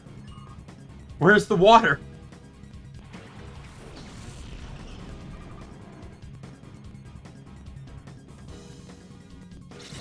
Ooh, the Wobbuffet switching was perfect.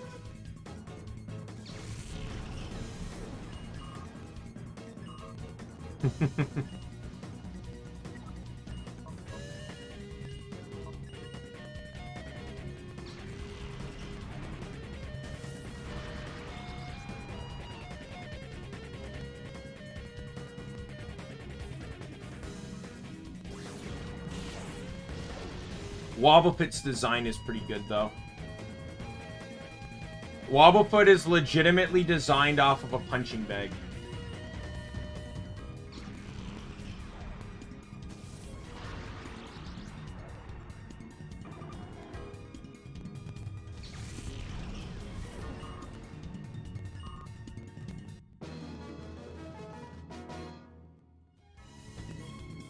It is, but it's actually very symbolic to the Pokemon itself, as Wobbuffet has no means of actually doing direct attack damage. Wobbuffet can only do damage by countering, using moves like Counter or Mirror Coat or Destiny Bond to kill you off of what you've done.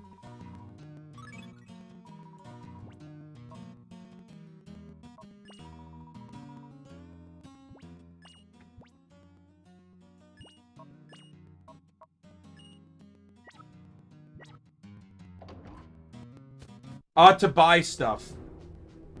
It's basically, it's like an alternative currency that gets you exclusive things that the standard money can't get you.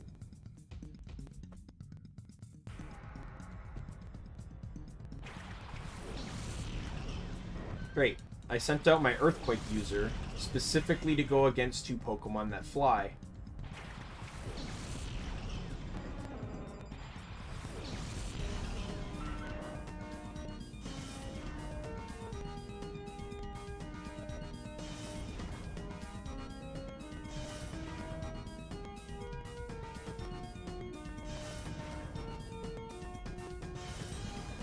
Oh my god, can we stop with the Intimidates here? 3 out of 4 Pokemon on the field have Intimidate. Kind of crazy here.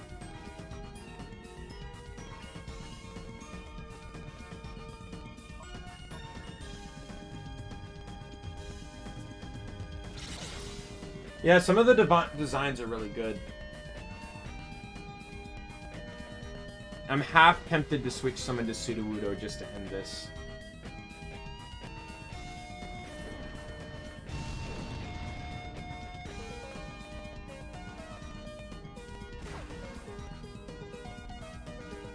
Oh no, I can't use the fire move that I don't have in my team. What will I ever do?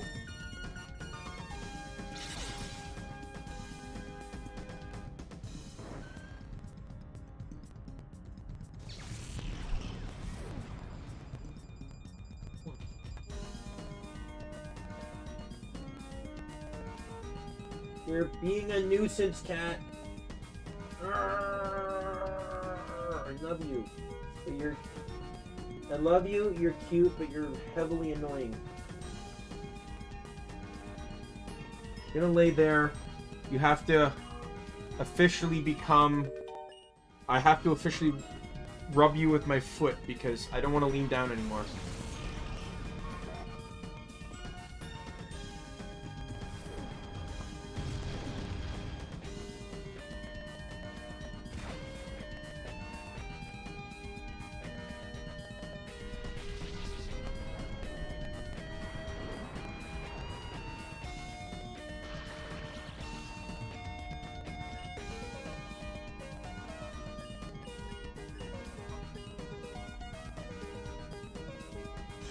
Which one? What is what based off of? Masquerade? I believe maybe some form of moth.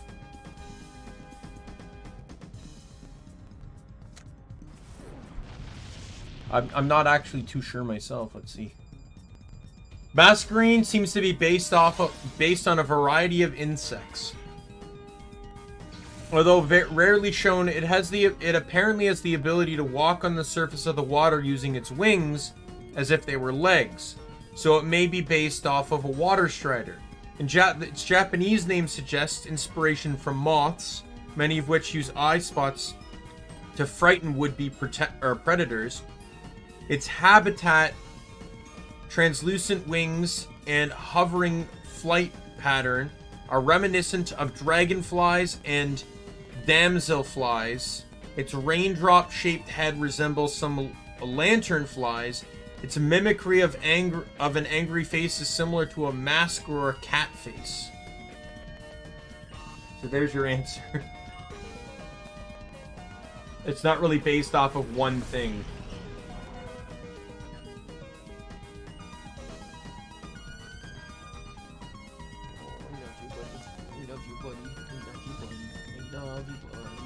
Buddy.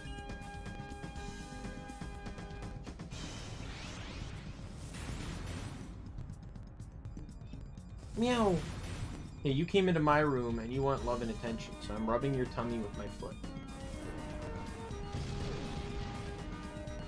You don't like it? The door is still open and you can go find a nice quiet place to lay down.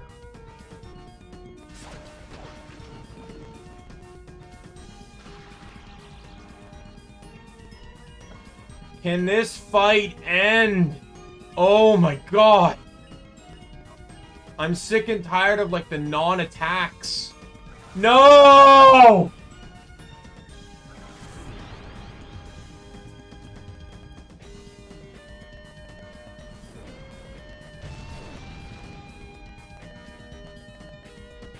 God damn it, Ladian! You're fucking killing me here.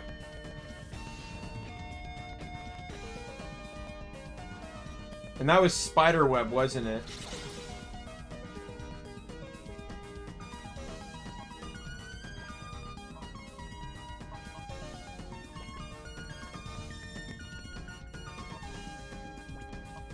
Yeah.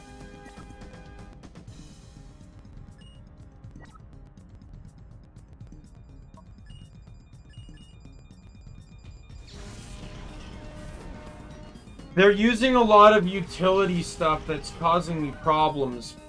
Ledian used Reflect, which halves the damage of all physical moves I use. And considering my guys only... Stantler, or eBay, and Mr. Sykes only know special moves, or only know physical moves, it doesn't help. Ledian's gone.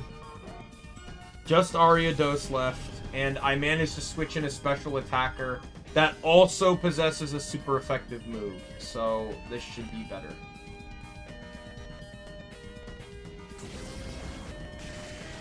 There we go.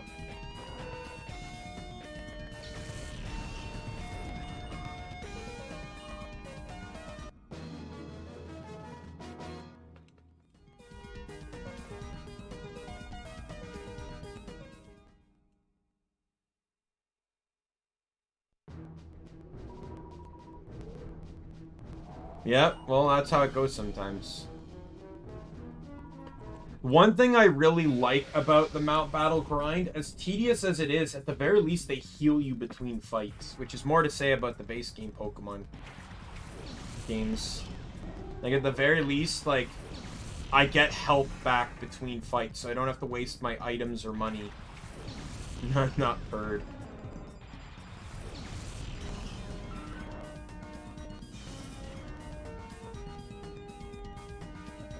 Take the double attack drop, you fools.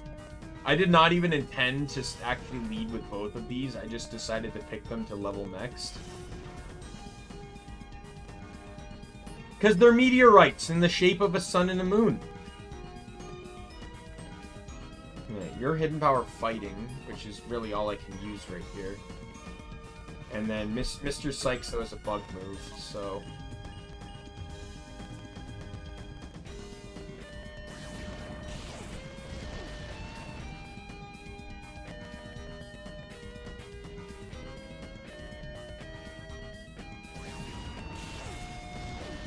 Oh my god.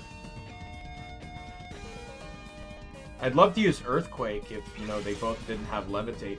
Please! Fuck you.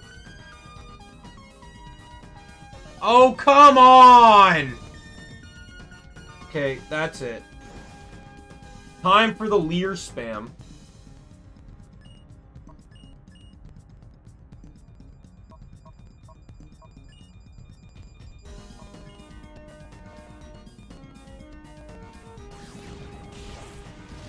And this is how I have to do it. This is how I'm gonna do it. I don't fucking care.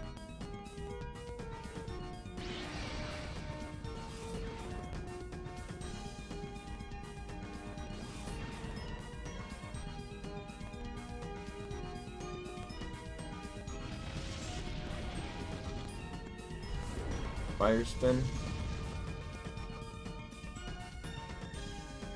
Stop!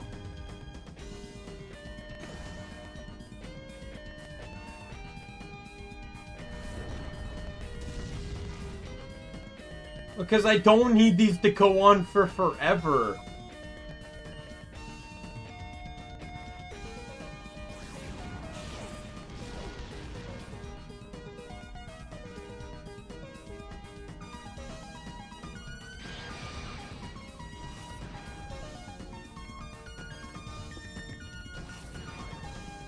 Like, all these guys are doing are just fucking stalling me out. Stop!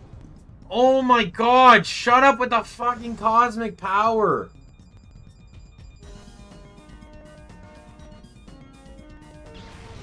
Lunatone is back to neutral defense.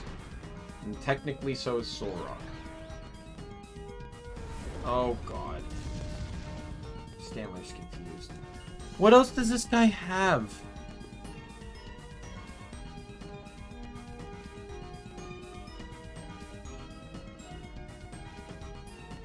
Dunsparce and Sandslash.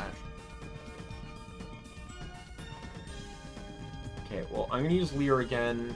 I'm gonna use Hidden Power. That's gonna kill Solrock for sure.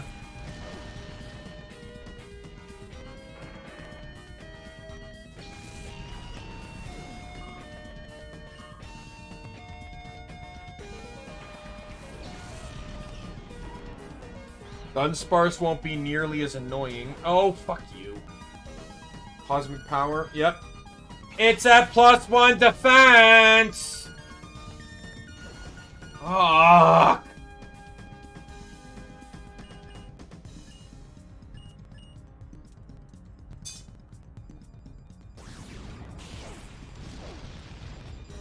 That would have killed if it wasn't +1.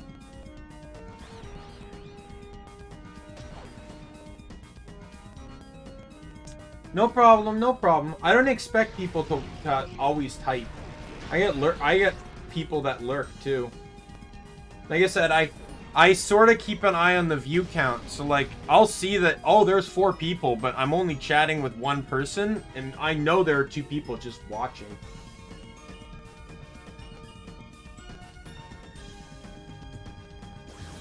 Die! Holy fuck.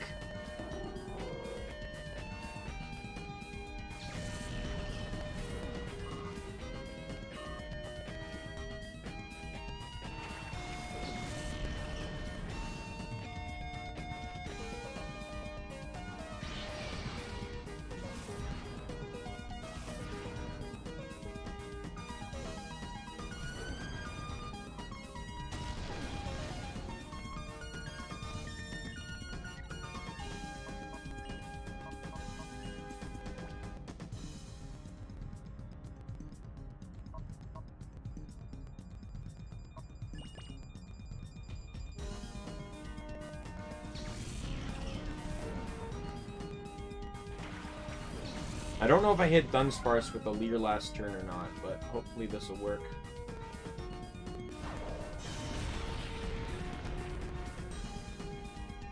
God, that was with a -1. Both of them are -1, and that's how much Earthquake did.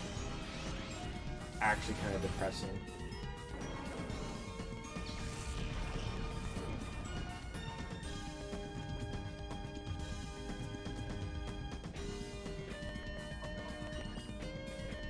Hey, Mr. Psych gets to switch back in. You know what that means? Another Intimidate! Eat -1 attack, you pieces of shit. Fuck!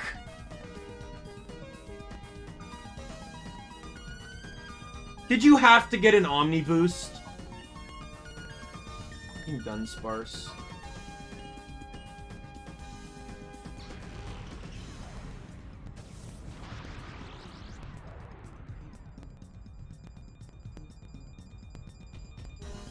Really?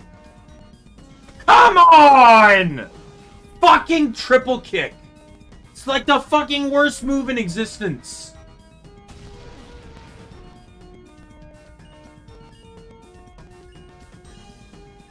God, a 72% chance to hit 3 times. And I seem literally incapable of doing that most of the time.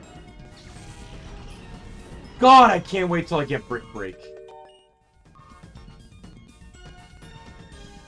Again? What the fuck is this?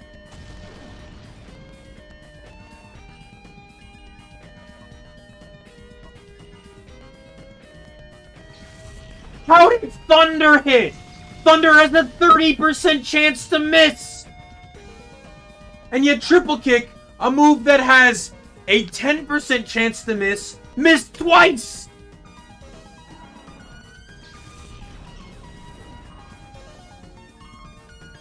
What is going on? Why does the math not work for me?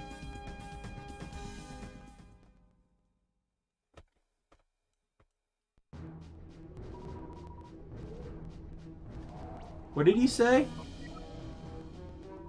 I like to battle, but I dislike losing. Well, sucks to be you.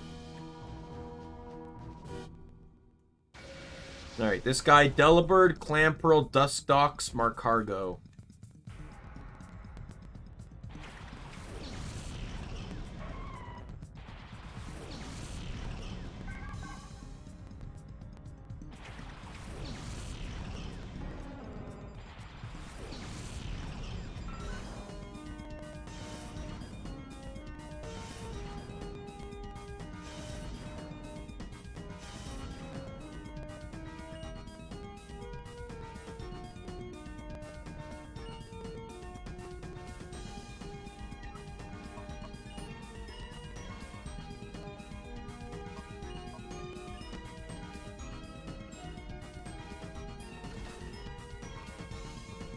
What? Come on! An 8% chance for a 1 hit. I've hit more 1 hits today than any other kind of hit. And that's the lowest percentage chance of anything I'm doing so far. And it's in like a single shot. Yeah, sure, like I've had awful accuracy with Blizzard. And that adds up. But Blizzard has 70% accuracy. So in some ways that makes sense. This fucking doesn't. And it annoys the fuck out of me.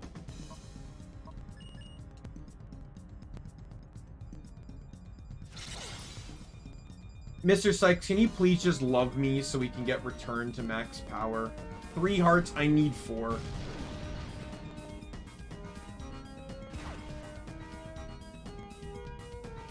Is there even a Soothe Bell in this game?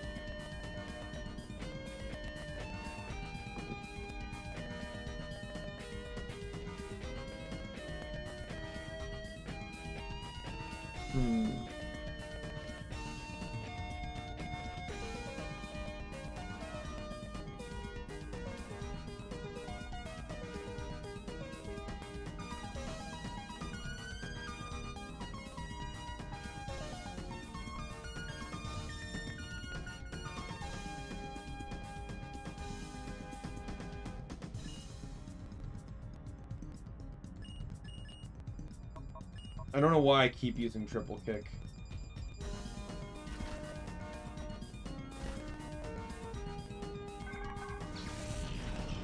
Like, once return reaches max power, it'll actually be stronger than return in most cases, or than triple kick in most cases. Anything neutral damaged, it'll be stronger.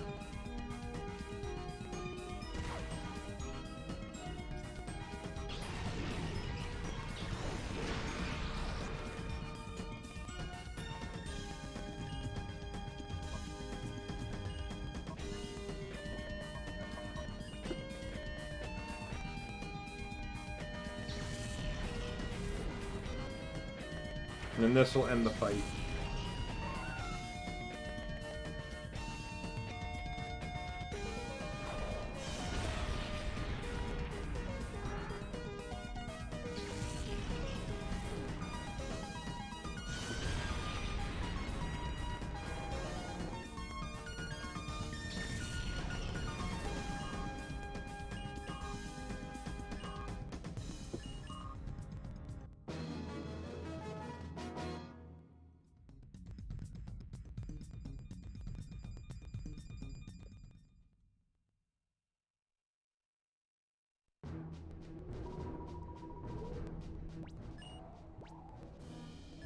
I'm gonna switch these two.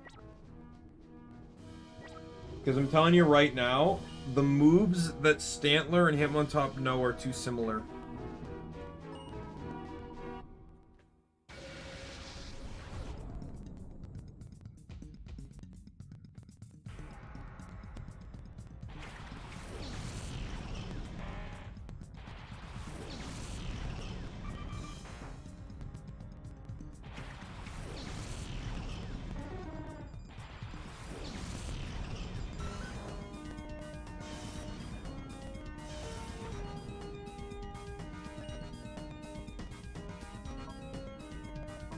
Yo, double weak to rock.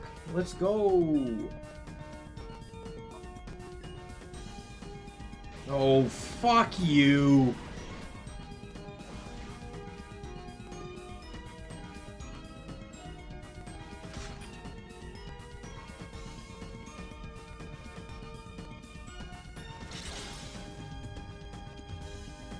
Come on, please, please, please. Fuck! But it missed both of them! Rock Slide has a 10% chance to miss. I can at least understand on Ninjask because it used Double Team, but the fact that it also missed Dodrio? Fuck off!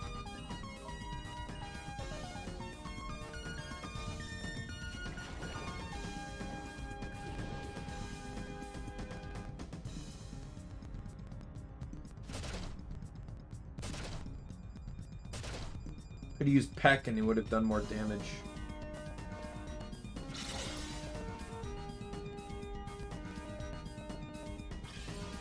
Fucking finally. There goes Ninjask. That's a one hit. And Dodrio. Yep, that'll finish him off too. Thank you. Fucking Christ. No.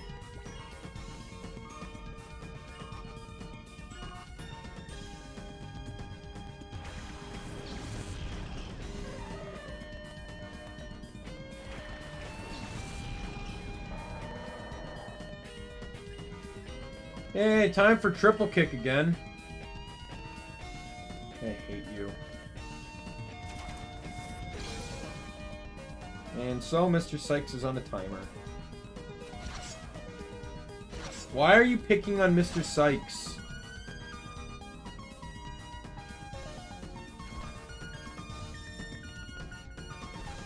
Thank God. You're getting sleepy because of the music? I think you mentioned something about that before.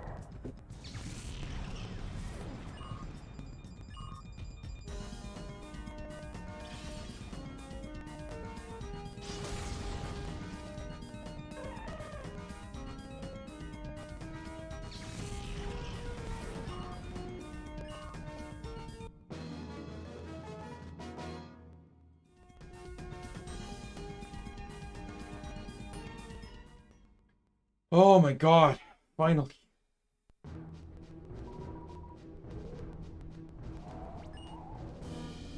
Yeah. Yo, a fun old lady. Fun old lady Lono would like to battle. Murkrow and Mischievous. Hey, both of these two evolve with the Dusk Stone in Generation 4.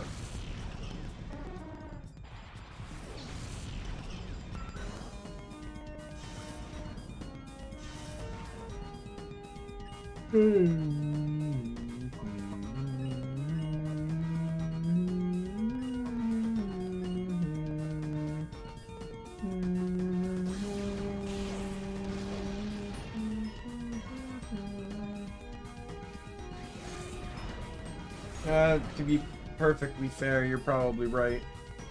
This bullshit again?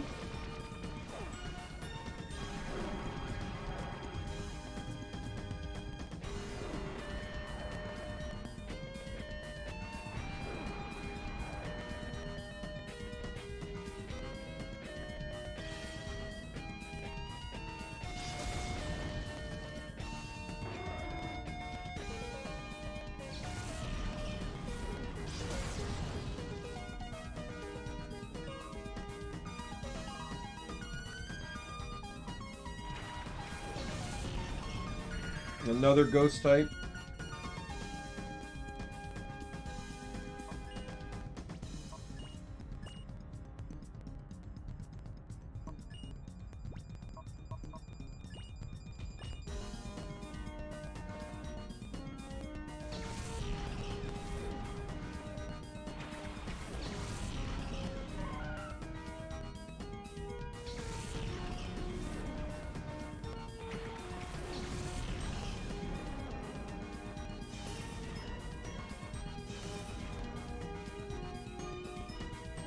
That is exactly why I switched.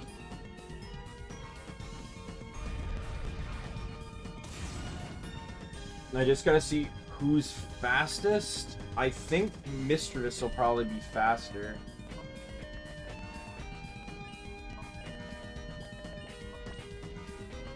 Yeah, oh, Mistress is very much faster.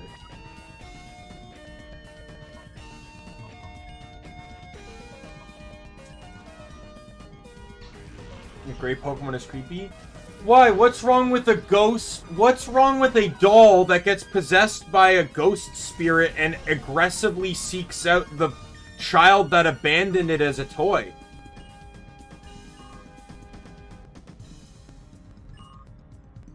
That is literally Banette's lore.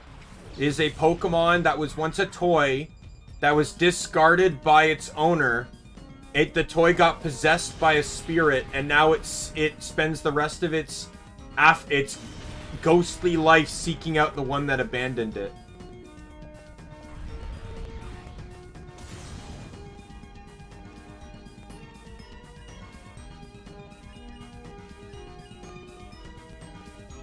You're an idiot.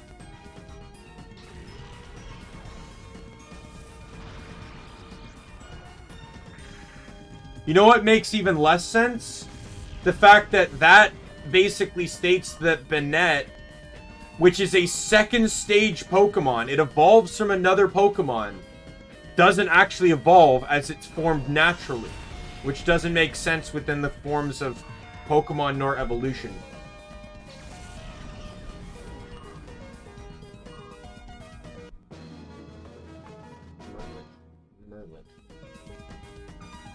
You're becoming my footstool again. Not actually using him as a footstool, I'm just rubbing him with my foot.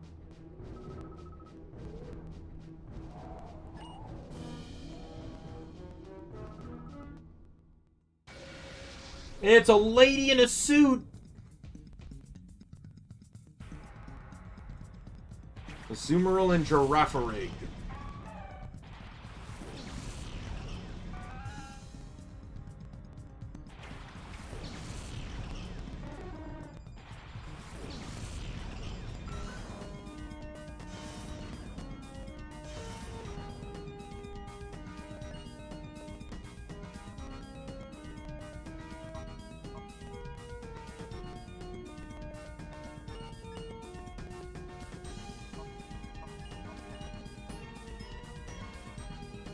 Hidden power into the giraffe. It's super effective.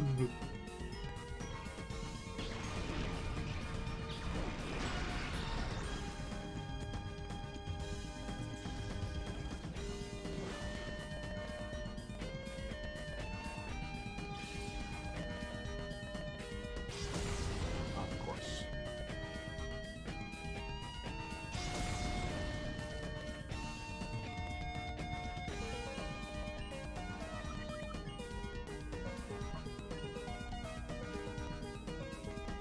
I don't think Azumarill weighs that much. But we'll give it a go.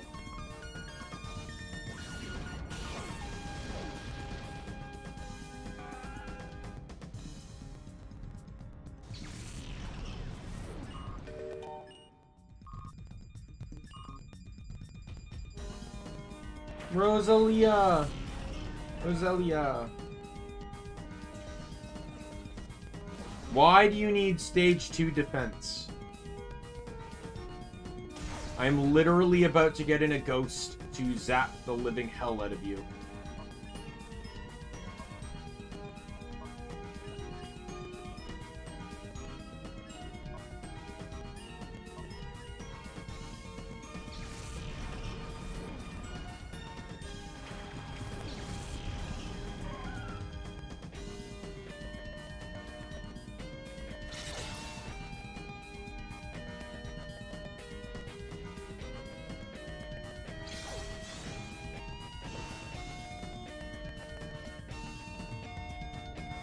Well, there's that.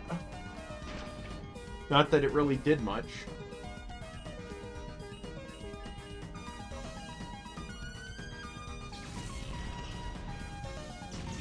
Dead. So much for defense girl, huh?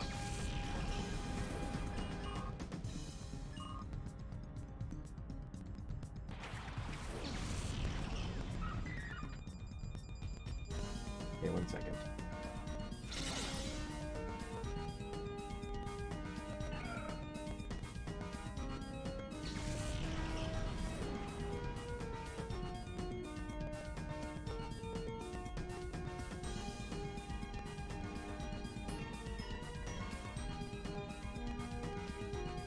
Sorry, I pay attention to some of the things the cats do, and that was the sound of Lego hitting the floor.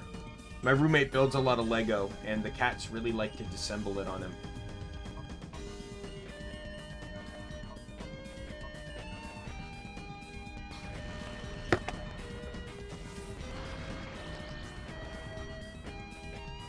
I've gotten really accustomed to hearing the sound of Lego hitting the floor.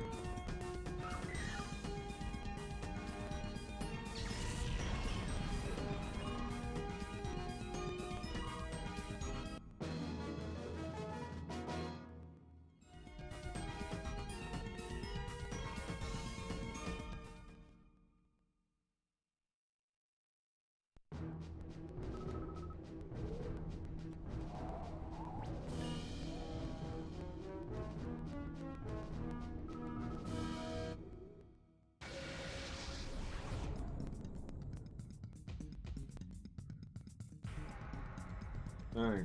Swallow and Sneasel. Oh, that's awesome. Are you kidding me?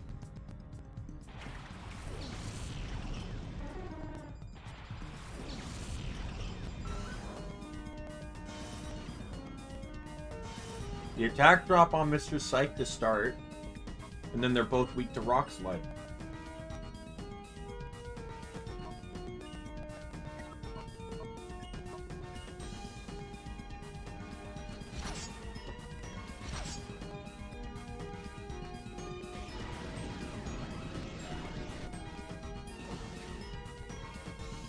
Oh, fuck you. Fucking double kick. Or double team, I mean. Oh, of course it only hit once, because it only would have required 2 to kill him.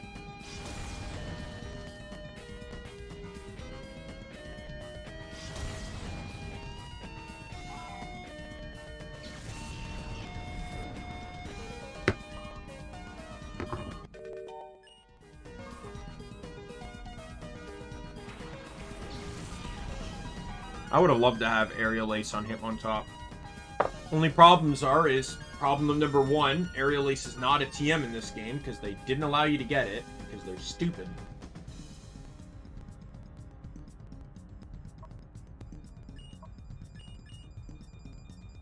And problem number 2 is that Hitmontop can't learn Aerial Ace in Gen 3. Not until Gen 4. So it wouldn't have mattered anyway.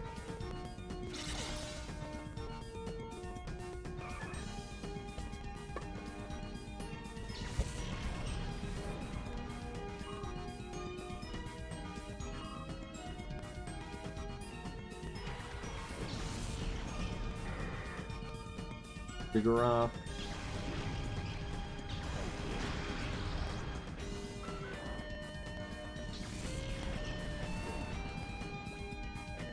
Oh, great.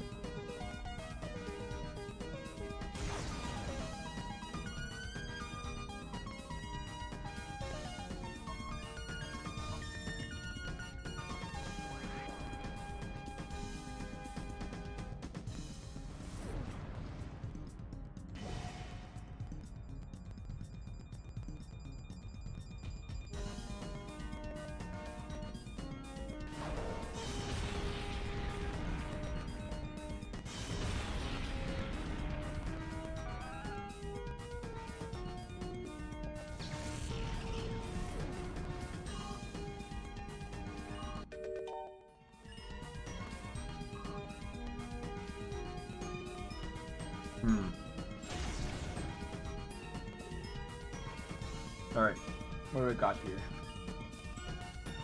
I'm gonna take the risk here. Low kick and Earthquake. I could use Hidden Power Fighting. I'm stupid. I mostly wanted to use this. I wanted to see... Okay. I was mostly... I didn't want to use it as a benchmark. I wanted to see how much damage Twig would take from an Earthquake if I actually had to use it. Because I know Sudowoodos have high defense, but...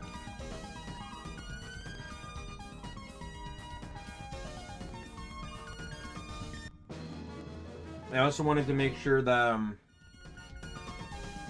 he's also weak to it too, so...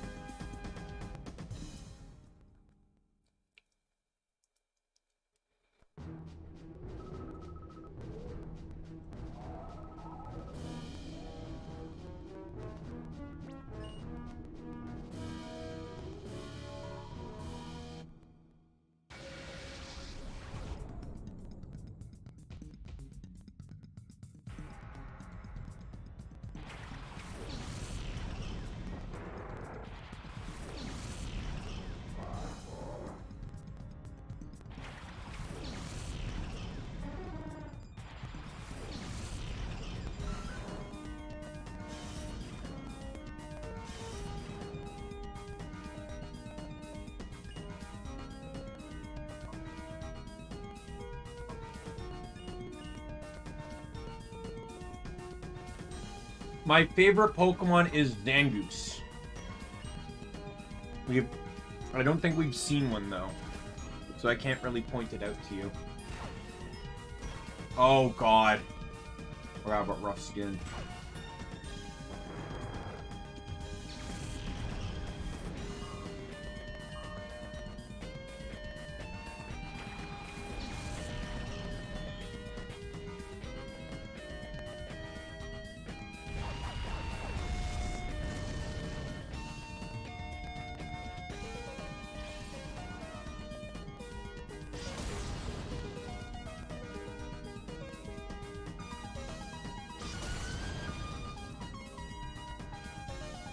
Okay, changing things up.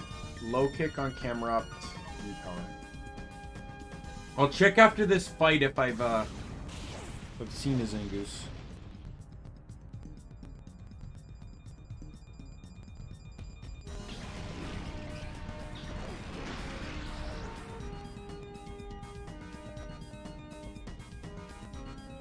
Are we having the same chat problems again?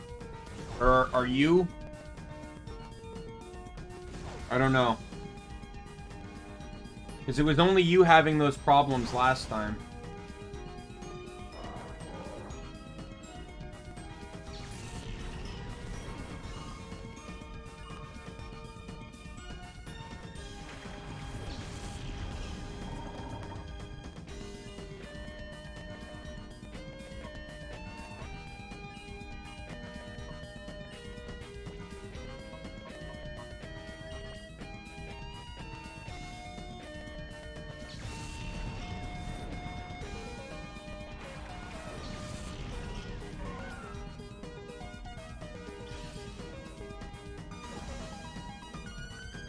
Oh, you are? Oh, that's nice. That's nice of you.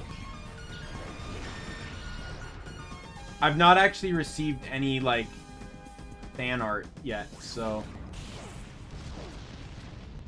I have a fan art tag, it's just empty.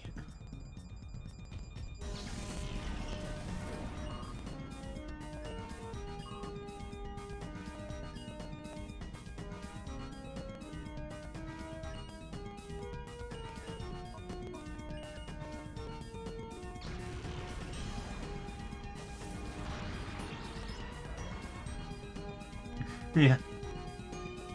Yep.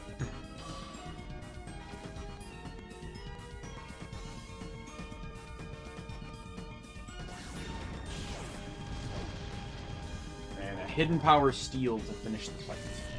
Alright, how many guys are left? 2?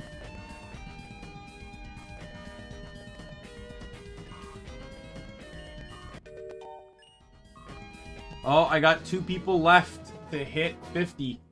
eBay and Twig.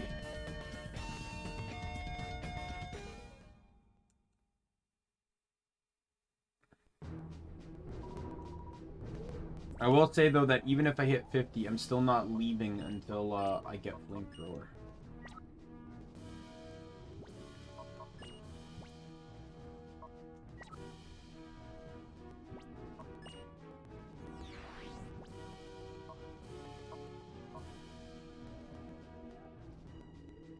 I'm gonna get 800 here, which gets me exactly to 3,500. So I just need 500 more. But I can do an easier difficulty map so that no one gets too strong. But anyway, snag list. No, not that.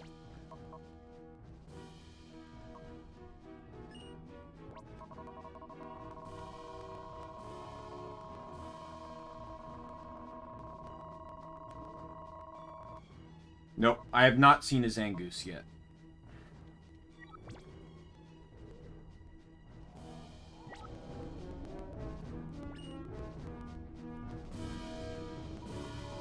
Yo, it's number 69.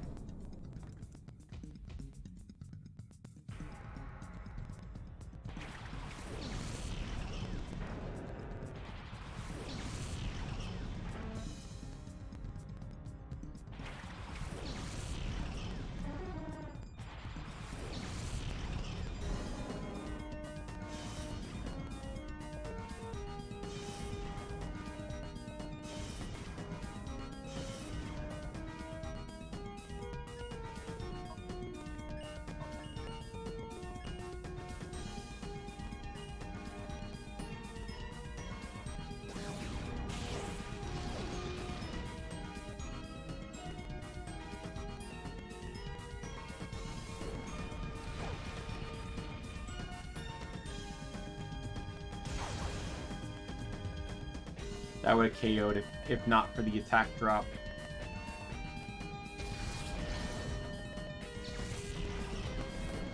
Mr. Psych. Okay, Adriana. Oh, you're bringing out Adriana. Well, you're kind of dumb.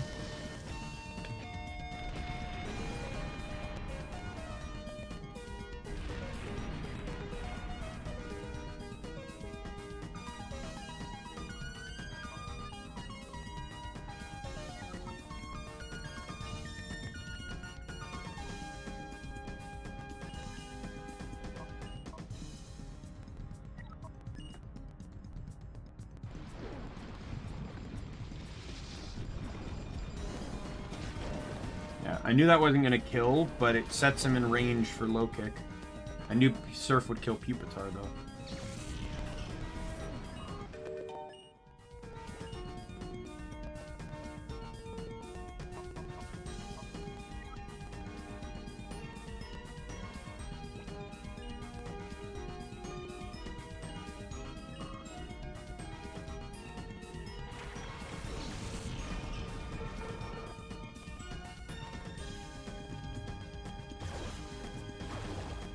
Oh, Granbull's licking you, Adriana. Oh, and he got poisoned doing it!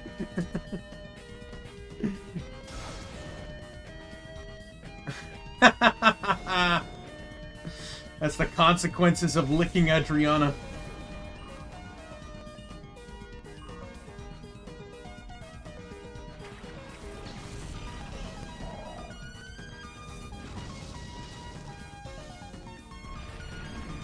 Why use Sandstorm when you have 4 Pokemon and the only one immune to Sandstorm is the one that's using Sandstorm?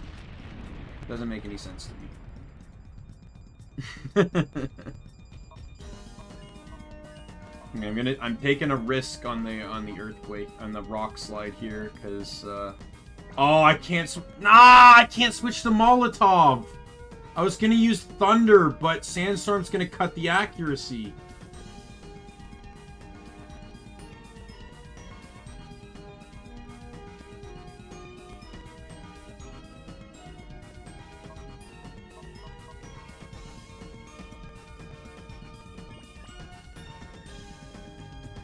This is why I want to get rid of Thunder, though. 10 PP and 70 accuracy isn't, like, the worst, but, like, the moment Sun or Sand come out, it is effectively garbage.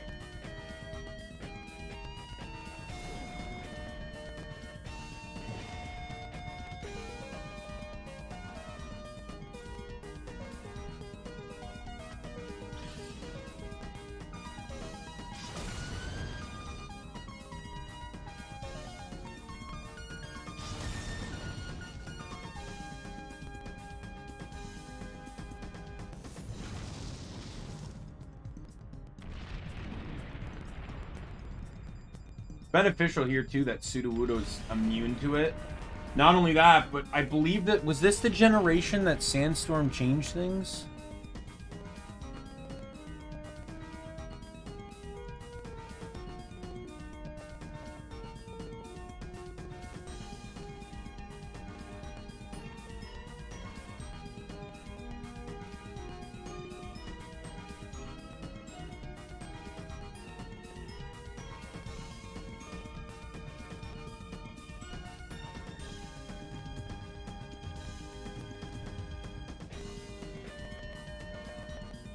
Oh no, it's starting from Generation 4. Okay, so it won't be this one.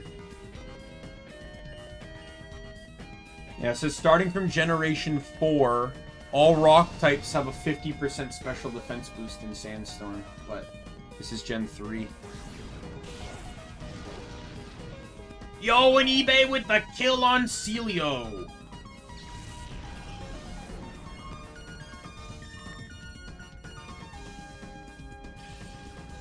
And a rock slide to finish it off on Mantine. Oh, that's gotta hurt. Should just try and mimic the Pokemon Stadium announcer. It's super effective! That was shocking! Things are about to heat up!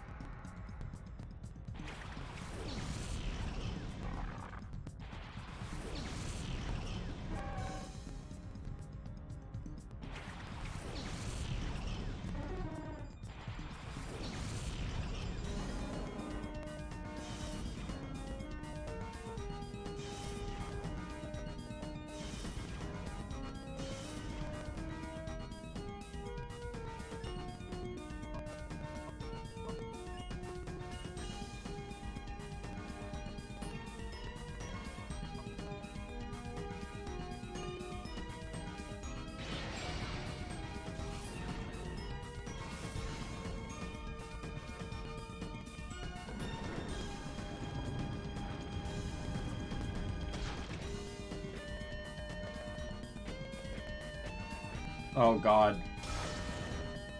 Oh, are you kidding me? That would have been brutal on either one of them. Probably more so on Sudowoodo, but...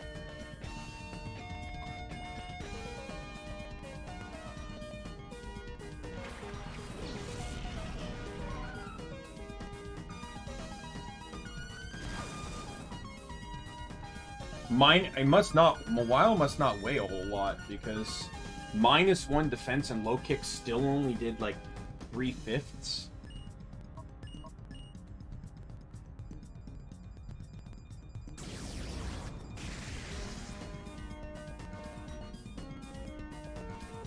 Okay, that's gonna hurt.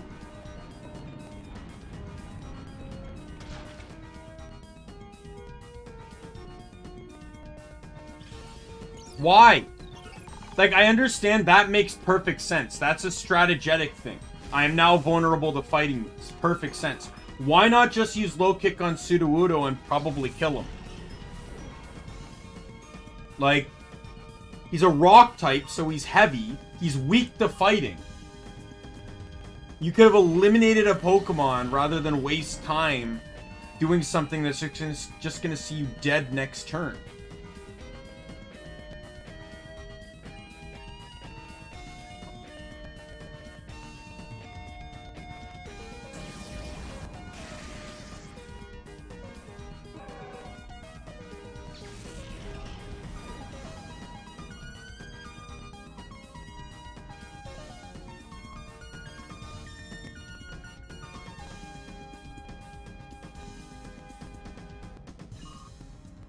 And the thing is, that was entirely useless, because the only two Pokemon that had any effect for was Machoke, who only knew fighting moves, and Mawile had Vice Grip, which wouldn't matter anyways, because it already knew Crunch. None of the others have any moves that benefit from using Foresight. So he literally just wasted a turn.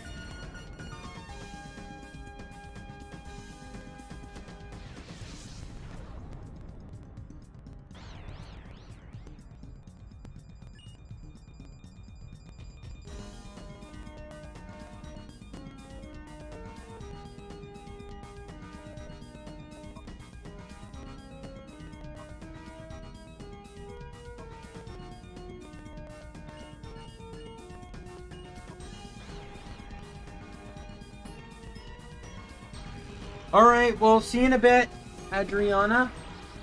We still got a little bit of grinding left to do anyway, so... I'm on the last guy here, then I need to... Like, neither of my two characters, that aren't level 50 are even in the battle right now, which isn't helping me at all.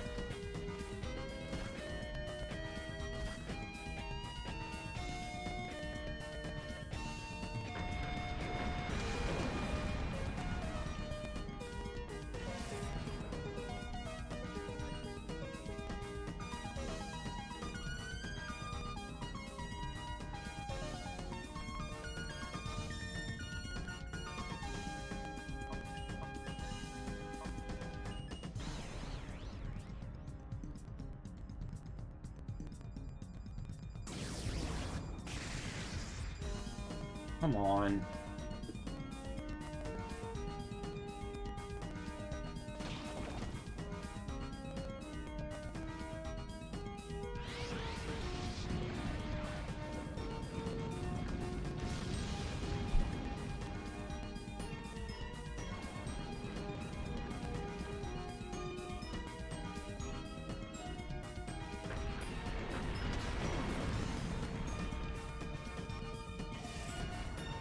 God, I'm gonna be so slow.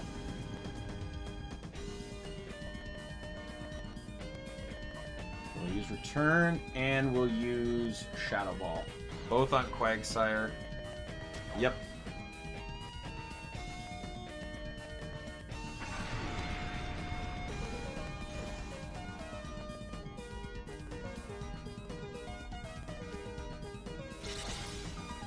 Oh, crit! Sweet! Okay, well, Atari is still on a timer anyway.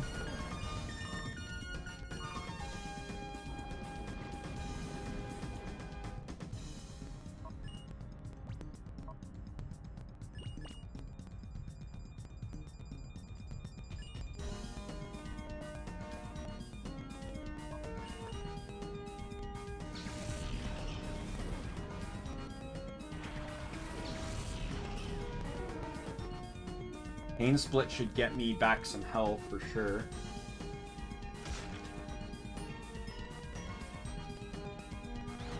Come on, come on, come on, come on. Yes.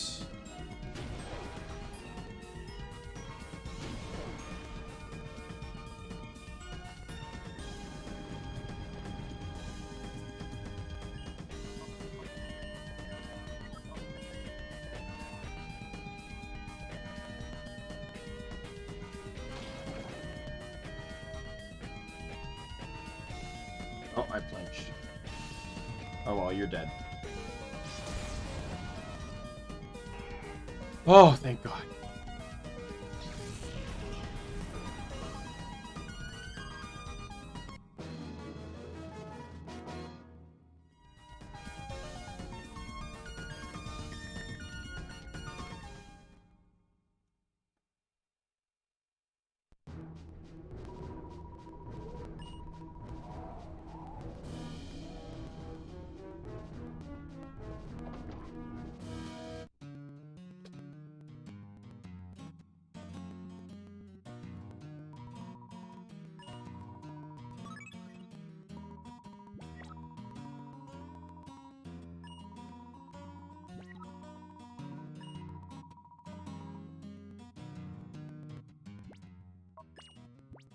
Alright, I'm so super close to getting these guys, so I'll probably warp back. Or maybe do an area 6. Just to get,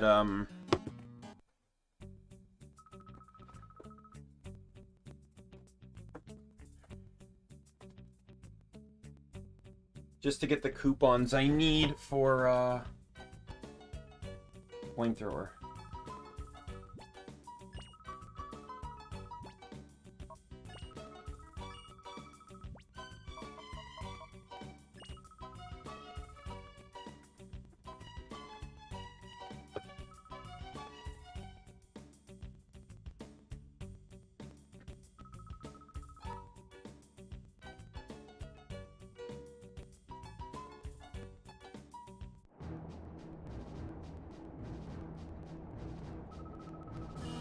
Alright, let's battle.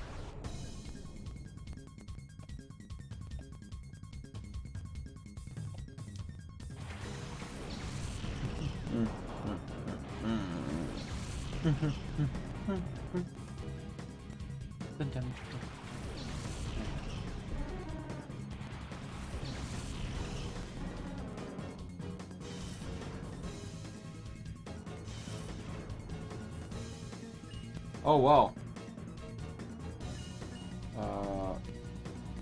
Wait, what's your third Pokemon?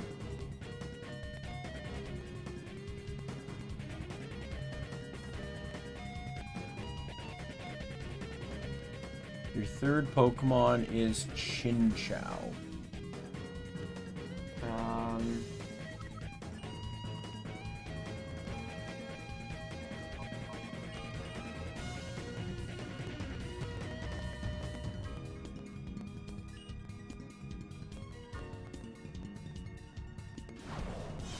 Unless it crit, yeah. I was gonna say, unless it critted on Twig, Twig would be fine.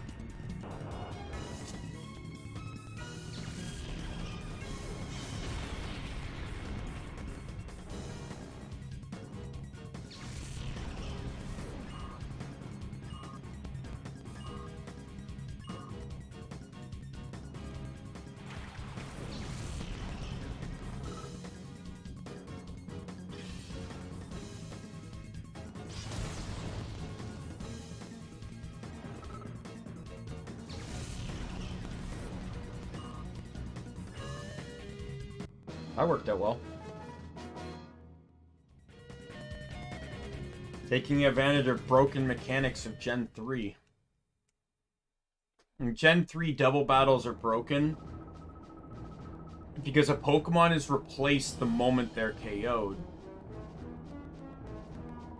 That causes problems in moments like that, where I KO both of them with Earthquake and then KO the next one with Rock Slide.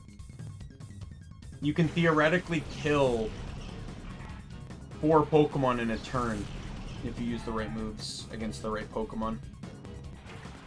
Starting Gen 4, they fixed that so Pokemon don't get replaced till the end of the turn.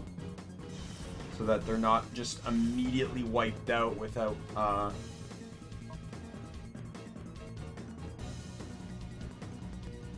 like any problems or anything. That and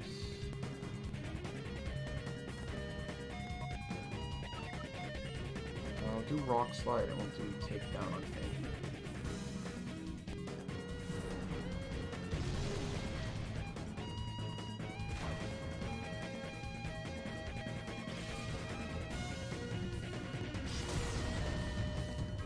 Oh, come on.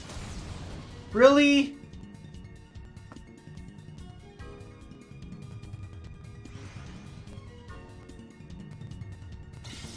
You could have used that on Sudowoodo. It would have done more damage. Okay, well, I'm going to do Low Kick on you, and I'll do Earthquake.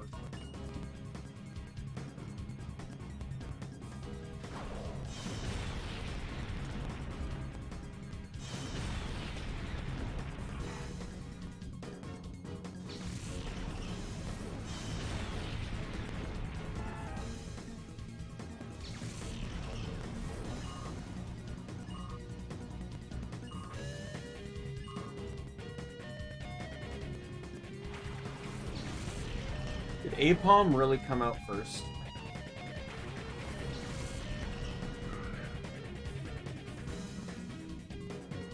Yeah. I was hoping to I'm not complaining about the KO, but I was hoping to hit Nose Pass with that.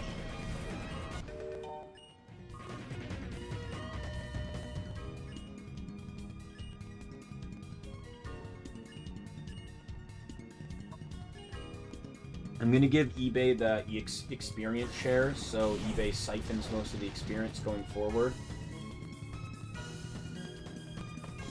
Just because eBay is 2 levels behind everyone right now. Oh, sorry.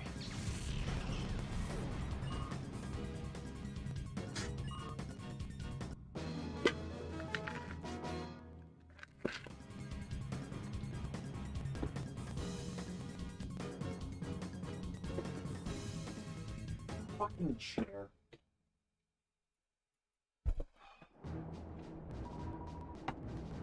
No problem, just my chair rolled over.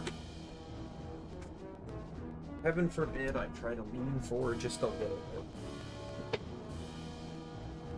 Anyway, back to what I was trying to do. Grabbing a pulp that I have on the floor.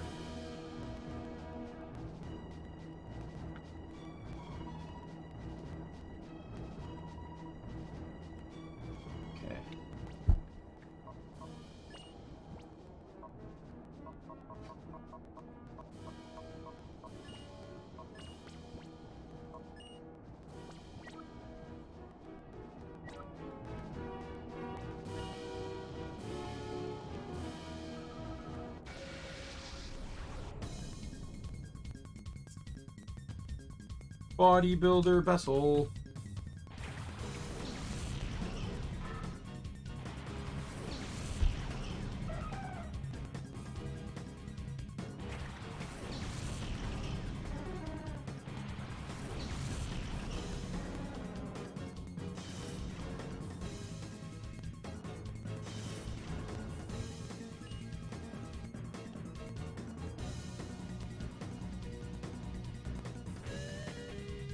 Alright, Rock Slide and Hidden Power.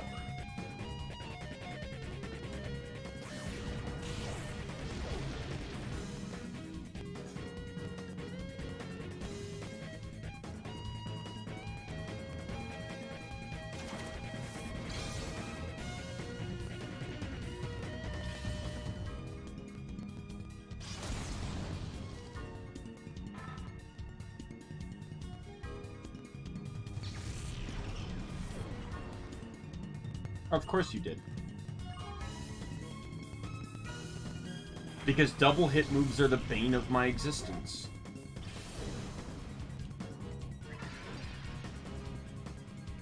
I'm gonna tell you right now, it's not gonna help you this time.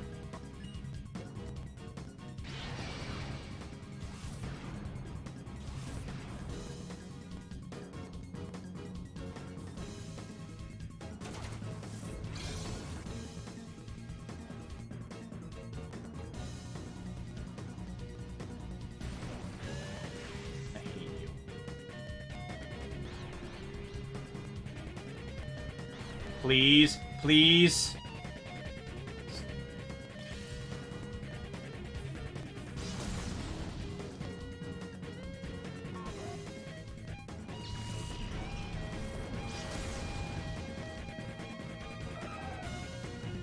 After this, regardless of Stantler's level,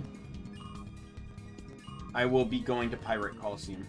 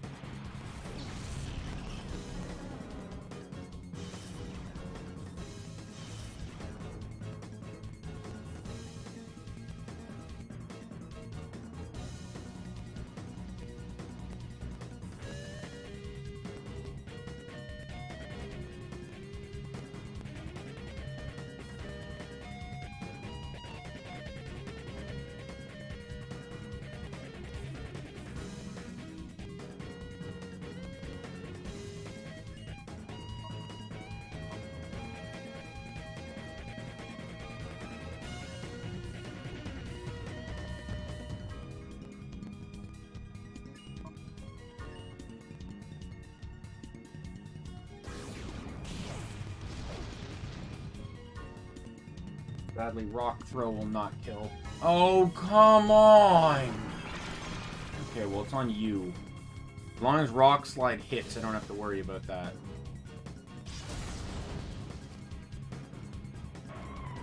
Have fun wasting your turn. Yeah, I knew that wasn't gonna kill.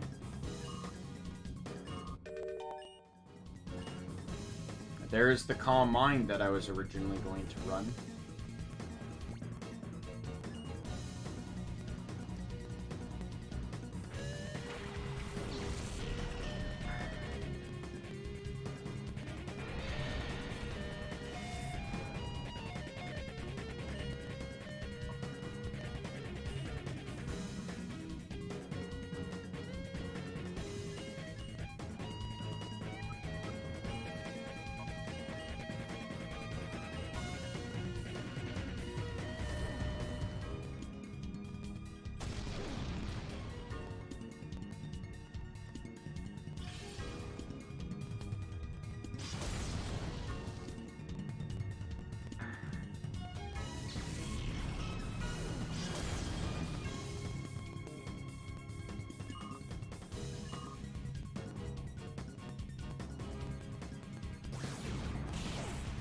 To eBay to make eBay the slowest Pokemon on the field.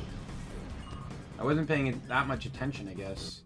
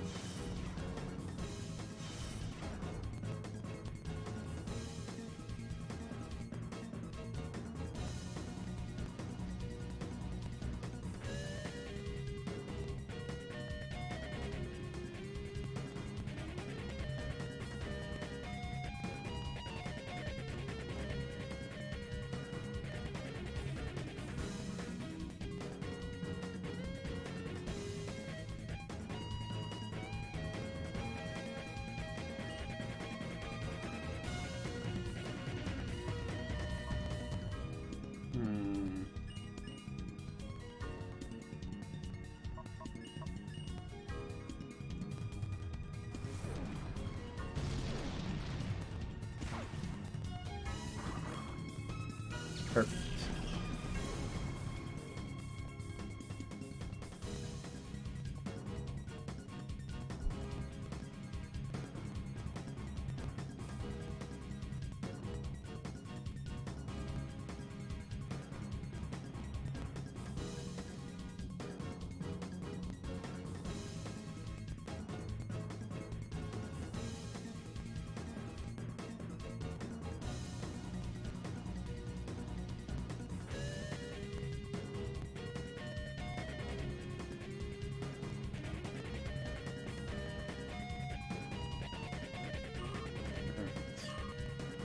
Alright, got some notifications. I'm just trying to clear them. Since I'm going through all this monotony of grinding here. Might as well.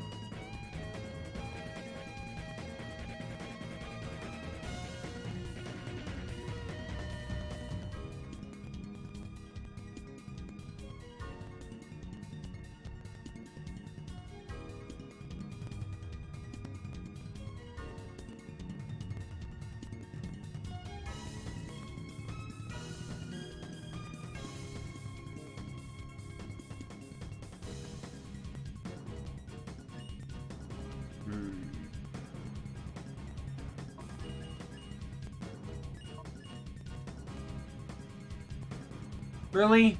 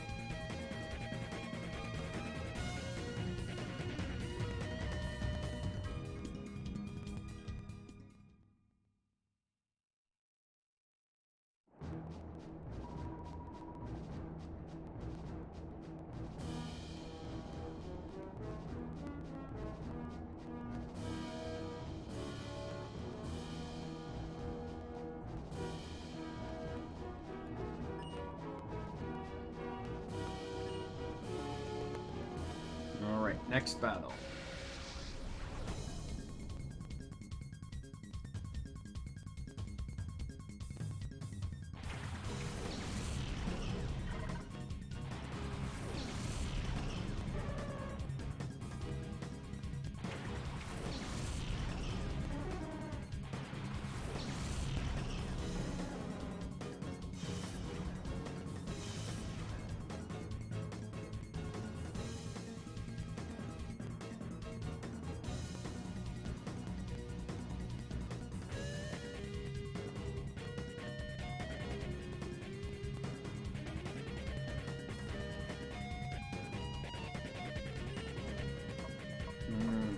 Slide and Hidden Power fighting.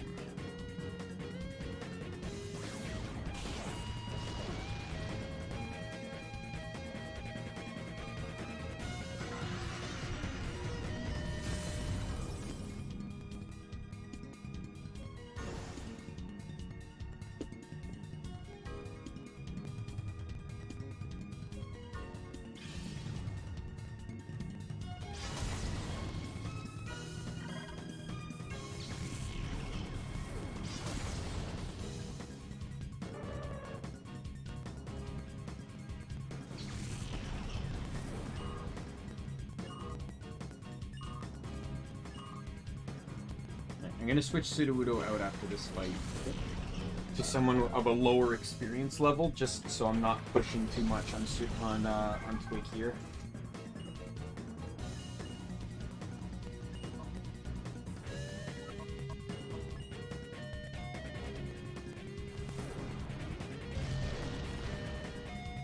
Oh wow, I didn't actually expect that to kill.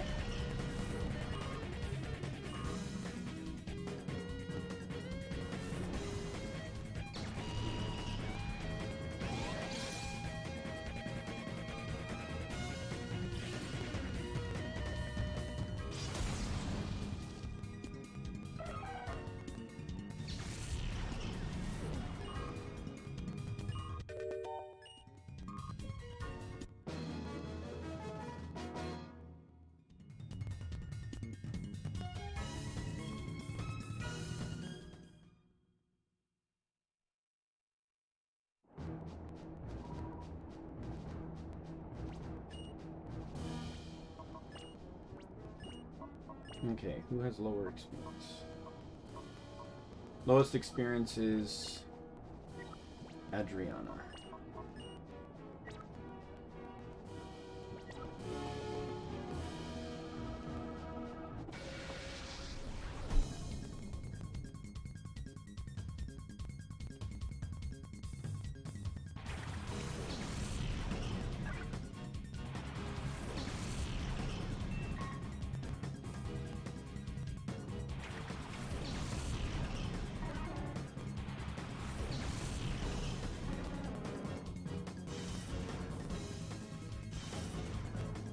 So I don't know if I'm going to be beating Realgam Tower today, but because even after this, I have to do 4 rounds of Pyrite Colosseum, and then depending on whether I want Iron Tail or not, 3 or 4 rounds of Under Colosseum.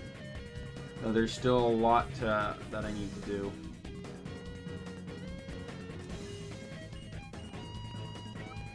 I do not have Earthquake, or I do not have Protect on, so I cannot use Earthquake.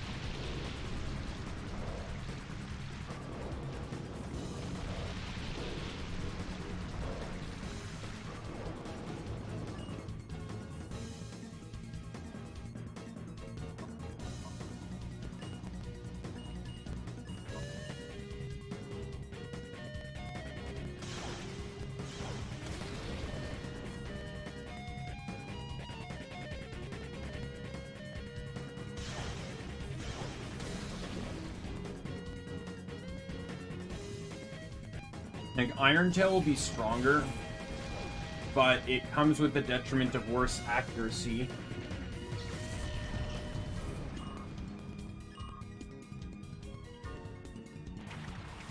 I already have Steel Wing.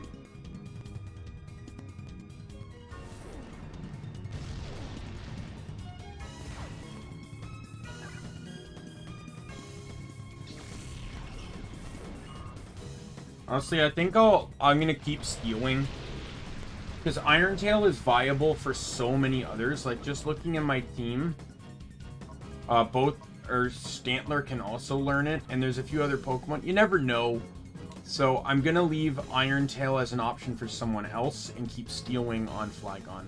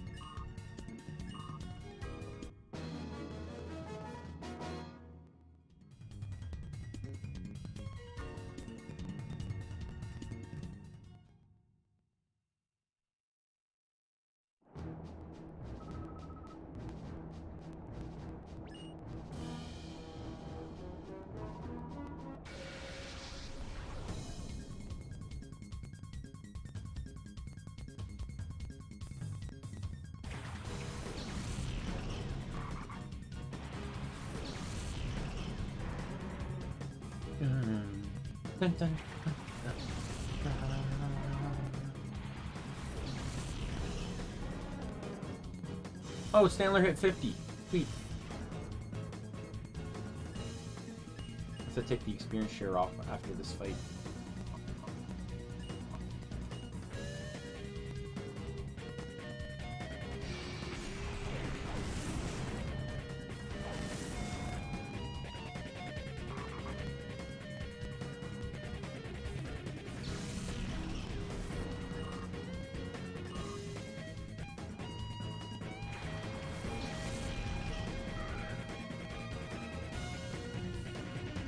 Of course it did.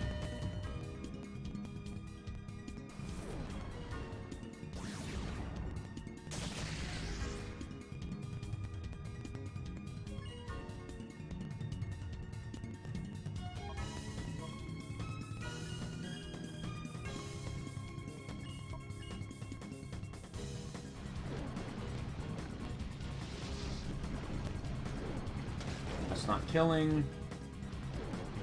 That's definitely not killing.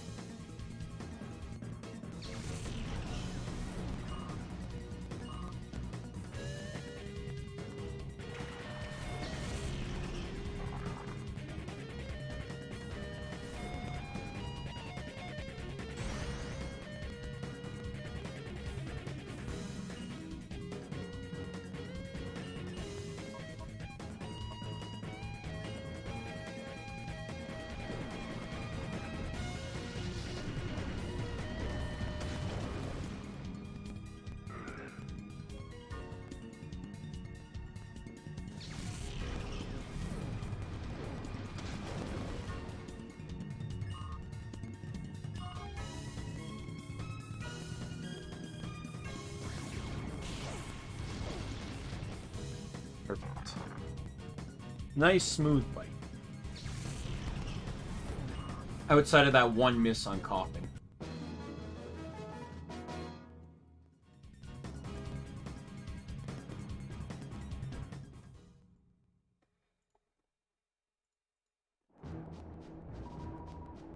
Yeah, so I am looking at the Colosseum fights for like Pyrite Town and stuff, and they seem to have these patterns about them, which is going to make them very much easier to fight. Right.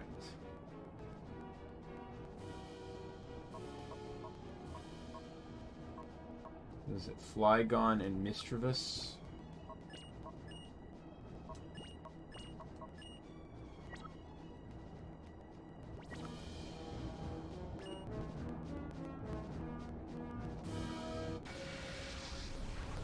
Nope. I just got everyone to 50. I need to finish this to be able to buy Flamethrower. Then I'm hitting Pyrite Town. I gotta do 4 Colosseums to get Brick Break. Then it's under Colosseum.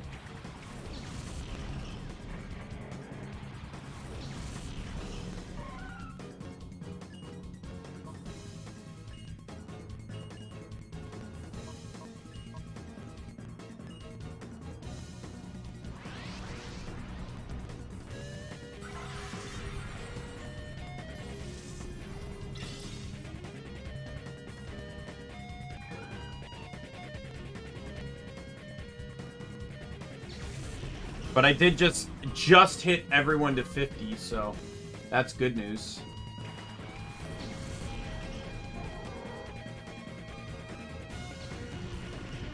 I decided against Irontail, though. I'm gonna keep Steelwing just to save time. Because Irontail is entirely optional. But it would require me doing a 4th round of Under Colosseum. Which I don't know if I really want to do at this point.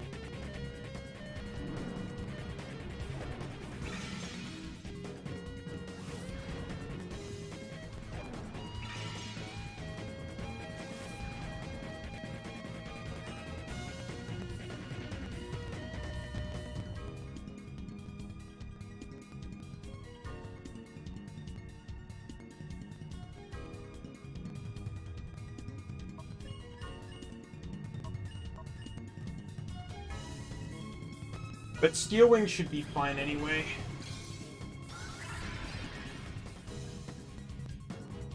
It also leaves Irontail open if I want to teach it to someone else, like maybe Stantler or who knows. There's more Pokemon in this game with tails than with wings, so...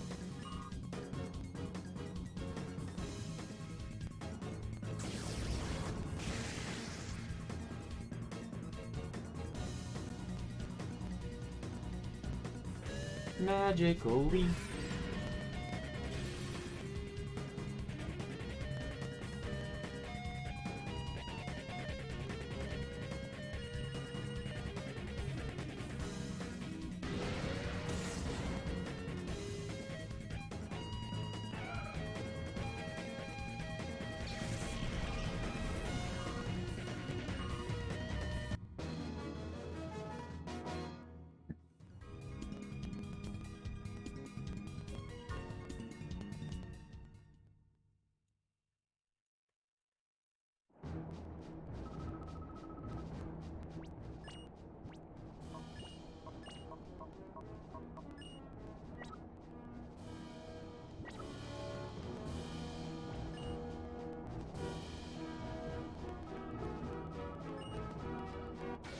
Alright.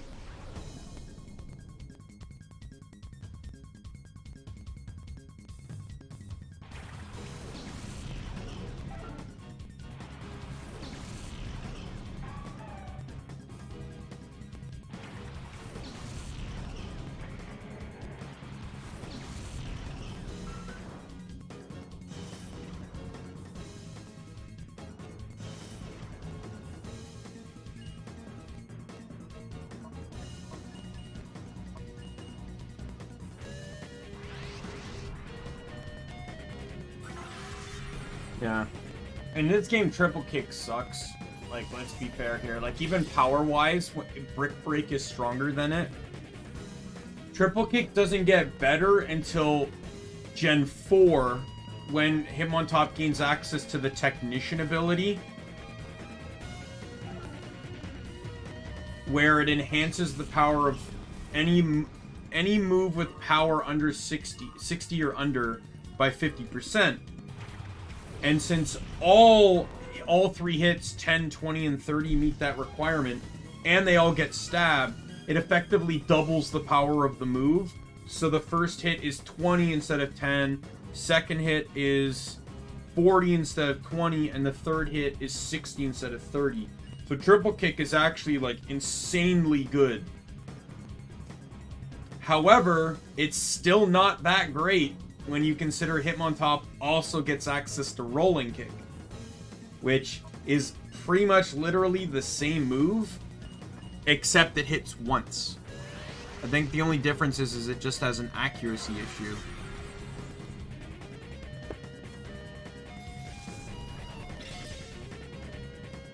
I do think rolling kick got removed in later gens, in Gen 8 though. It did not. It did, I mean. Yeah, it has an 85 accuracy though, so it's a catch-22 a little bit. But on the same hand, can't he learn Force Palm? Like from like an egg move or something? No. But he can get Mach Punch, which, you know, would get doubled to 80, which is, you know, it'd be weaker, but you get priority.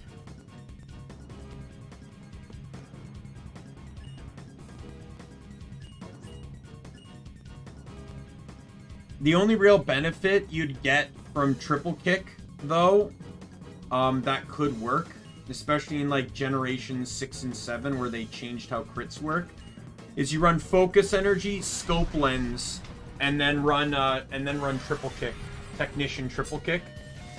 Every single kick of triple kick will crit, which on a move that would already effectively be 120 base power is fucking insane.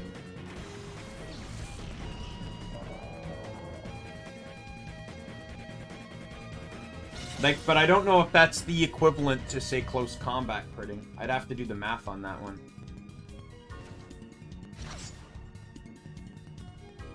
Because he can also learn close combat, and that is... Close combat's 120 base power. It doesn't get affected by Technician, but it does get stabbed, making it 180 on power.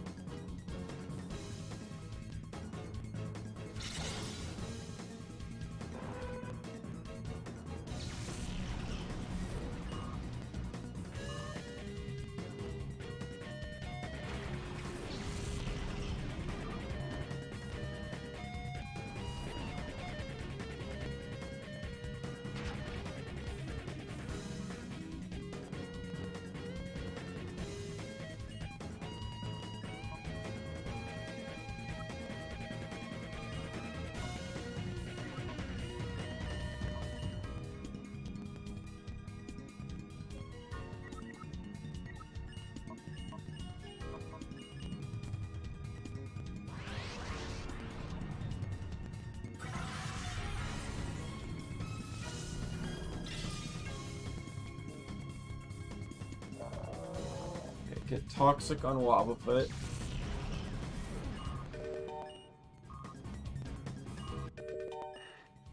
Nope, they both hit 51.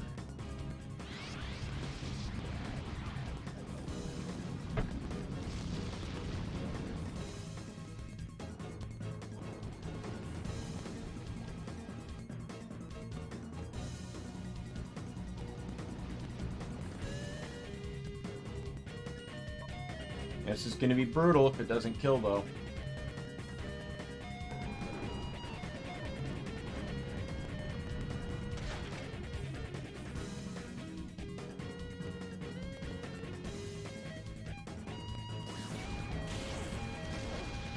Is that poison range?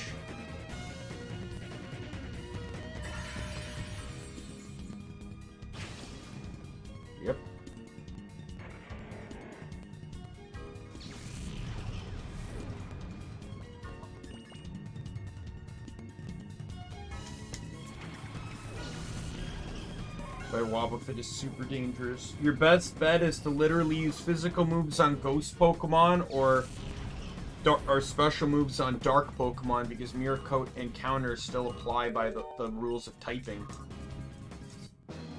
Fighting doesn't affect Ghost, and Ghost doesn't affect, Psychic doesn't affect Dark. I learned that from the False Swipe video where they talked about Wobbuffet.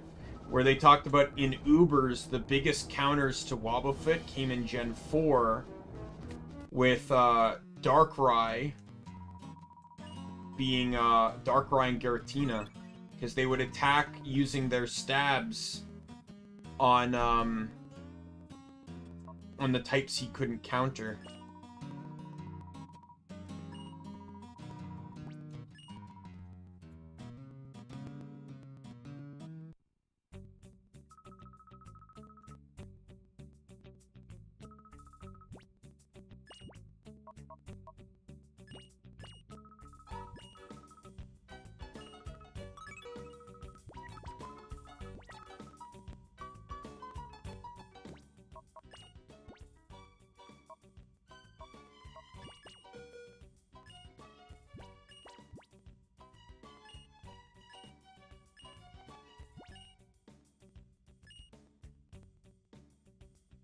Oh my god, finally. I hopefully never have to return to Mount Battle again. I'd love to stick around for Mischievous and get Psychic and Thunderbolt, but I am so done.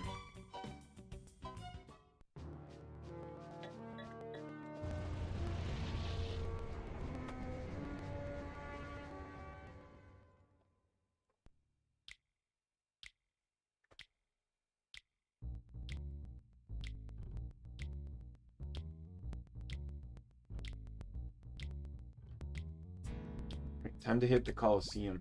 So, I looked this up. I'm going to start with these two. The first round of the Colosseum is pretty much almost exclusively normal types. So you have Sudowoodo that resists normal, as well as having low kick. And then you have Hitmontop with stab fighting. I don't need to heal anyone.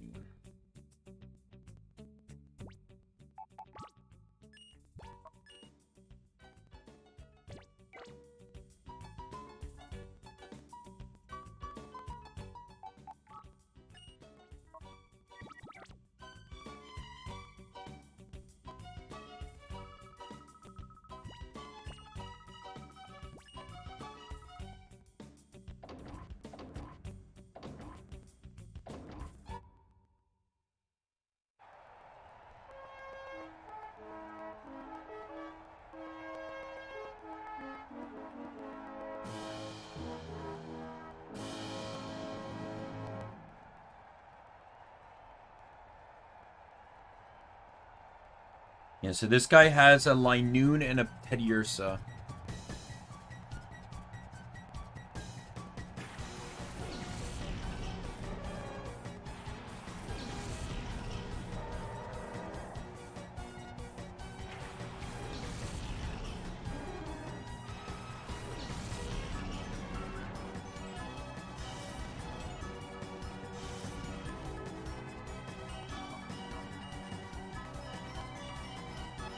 Oh, God. You know, I see that on the sheet. I just wasn't anticipating it. That was a crit, though. So, like, he's absolutely not KOing with that next turn. That hits 3 times. Yep, it's a KO.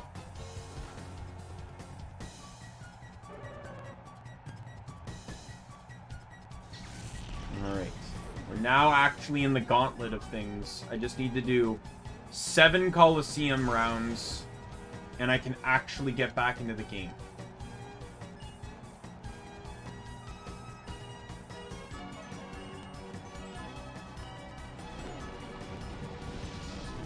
This is over. Next is Delcatty and Jigglypuff. And they both have Cute Charm, so that's going to be rough.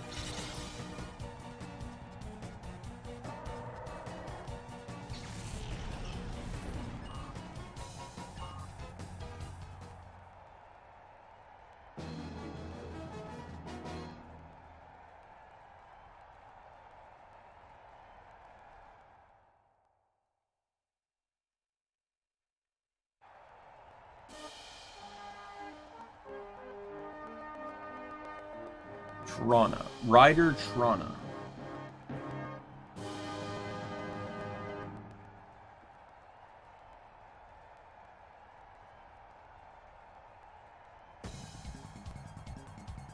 What a generic line to say. Oh, hi, I know about you. Let's battle. I'll be using low kick on Delcatty.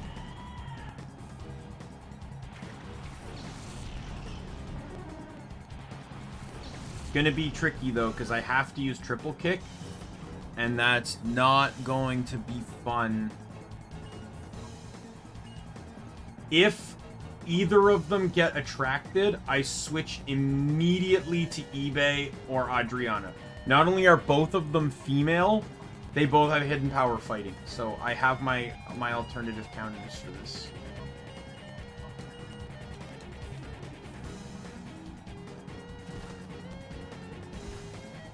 Yep, there it is. And even if Infatuation triggered, as long as I get the kill, it's fine. Now your Delcatty must hate you.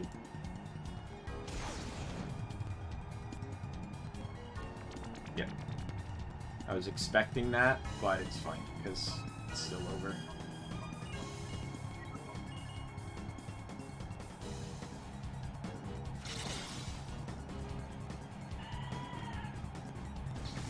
Alright, next person, Bodybuilder Betcher has Doduo, Loudred, and Furret.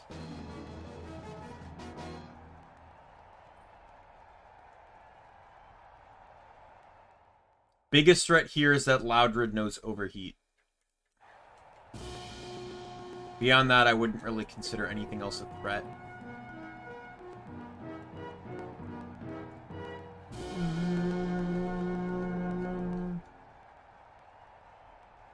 Hey, Neko!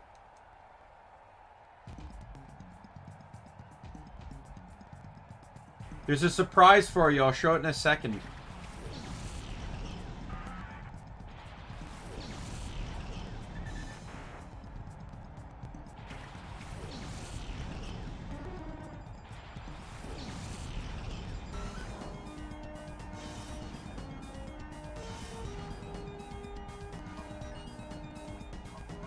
What do you think of my Flygon?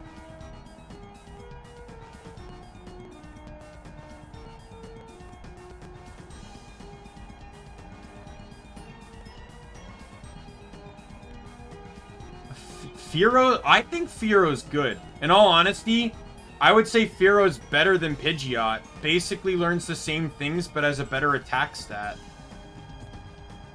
Oh, yeah. Oh, well, I named Flygon after you. Flygon's name is Choco Neko.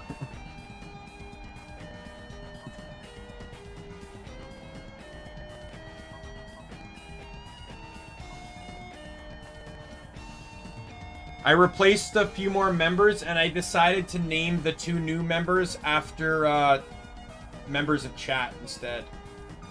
Of course he lives. Yep. Next stream, I already kind of know who I'm naming. I know it's no Renamon, but you know it'll have to do. Yeah,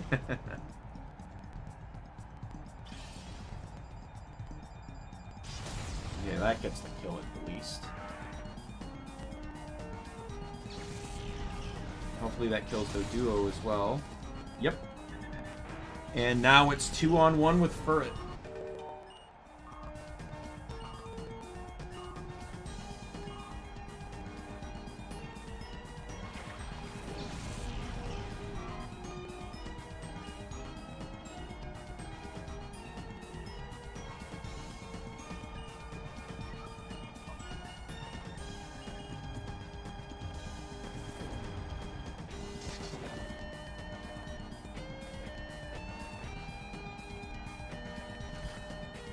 Yeah. Well, I know you are, but... Oh, okay. Yeah. Yeah, I don't know. I consider Fearow better than Pidgeot. Mega Pidgeot, on the other hand, is a different story, but I generally consider Fearow better. It just learns way more. Well, it doesn't necessarily learn way more. It just has a better attack stat to use what it learns. Like, all three learn flying moves, mirror move, normal moves, and steel wing. Fearow can learn drill run, though, which is really good.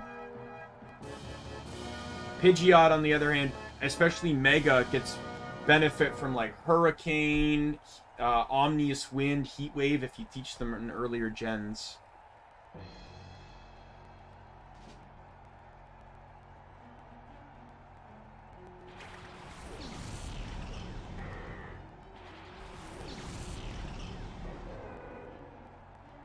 Oh yeah, I used Dodrio on a Ruby and Sapphire on a Ruby team. Super fun.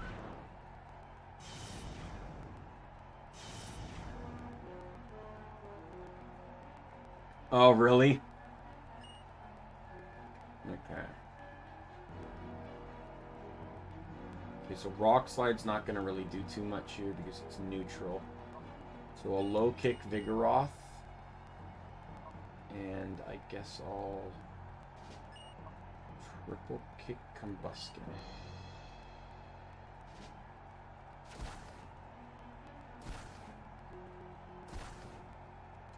Not as much as I wanted, but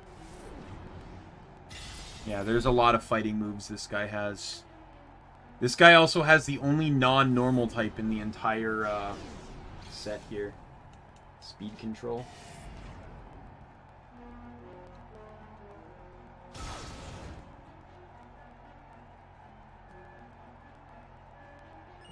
Okay, if I Rock Slide now, it should kill. Oh, God. Okay, well, he did it on him.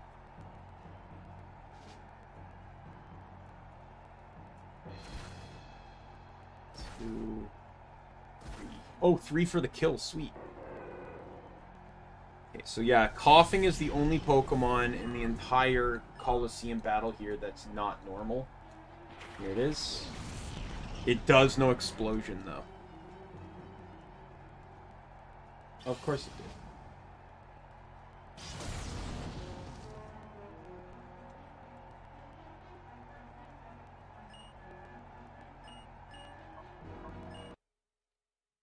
What just happened? Okay. That terrified the hell out of me. I thought the power went out. Not gonna lie, that screwed up the entire turn. I wanted to use Return on Coughing so that Rock Slide would kill both of them.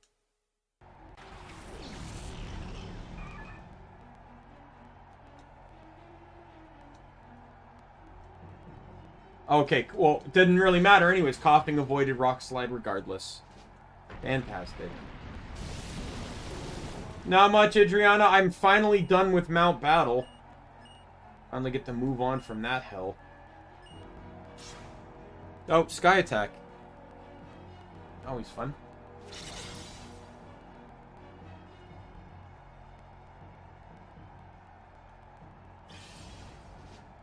Oh, you finished it? If you post it on Twitter, I have an art tag hashtag you can use. But you can also, at the current point, you can also just straight up tag me. I can retweet it.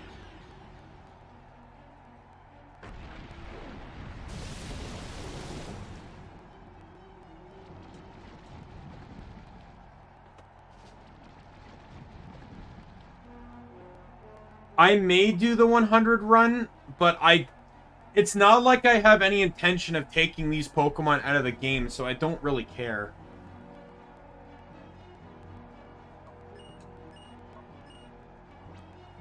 I can only assume that it's coming in here, so I'm just going to switch to you and get the attack drop.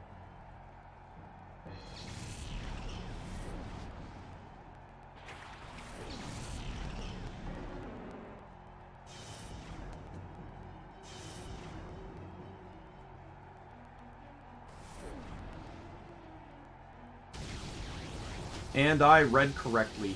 However, it was a critical hit and didn't even fucking matter. Fantastic.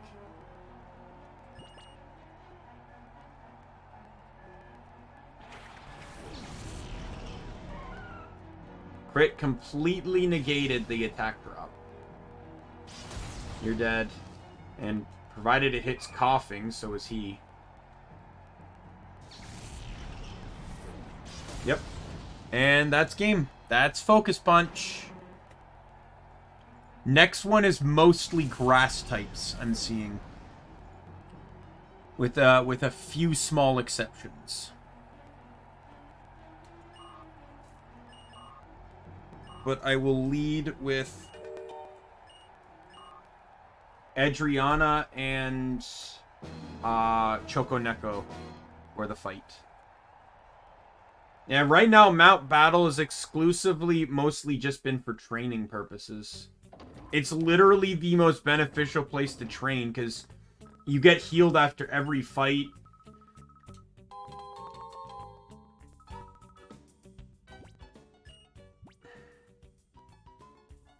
Yeah. Sadly, I actually don't have a grass Pokemon on my team. Right, Adriana and Chokoneko. Alright, I'm gonna save.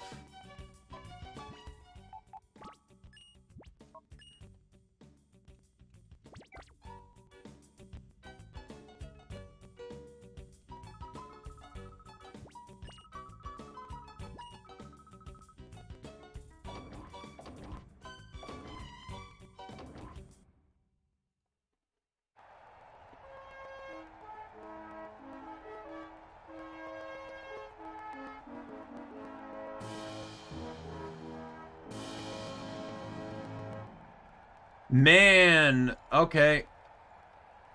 Neko, count yourself lucky. You're gonna be a lead for the remainder of this Colosseum. The next one is mostly ground types, and you have the only grass move in the team. And then the final one is electric types, and you're the only ground type in the team. And while you don't know a ground type move, Standler does, and you're immune to it. So, I will Ice Beam, and I will Flamethrower. So, Neko is gonna bring it home for us for the rest of the Colosseum here.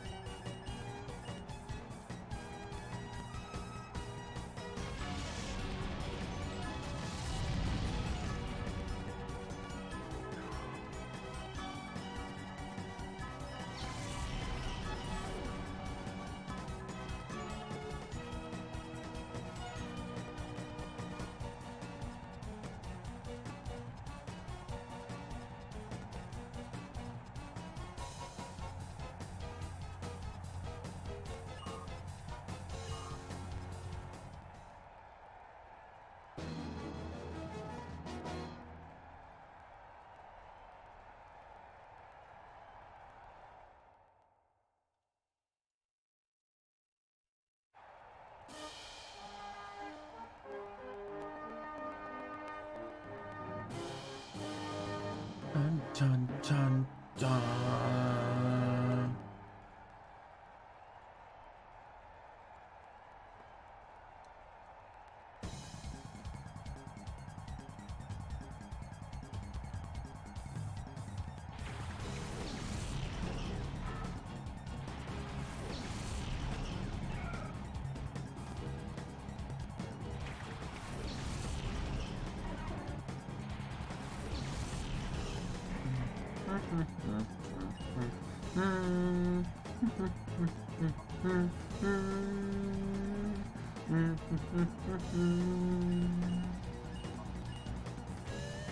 Alrighty.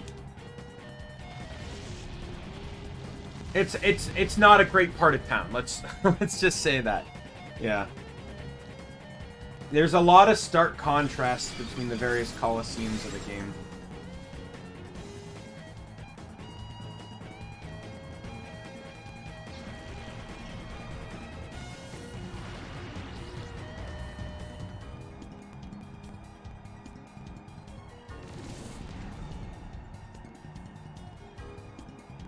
Oh, yeah, this is before Stockpile started increasing stats. Alright, please tell me Ice Beam was a range.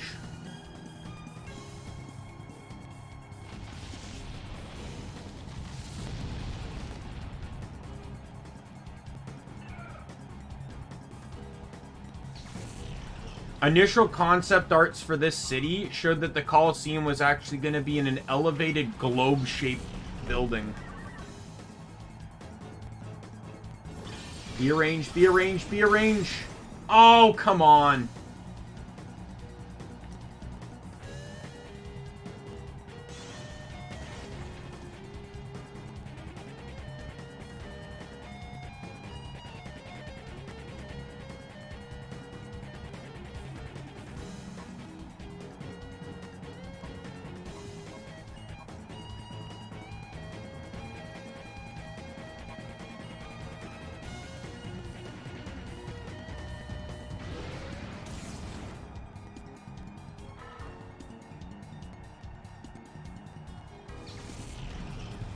What is a fossil Pokemon? Not all the fossils were designed to look cute.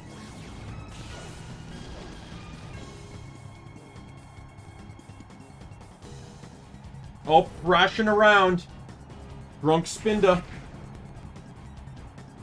That's probably the most dangerous move Spinda has. And this is even pre-buff. This is before it even got buffed.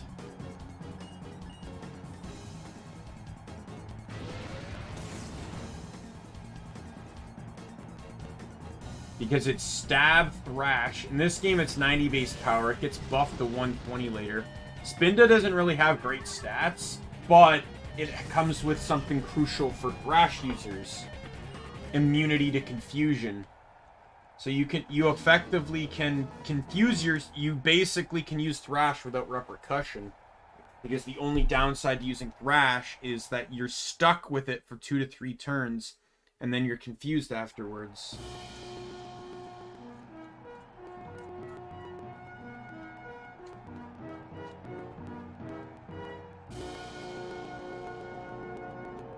Alright, what does this guy have?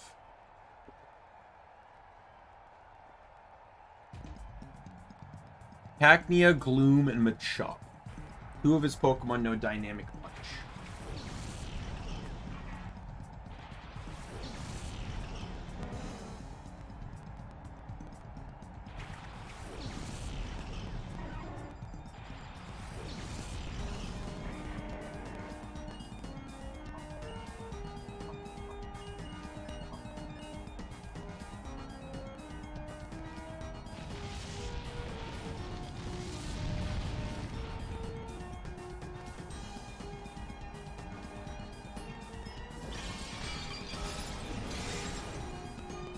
And Cacnea goes down.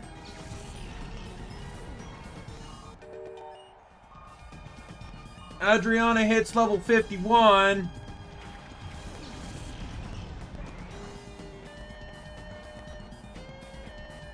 What powder? Oh, Razor Leaf. Oh yeah, it doesn't know a powder move. It knows Razor Leaf, Sludge Bomb, and Cut. You know, I technically... If I KO Gloom, I've won this fight. Machop knows Dynamic Punch, Karate Chop, Low Kick, and Smelling Salts. None of them can affect a Mischievous. I would effectively win pretty much by default at that point.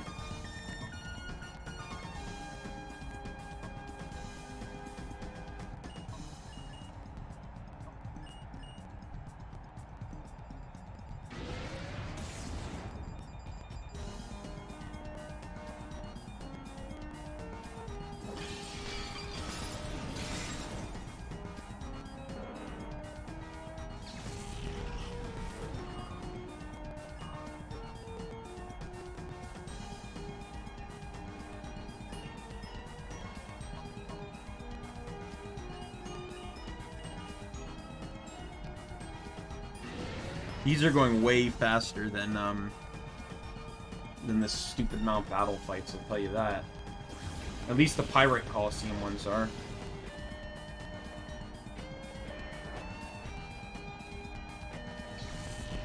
Let me see it.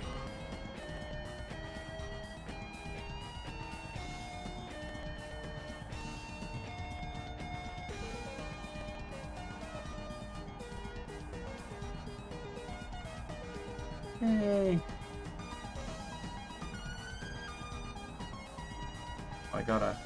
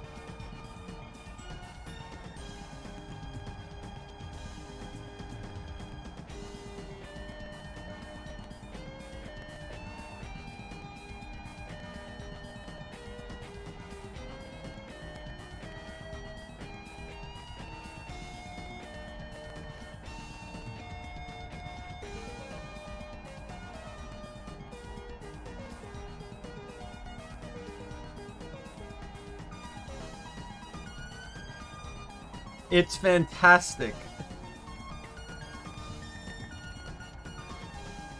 Now I'm tweeting it out. Because I gotta quote tweet it. I'm also going to save the image.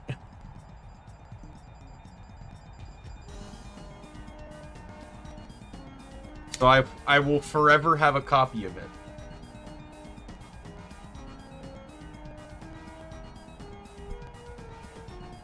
And even better, we're gonna do this.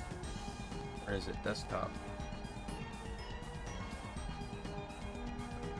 Why wouldn't I?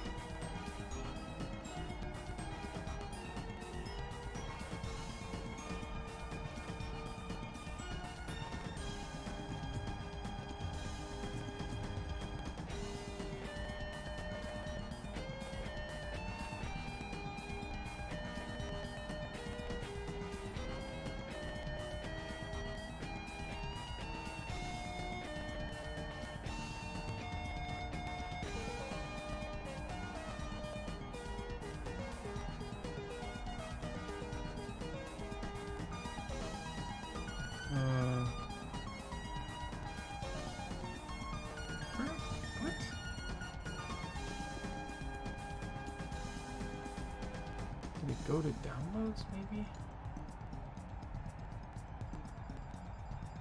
Where did it go? Hey, 1 second.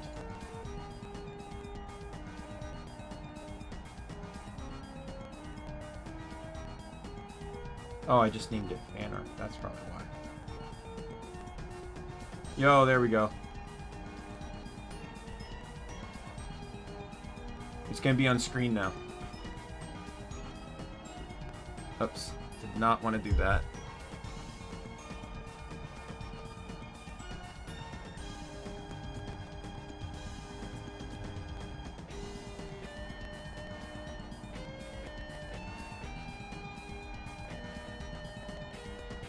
Now we just gotta add text.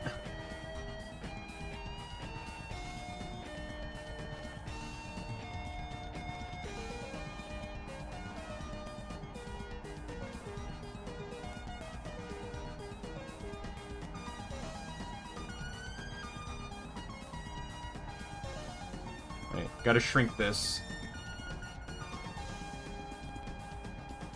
It's an appropriate file size.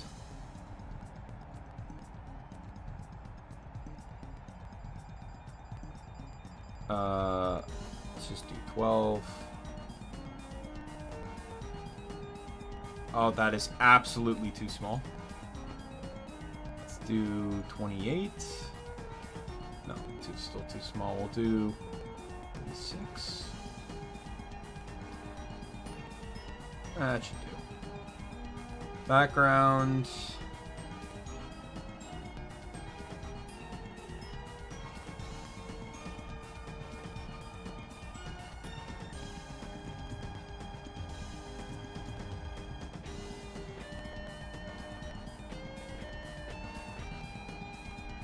There we go.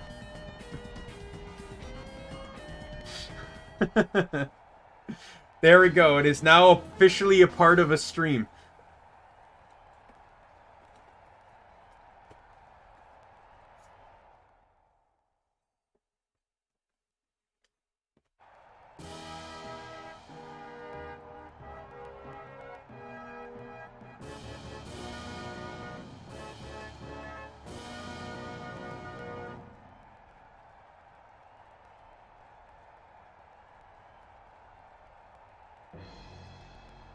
Alright, so this person has Grovyle, Nuzleaf, and Lairon.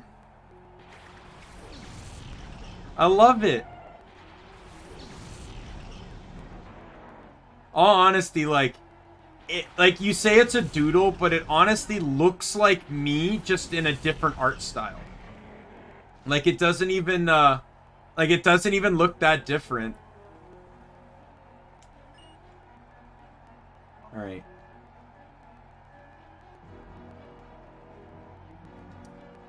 Do I do quad hidden power on Lairon against its higher defense, or do I do surf? Stab surf against the lower special. I'll do stab surf. Well, yeah, that's why I like it. Oh, your actual... Oh, okay. So you have two different art styles then. Grovyle went down. I don't know if... I didn't think Hidden Power was going to kill. Like, Aggron can survive... Like, I don't know about Lairon, but Aggron can survive a stab focus punch at times, so... In Gen 3. Or even in later gens, but... Well, thank you so much. Here, just for you.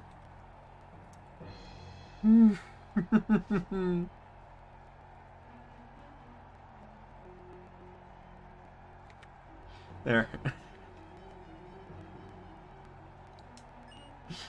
I know you said you liked the blush. No, we'll keep the blush up for the rest of the stream.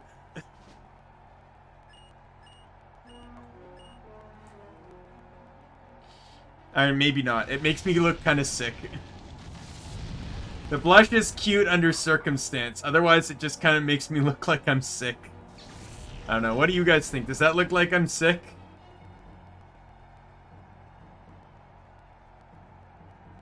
Especially when I'm leaning down, it does.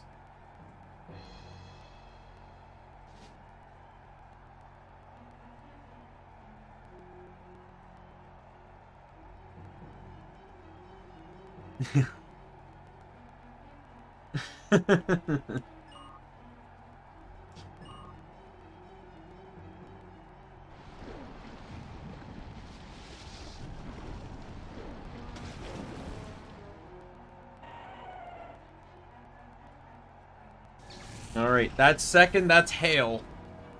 Hail yeah! As in person that watches M&J TV. Can I get a hell yeah? Hell yeah!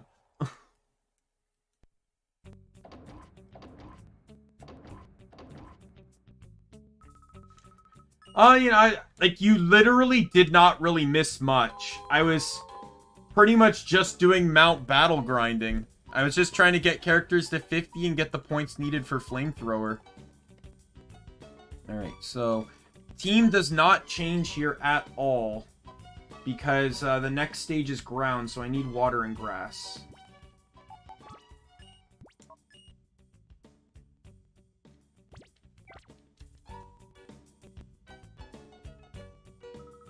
Yeah, I love his perspective on things.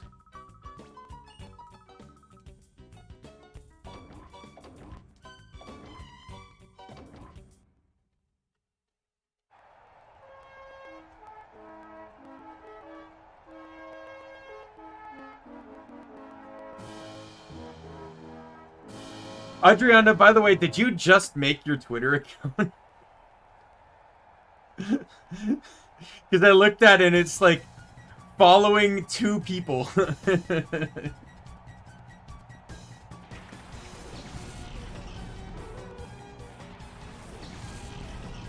Yeah. Well, guess what? Here you go. I'm your first follower. There you go.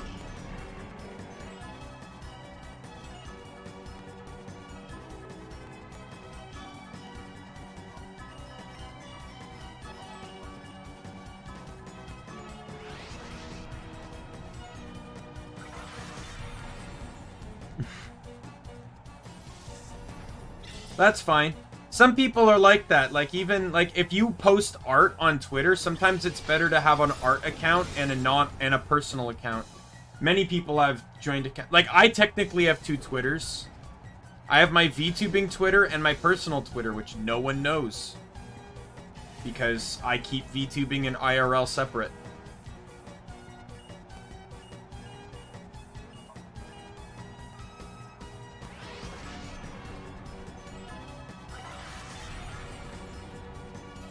You're Daimien fan again. I don't know, you have to talk to Red about that. You've not seen him. Red hasn't dropped by the stream for a little bit, but Red actually made a second account, and he keeps renaming it to various Daimien Kamiya fan stuff. Done a few streams ago. Hope Red's doing okay.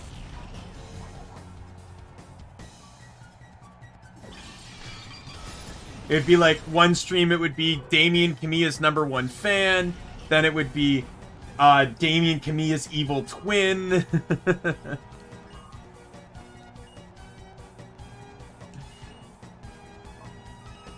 Then he spelled my name backwards, and that was his name.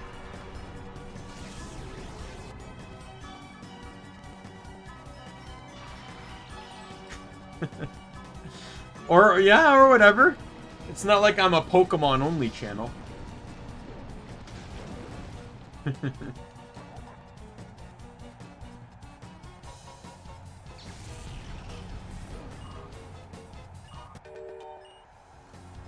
Yo, Choco Neko hitting level 52 and officially becoming the highest leveled person on the stream.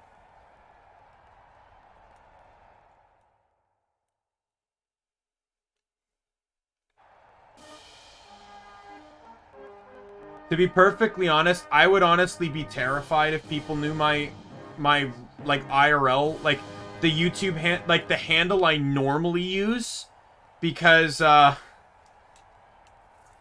only does it connect to a lot of stuff, like it shouldn't be hard because that handle is like my Twitter username is tied to that handle.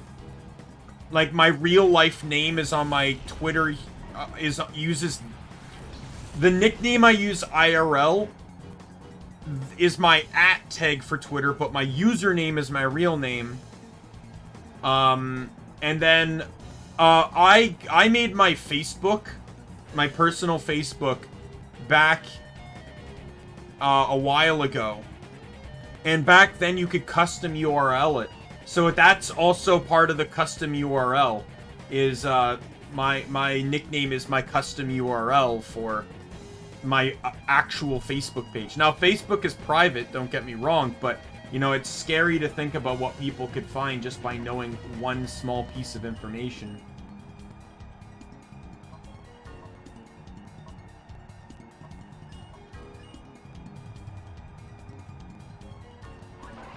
In all honesty, no.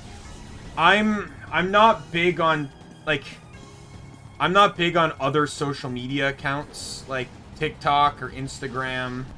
I'm not a photo taker, so Instagram for me would be pointless. But, I don't know, TikTok just doesn't draw me in. I'm not interested.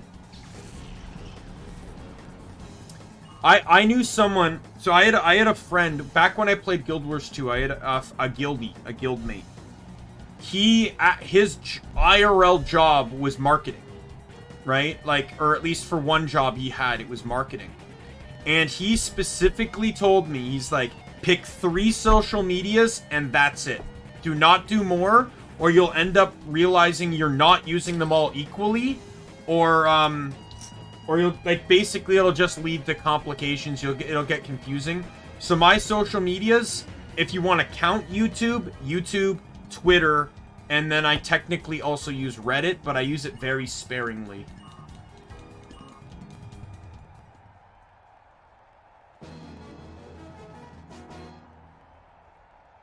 I'm also not a trend follower. I do not follow trends. So following TikTok is almost pointless to me. Like, I don't, like... If anything, I am the complete opposite of a trendsetter. The moment someone tells me how to play in Genshin, I'm shutting them down. Like, I don't know if some people have heard me. Like, when someone comes in and says, you should do this, my tone changes. As much as I try not to, my tone does change. And it's because I don't like being told what to do. It's probably a part of my ODD, but, like, I'm playing how I want to play, and I'm having fun that way. I don't care about how you think I should play.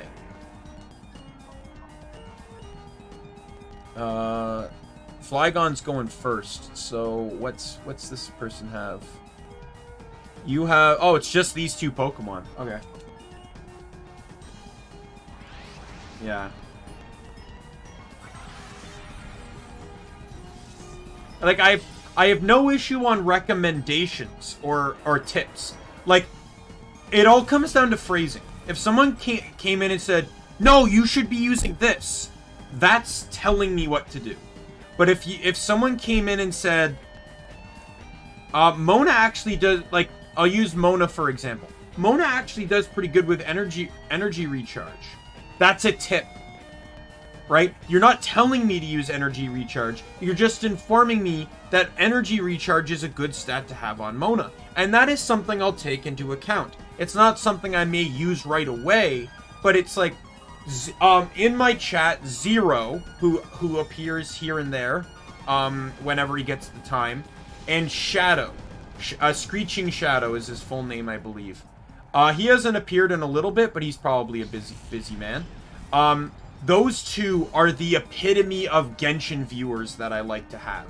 They show up, and they provide advice and tips without being intrusive. Shadow started since, like, the beginning of my Genshin time, and he... Alright, well, thanks for dropping by, Neko, I appreciate it. Enjoy the rest of your day, I know it's morning over there for you. But yeah, Shadow would show up, and he'd be like, oh, you know you can hold down that attack. There's a hold for that attack. And I'm like, there is? Right? And he would tell me information like that. Information that's not intrusive, but is useful to know.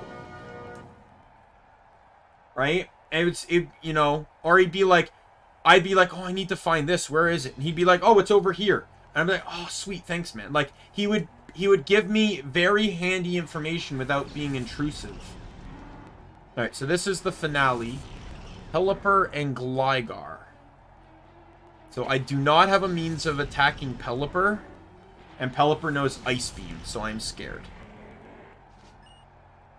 I can take out Gligar in one turn, though. I will use Dragon Breath on Pelipper.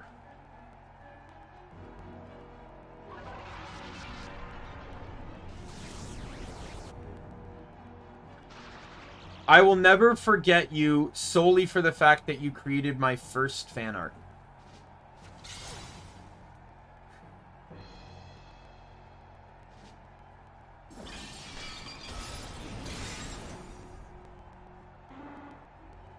Hey, you never know. You could turn out like Red. I did, like, the thing. So Red was the first person, the first random person to show up to my stream and believe in me. He showed up during one of my Minecraft streams. So I think this was in December. Like, he showed up because I only did 5 streams of that before it was a hardcore, so I died. I did 5 streams of that and then died. He showed up. He believed in me. He's like, you're gonna be big. You're gonna be huge. You know, he would show up, you know, every now, semi-frequently, and in honor of that, I actually made him a mod. He's a moderator on my channel. I think I have 5, or how many mods do I have? I have 2 people I know IRL that are mods on my channel. Okay, I knew that was gonna happen. I may have to sack Neko. But let's try and get rid of Shieldon together. And then there's two VTuber siblings I have.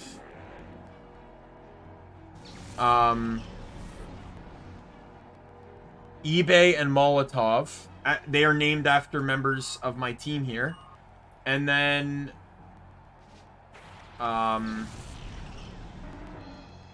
you know, and then there's Red, and I think that's it. I don't know. I do want to do one thing though.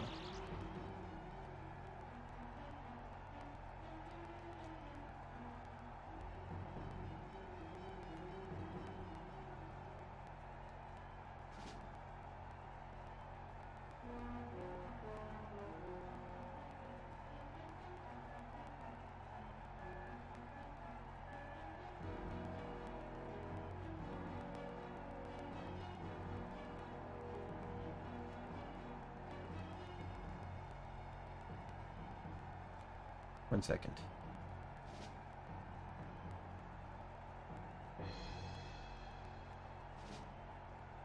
I'm analyzing things.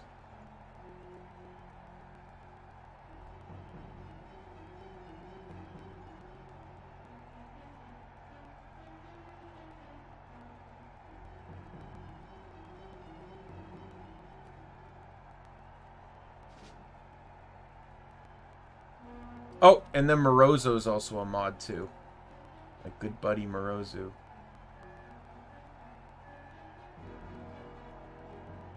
Who is that?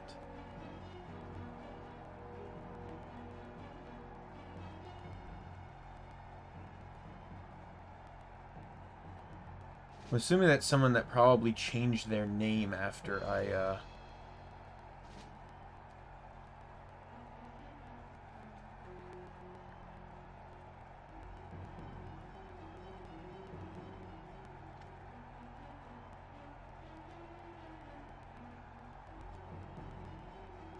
Well, there's a new moderator. I added Twig as a moderator. Because she's a good friend of mine. Oh, what? I guess... So I guess... I turned away for that. So I guess Dragon Breath killed Shelgon and Ice Beam hit Quagsire and froze him. Am I reading the situation correctly?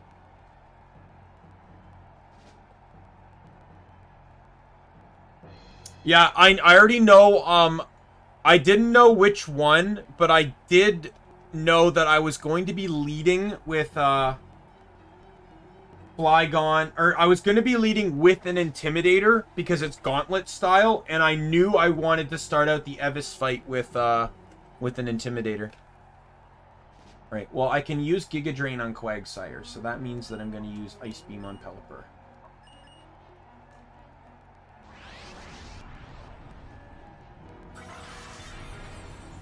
What are the odds that I got that Ice Beam freeze?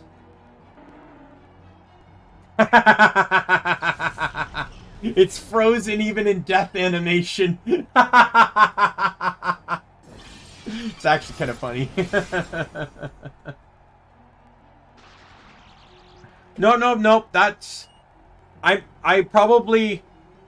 I don't know if I'm gonna lead with Flygon, but I just know that, like...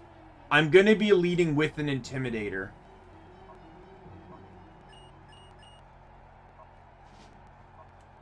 Man, Pelipper's not getting any luck here. Is that the second paralysis in a row? And I win. That's round 3. On to round 4, which is, I believe, exclusively, which is electric types. So this is Flygon Stantler.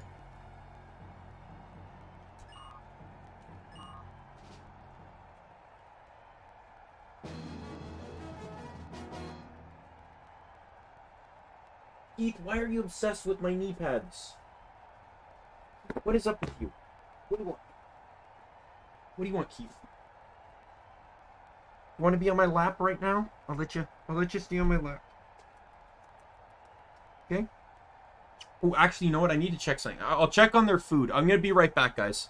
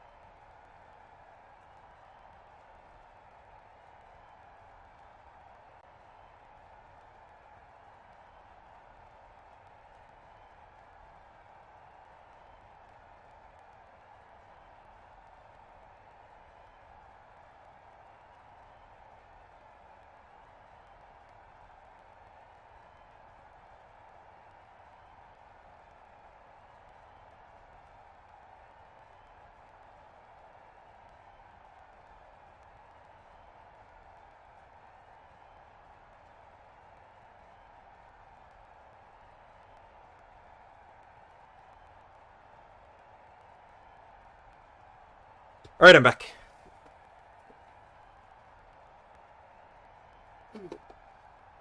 Sorry about that.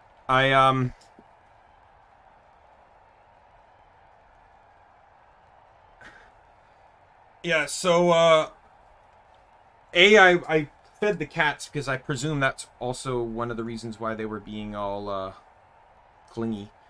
Because I fed them before the stream, but that was like 6 hours ago. So, on top of that, I had laundry done today, and so I didn't do laundry because the washing machine here, where I rent here, doesn't work right now.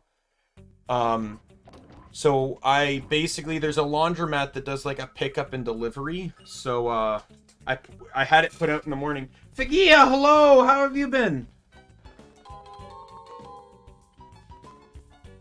So then I put I was just checking to see if it was back. All right. Let's change the team around. Get Stantler here. Oh, eBay is currently the lowest leveled person in the team. That's gonna change real fast. eBay is literally gonna be able to stampede her way through this whole thing. How many genders match here? All but one. Twigs is the only one that doesn't match.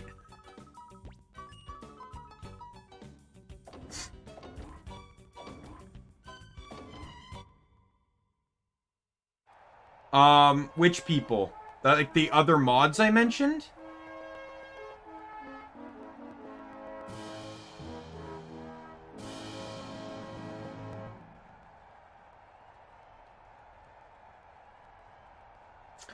Some of them. Like, some of them I met through Twitter, but they're also streamers. Some I know in IRL. 2 of my moderators are people I know in real life.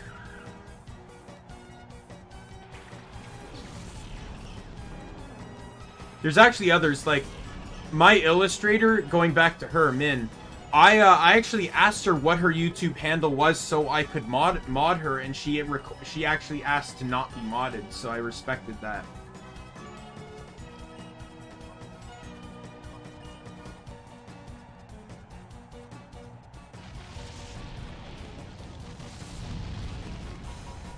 Yo, Pikachu!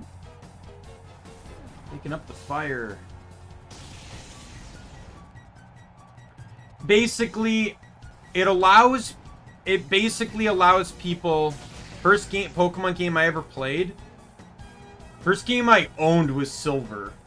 I don't know what it was that I played. I don't know if it was like a Friends Yellow or maybe Stadium. I'm not too sure. But Silver was the first I owned. So like, I go way back. So what moderators are is basically they can control the chat in my stead. So like, if chat's being rowdy, they can ban people, or they can time people out, or they can turn on and off slow mode. Basically, they can do stuff like that. It allows me to focus on the stream. I have not played Battle Revolution. I never owned a Wii, only my sister did, and she rarely let me play her consoles. Which is funny, because even though she would rarely let me play them, I still played them more than her. I, to this day, am pretty sure I played her Wii more than she did. I don't even know why she bought them.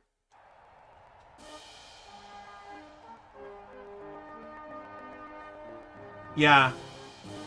And that's why you need moderators.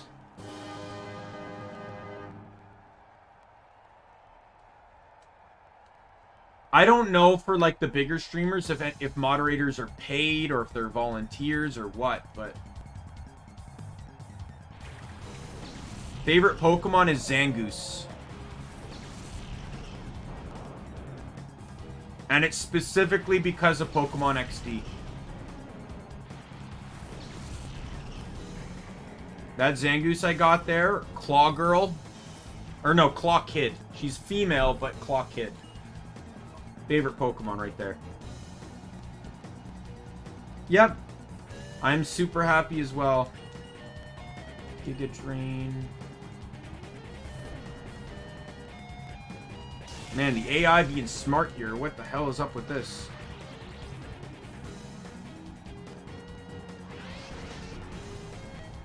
Midnight? Yeah. Got 7 p.m. where I am.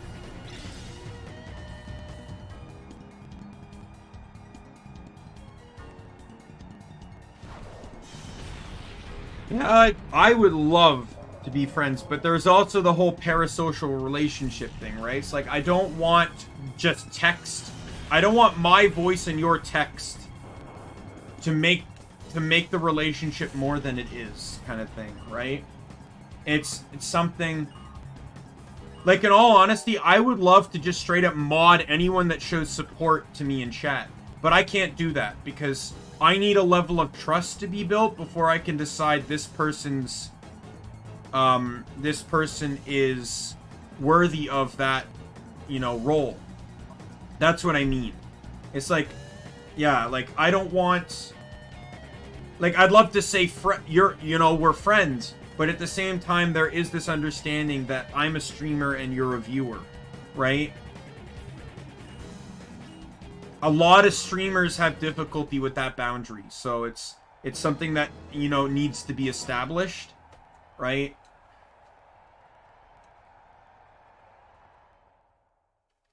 I've literally seen streamers, I think there was, during a controversy about this whole thing, I was like a streamer or a YouTuber. Yeah. No. I knew what you meant, but I'm just saying, right? Like, you know, it's that kind of same thing. But yeah, friend is fine. Like, you can DM me on Twitter if you want. You want to chat? You know, my DMs are open. But yeah, it's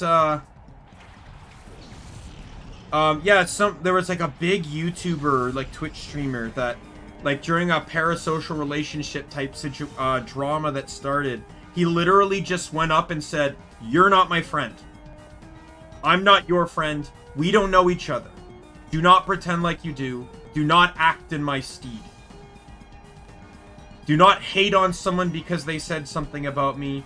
Do not hate on someone because I said something about them. You know nothing. Do not act as if you do." Right? Basically, drew that line as hard as he possibly could.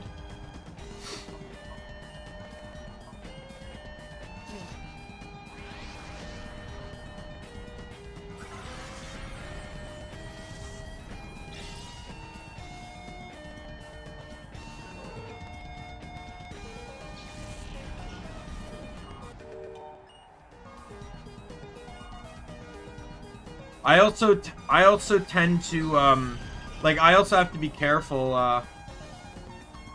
yeah.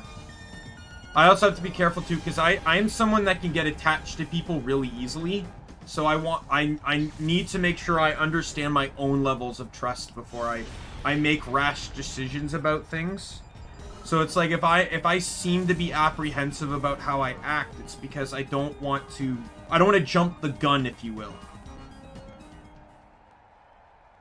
It's the same with, like, work. It's like, there's so many people at work I'd like to say, hey, they're my friend. But I need to remind myself that, no, they're my coworker or they're my employee, right? Like, there's tons of people I talk with about games at, you know, at work. But I can't add them on Discord or anything, because then it goes beyond a work relationship. And then if shit hits the fan... Where does that go, right?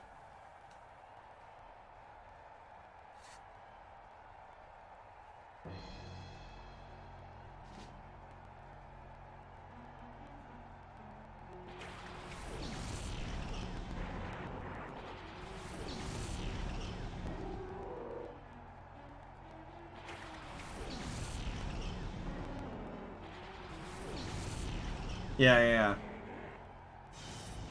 Like, I actually used to... My ex-girlfriend from a few years ago, when we started dating, we were working in the same store. But I was of a higher position of her, which is a big no-no. That's a conflict of interest. One of us would have to leave the store, but they just couldn't do it right away. My manager said he was actually surprised at the level of respect for the rules that we had.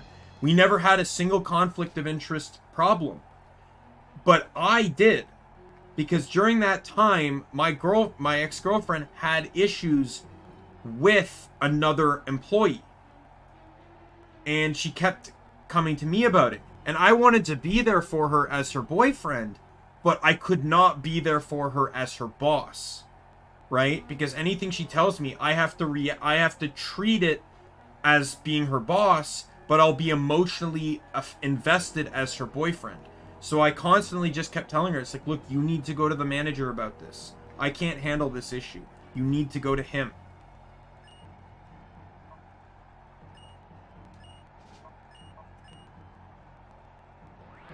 Oh, fuck. Why? What a stupid starting move. Let me check Lunatone. I want to check Lunatone's stats.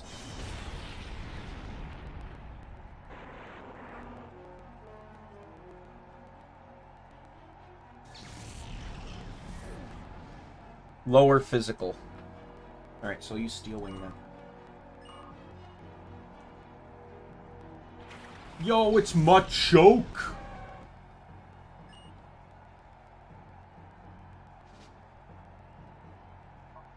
I'm gonna use Leer.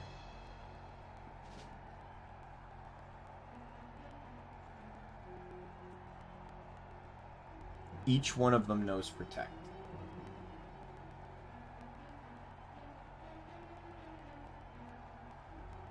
And then I'm gonna use Steel Wing on Lunatone. It's weird. They each know Protect, although two of them know Explosion. That's probably why. And then the other two know Foresight and Odor Sleuth.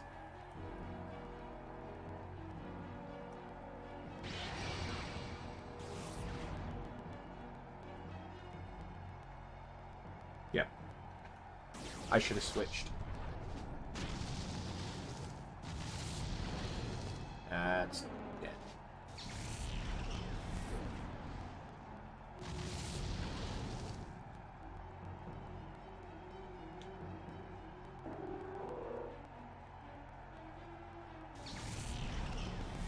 Yeah.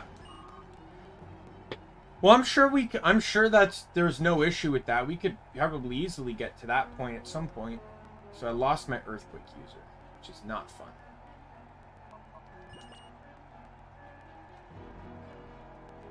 I lost my Earthquake user in a situation where there's still one more Electric type left to kill.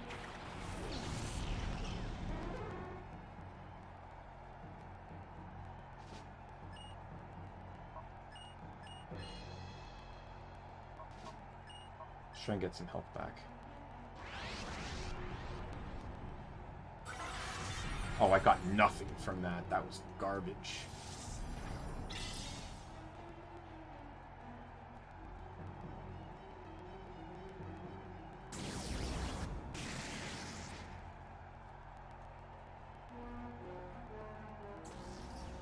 Yep. This might not be good. That's Vital Throw, right? Oh, Dynamic Punch. And it missed.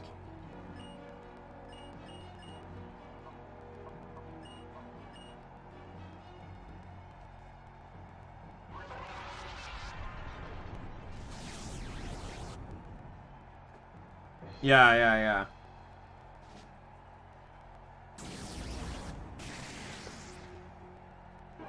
Like...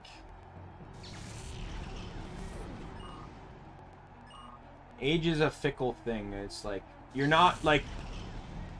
To me, in this, if you want to be a part of my stream, all I ask is for maturity. That's all I care about. I want you to be mature. My stream is not a place you're going to find sexual content or have sexual discussions, so It doesn't matter if anyone under 18 joins. I don't care. I just want maturity.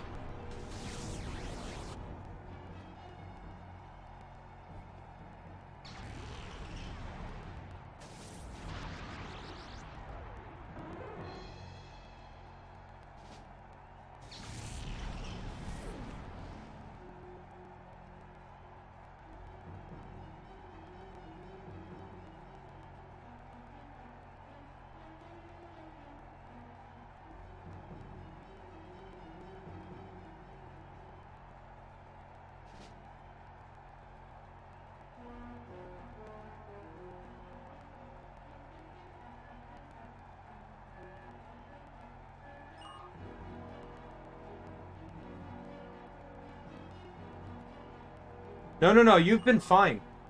Hell, I had a viewer before that was only 12. And he was perfectly fine. Like, as long as you can handle swearing and you're mature about your behavior, like, you're not saying weird things, you're not upsetting anyone or saying inappropriate stuff, you're fine. I don't care. And finally, Hitmontop never has to triple kick ever again. The toking up has leveled him. He's blazed so much. He is now fully capable of smashing bricks.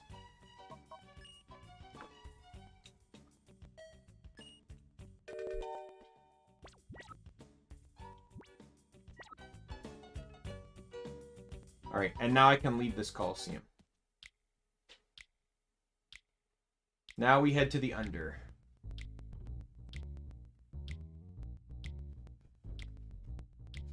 Oh. Roommate is home.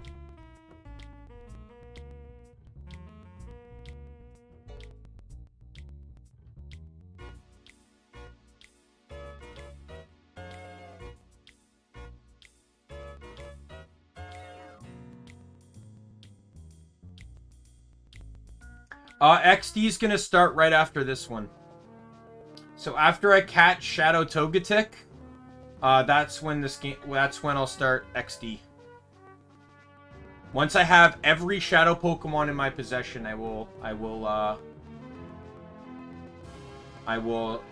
end this playthrough, and XD will start following it.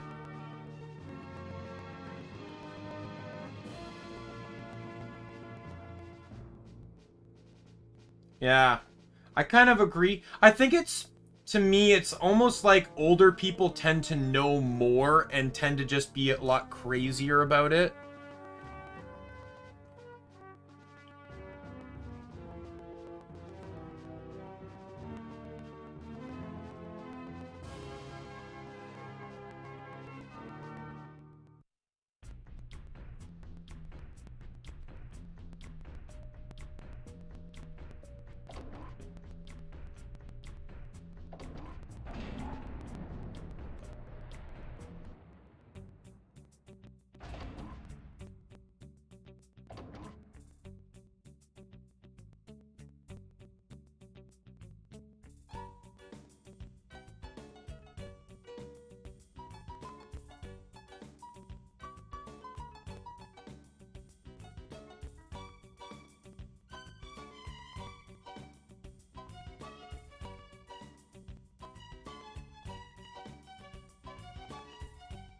I think every Pokemon should have been available before post-game.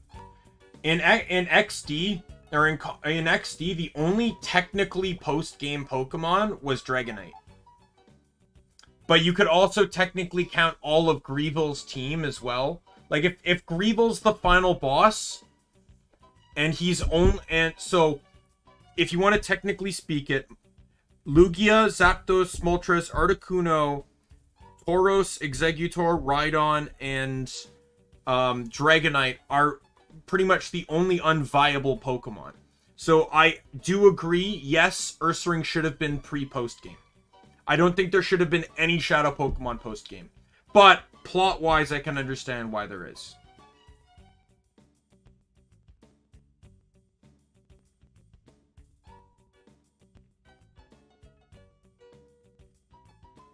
Yeah, exactly. Completely agree.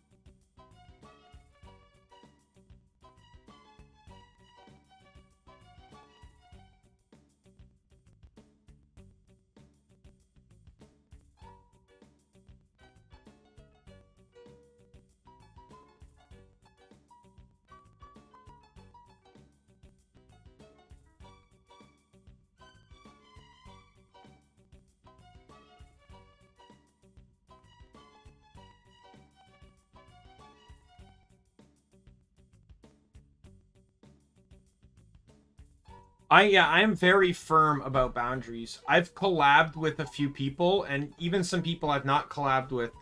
Some of the things we talk about in DMs, like with Twig, for example, on that Genshin collab, I made sure I covered as much as possible in our boundaries and understandings prior to the stream's beginning, just so we knew going into the stream. Next Spyro stream is, I believe, Tuesday.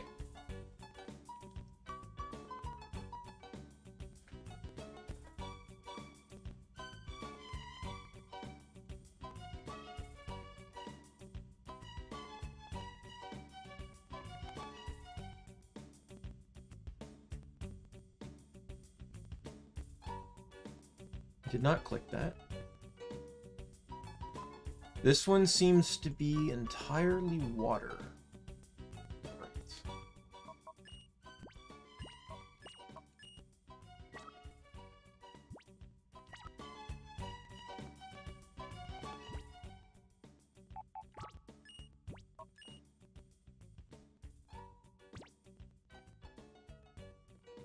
Gotta be careful with this first one, though, because every one of this guy's Pokemon knows Toxic.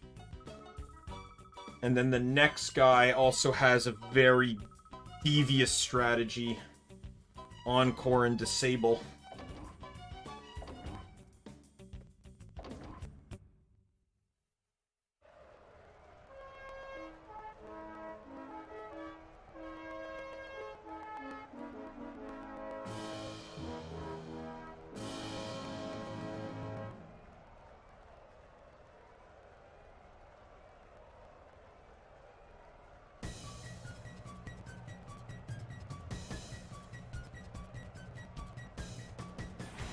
Yeah.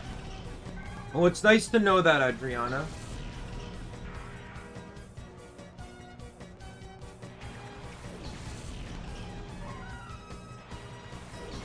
Yeah.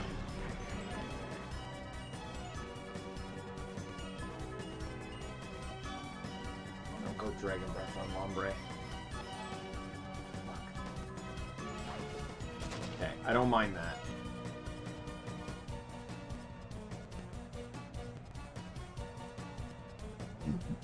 Of course it did. Are you serious? Okay, well now strategies have changed.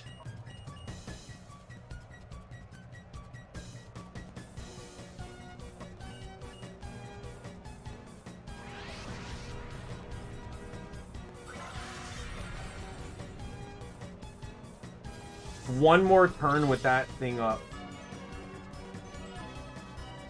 I'm so unbelievably pissed. Thunder misses, and then immediately it uses a move that weakens electric attacks.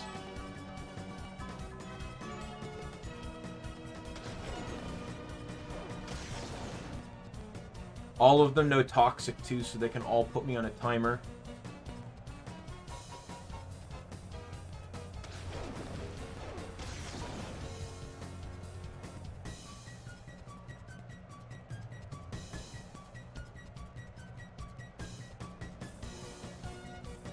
Yeah. Yeah, sometimes even friends can cross boundaries, so it's always, you know, you always want to be careful.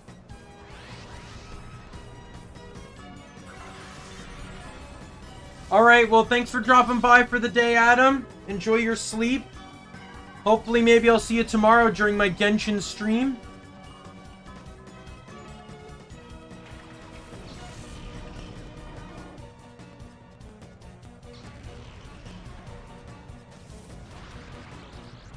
Okay, well that... Despite the curveball that was Thunder missing and Mudsport going up, that was actually still not a bad first few turns. Thunder, and we'll use Dragon Breath. Oh, you have work tomorrow? Yeah. Tomorrow, since tomorrow's Thanksgiving, I'm off. But my stream's going to be starting at around the 12 o'clock point. So, I don't know when you work, but maybe you might be able to see it in the evening or something. Because you're like, what, 5 hours ahead of me, right?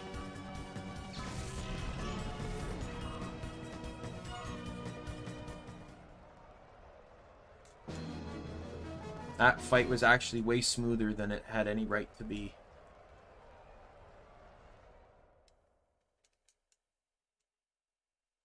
(2 to 7 p.m.) I might still be streaming. If you're 5 ahead of me, by the time it's like 3 p.m., you'd probably be able to see me. Because it'd be 8 for you, right? Yeah, tomorrow is Canadian Thanksgiving.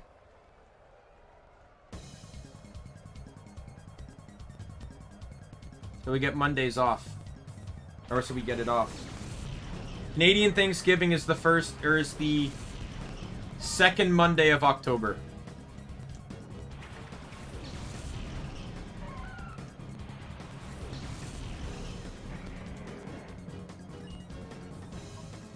I have no plans, so I'm just gonna be streaming.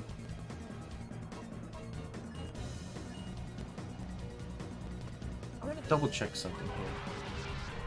Open up my handy dandy. Oh, Flygon's already up.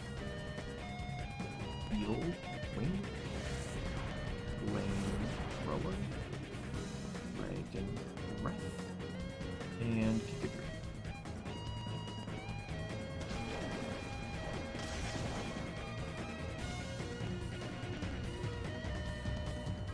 Okay, so yeah, so Steel Wing doesn't really seem to be very strong. Like, it's actually the only move that's not stronger than it is Gigadrain. So maybe I will run for Iron Tail. Like if I change, I already know Gigadrain's the weakest. Let's change this to Iron Tail just to compare. Oh yeah, that makes Iron Tail the strongest move I have. Until I get updated for Dragon Claw. Oh, and then it ties Dragon Claw. Wow.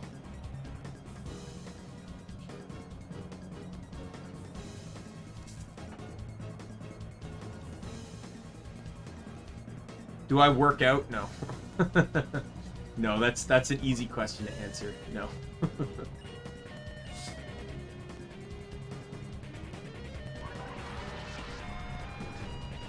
Do I wish I did? Yes. Do I? No. But I have a very physically taxing job because I work in retail. So I do a lot of lifting, a lot of moving. I also do enjoy going for walks, but I also heavily enjoy eating food that's not good for you, so. Yo, and the one shot on Seadra, or the 1-2 shot, because it missed the first turn. Yeah. Mine's about the same.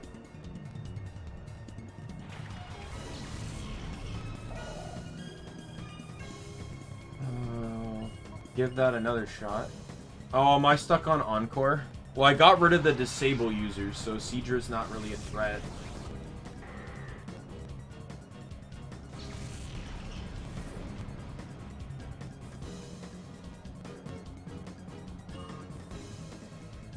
Yeah, because this is going way faster than I thought it was.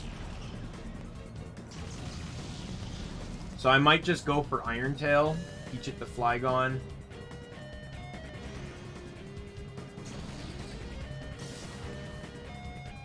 Oh, fuck. Oh, well. Not the end of the world. Mr. Psych gets to break some bricks. With his fancy new move, Brick Break. You know, provided Thunder misses. Yep. Called it. Yo, when he's breaking bricks.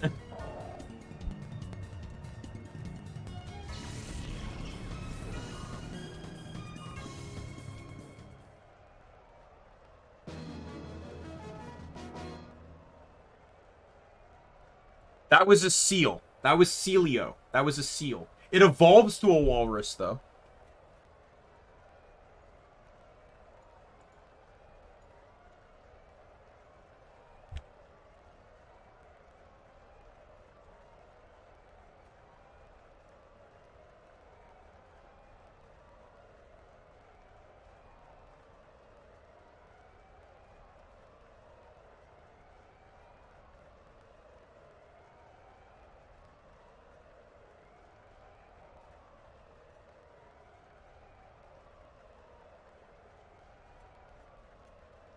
Oh my god.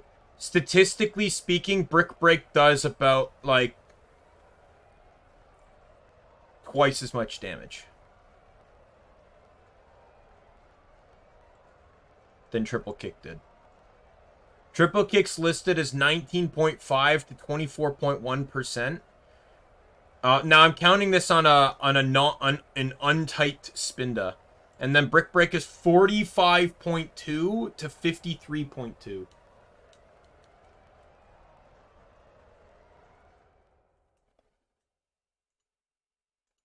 Right, next up is Bodybuilder Taman. And he's a fucking double team user. Double team and Toxic, the piece of shit.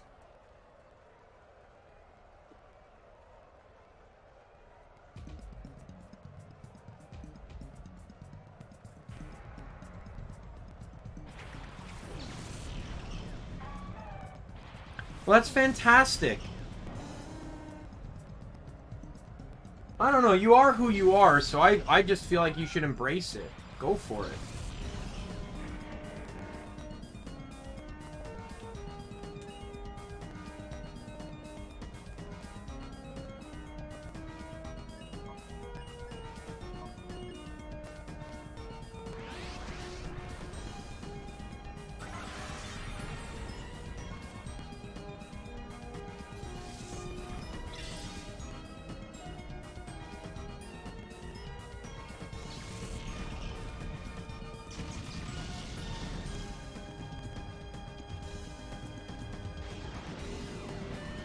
And it begins.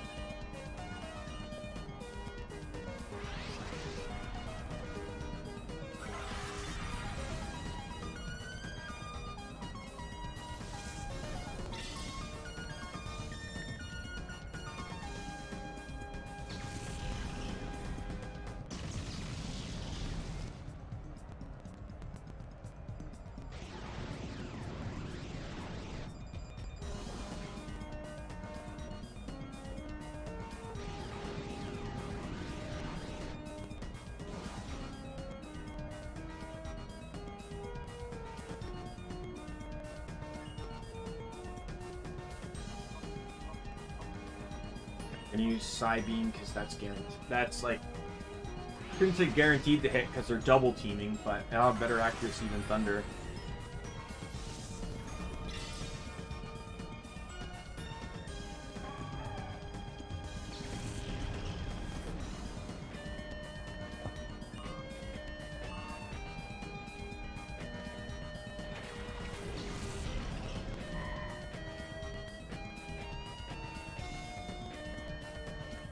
Like, yeah.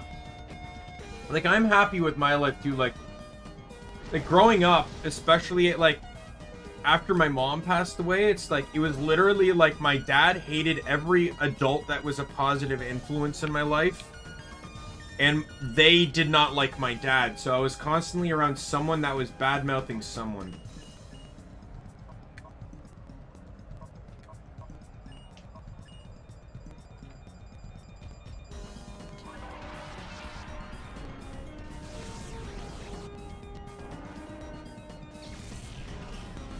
So wait, are you mean like you're a tomboy? And they just don't like the fact that you don't like more girly things?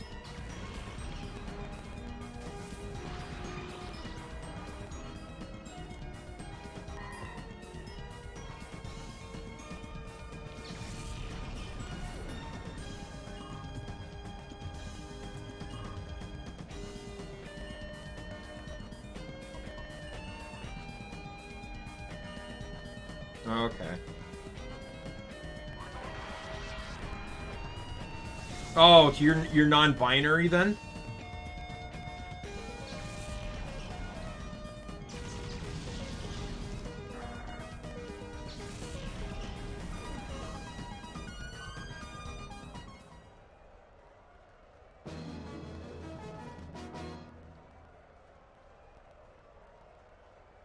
Well, non-binary is the term used by people that don't identify as female or male.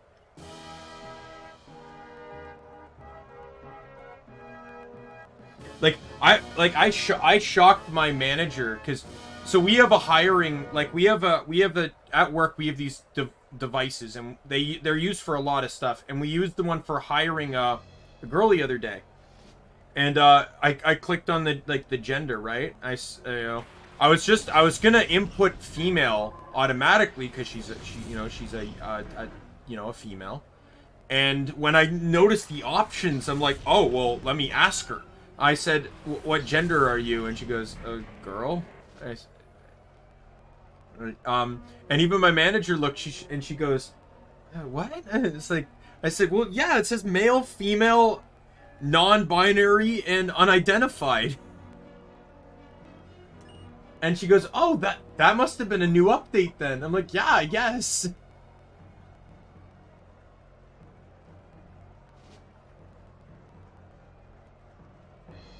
Okay, what does Flygon know? Okay, I think I have an idea. Thunder on Gorbis, and we'll use Steel Wing on Kecleon. Yeah, a lot. I think a lot of places are starting to do that now. And she's like, that had to have been a really new option because the last employee she hired did not have those options. It was male or female. So it had to be a very, very recent addition. Okay, so that attract causes me problems. And I don't like it. So this is the final fight here. This will get me Sandstorm. Now, all of these Pokemon know attract, by the way. And that annoys the hell out of me. Alright, so I am going to use Shadow Ball on Gorbis to guarantee the KO. And pray that Flamethrower breaks through the attract. It does not. Fuck.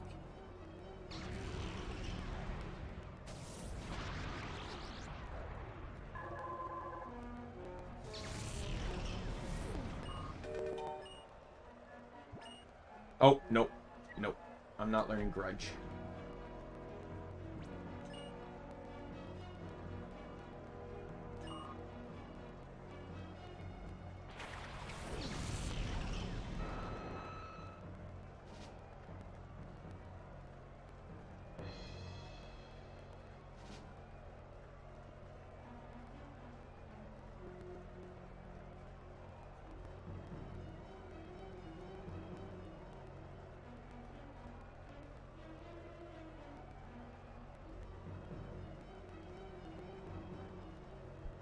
A second, I just want to double check something here.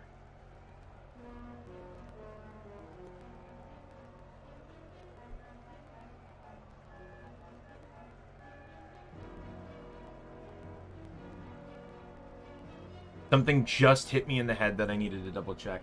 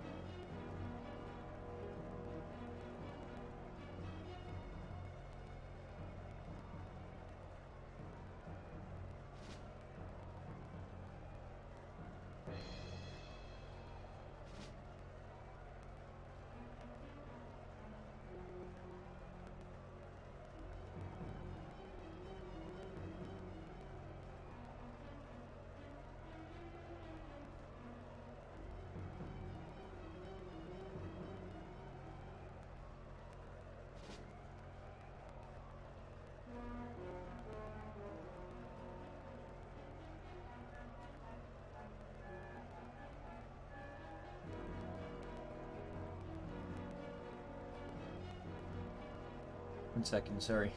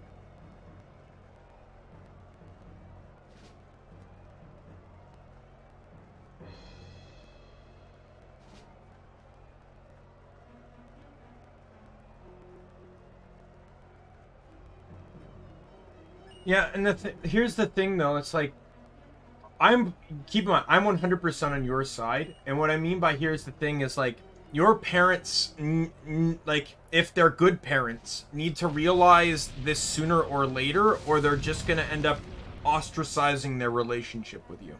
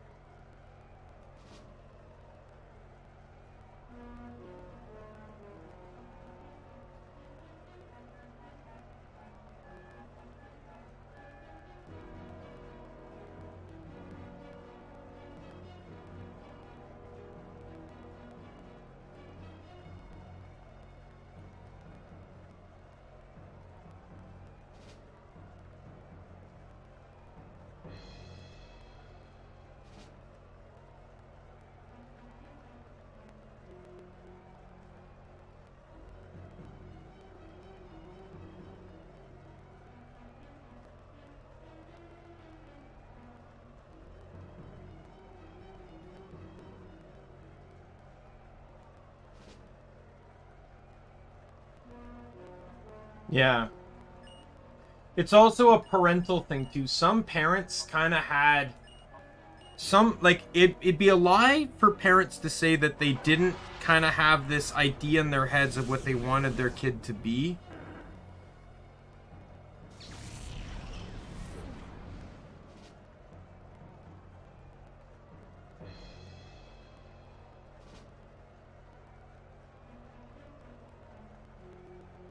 You know, before they,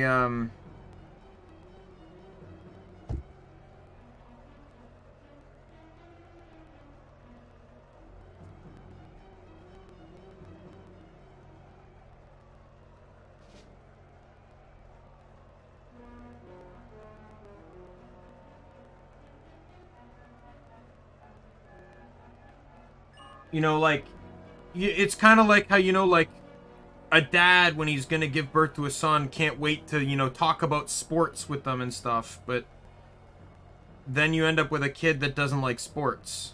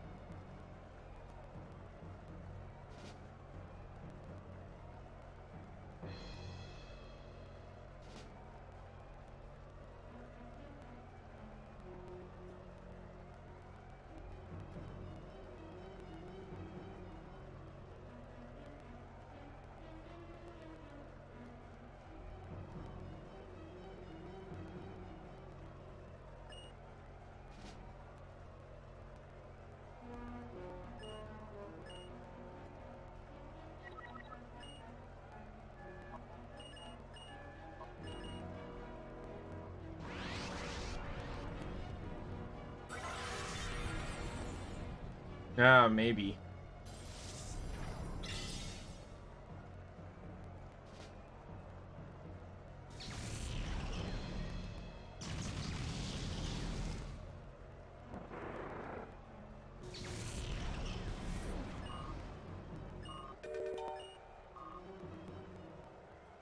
I don't know, like, for me, I'm asexual, but I made it very, like, I never went around telling people I was. I was just comfortable being who I was, and then if it became apparent, I'm just like, oh, I'm asexual, right? Like, I personally never tried to make a big deal out of it, and no one really seemed to care, at least from the people I know. So,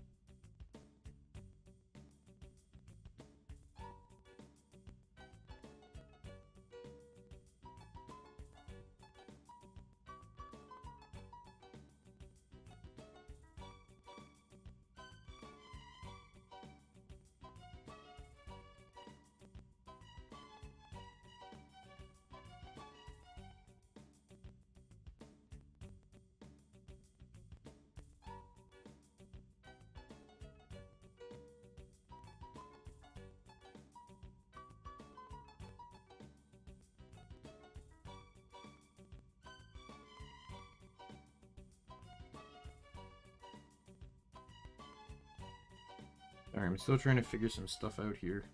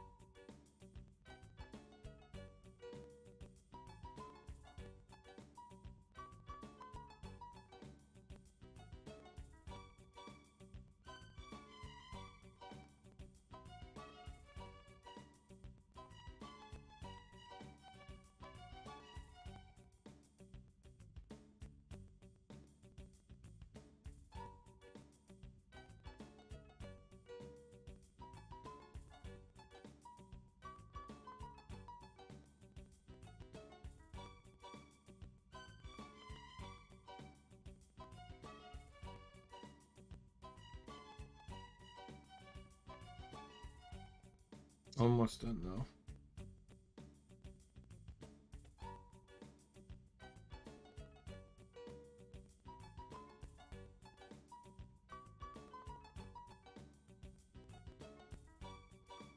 Alright. Sorry about that.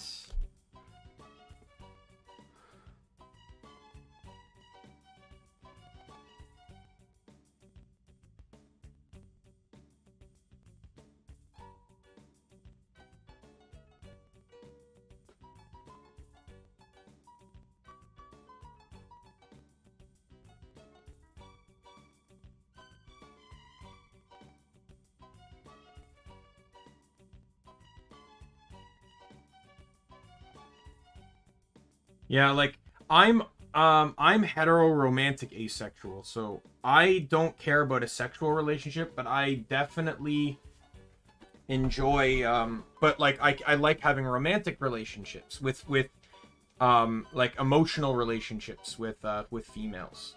Um I have a friend that is, I think she said, I won't name her obviously, but I think she said she's demisexual. And I looked that up, so obviously what bi is, but demisexual means that it's someone you won't have sexual relations with until you actually get to know them really well. Right? So she's not someone that would just go out and sleep with anyone. She actually needs to know who they are and know them rather well.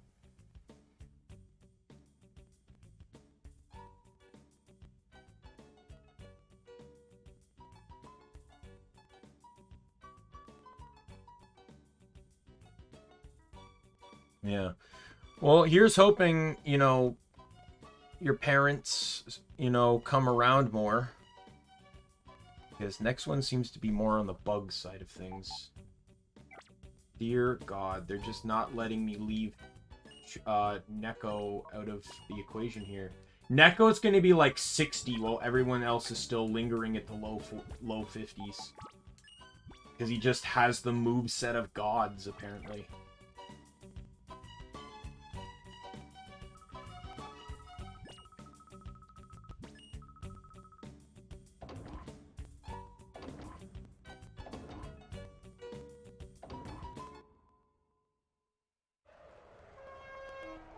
No, it's like every single combination, it's just like he's good against them. Here it's bug types. So there's going to be a lot of bug types. So I need super effective against bug. And guess what? That's fire and rock. I don't have flying on my team, so it just comes down to fire and rock. And I only have 2 Pokemon with those moves.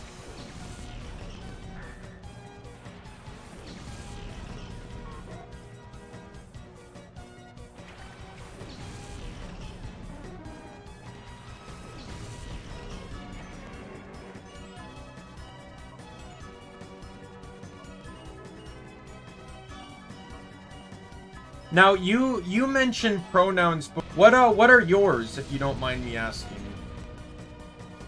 Are you a they/them type person, or... Because you said you don't really identify as a particular gender, right?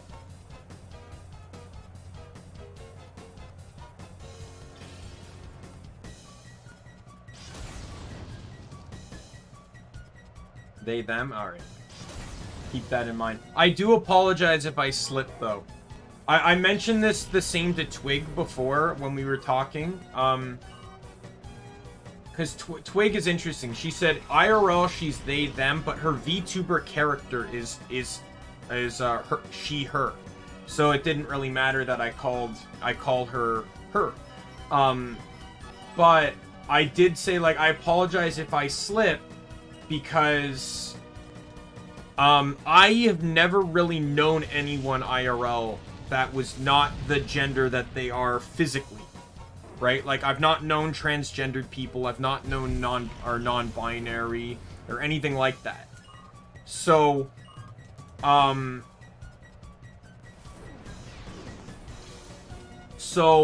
me, it's a natural slip.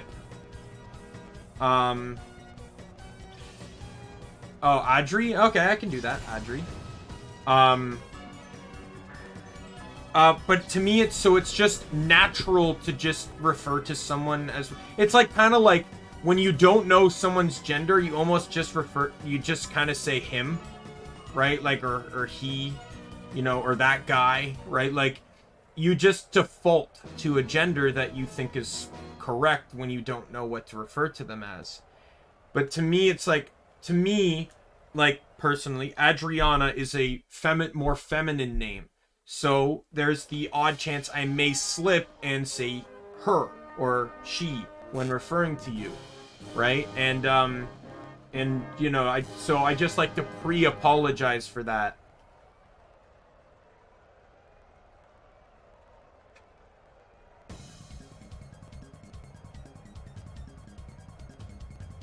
Adri or Adriana? Like, you, like, prefer the short form, you mean? Okay. Yeah, like, that's, you know, it's like, I don't want to step on anyone's toes, right? So, obviously, I want to make sure I use the right pronouns, but at the same time, I want to pre-apologize for those where I accidentally use the wrong pronouns. Oh, Flatter. That's good and bad for you. Flatter's such a garbage move, too. At least Swagger makes sense.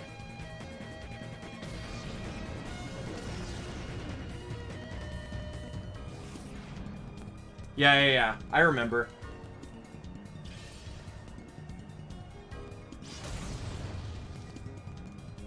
Eat them rocks. And I still didn't kill Flappy? Are you kidding me?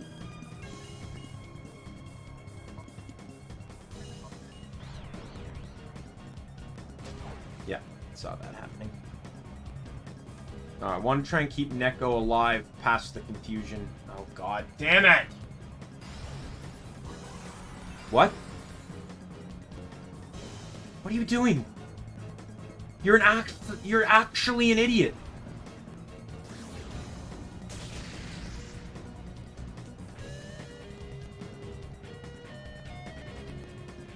Oh, of course you did. Of course you did. What a waste of a turn on my end of things.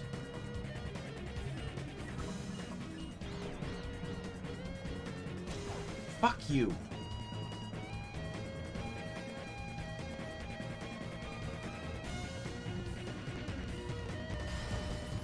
Yeah, I wouldn't say I was disrespectful. I was very argumentative in the past. Why do you keep using Flatter? You're literally confusing the hell out of me. I am already confused. You are literally just increasing my special attack. You are doing no good here. Literally no good. 3 of my moves are special. 1 of them is super effective. Against the remaining 2 Pokemon you have on your team.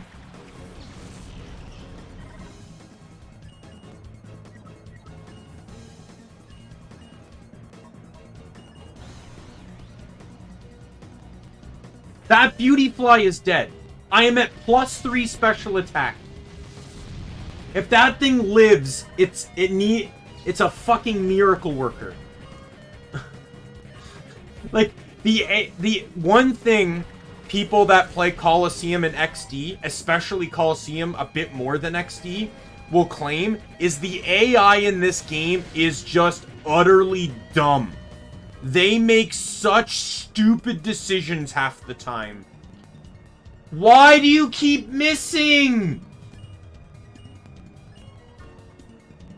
Like, seriously. Rock Slide has a 10% chance to miss. I've hit like 3 times. Out of what? 4 attempts. So out of 8 possible hits, I hit 3 times.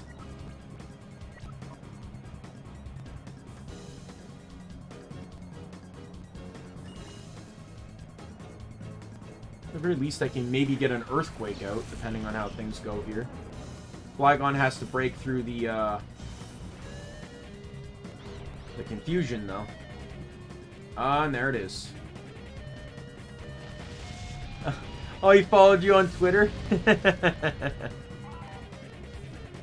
I think he's, like, the only one that follows me on stream that like, well, him and DK. I don't know if you've seen DK.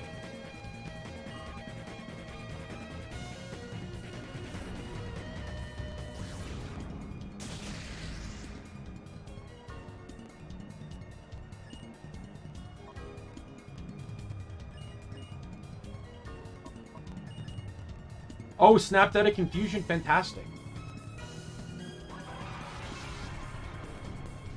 So, here's the thing. So, there are 2 moves in the game. One is called Swagger. One is called Flatter. Swagger confuses the opponent, but increases its attack stat by 2 levels. Flatter confuses the opponent, but increases its special attack by 1 stat. Why is there a difference between these? Well, Swagger works in the way it does because when a Pokemon hurts itself in its confusion, the calculation of damage applies the Pokemon's attack against their defense. So by increasing attack, you increase the potential damage they deal to themselves. Flatter, on the other hand, is a fucking garbage move because special attack under no circumstances ever benefits confusion. So using Flatter literally confuses the opponent while buffing their special attack. For no reason. That is why Flatter is a garbage move. It is literally one of the worst moves out there. People don't even use Swagger competitively, but at least they'll argue the purpose of Swagger. Flatter, on the other hand, is just garbage. The only real benefit those moves have is to use them on an ally that has own tempo and is immune to confusion. Where do you play this game?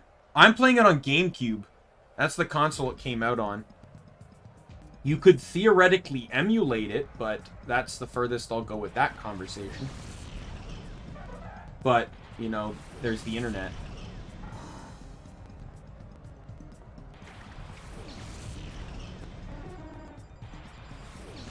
Normally, Normally I link where you can get the game in the description, but because this is, this hasn't been re-released on newer consoles, and it's only on GameCube, it's not a game I can link. Okay, so I can't use Flamethrower, because oh, Grumpig has own tempo, so I probably could. Why do they all know Attract? Okay, well, if I get rid of Grumpig... Okay, well, fuck you and your Confuse Rays. Then I can switch to an all-male crew.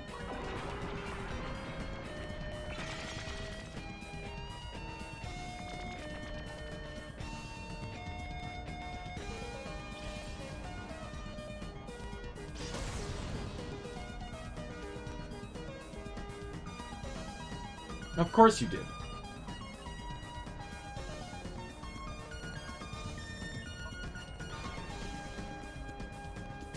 Of course I did.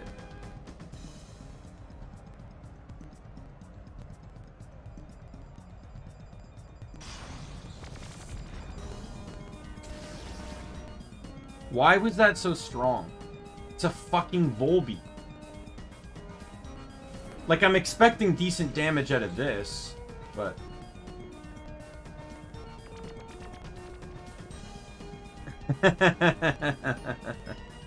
That's actually kind of funny.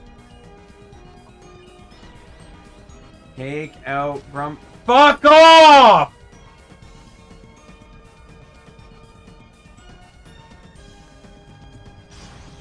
Fuck!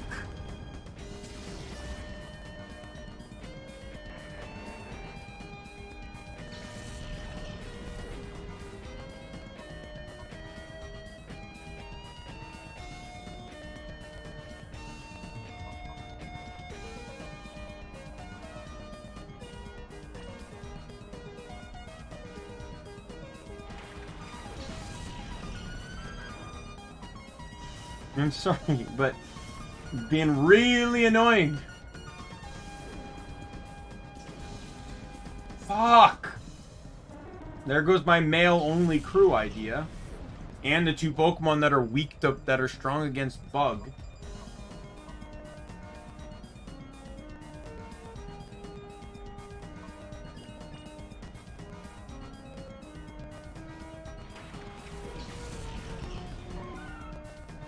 Molotov should be fast enough I can take out Grumpig. I picked an awful Pokemon for this.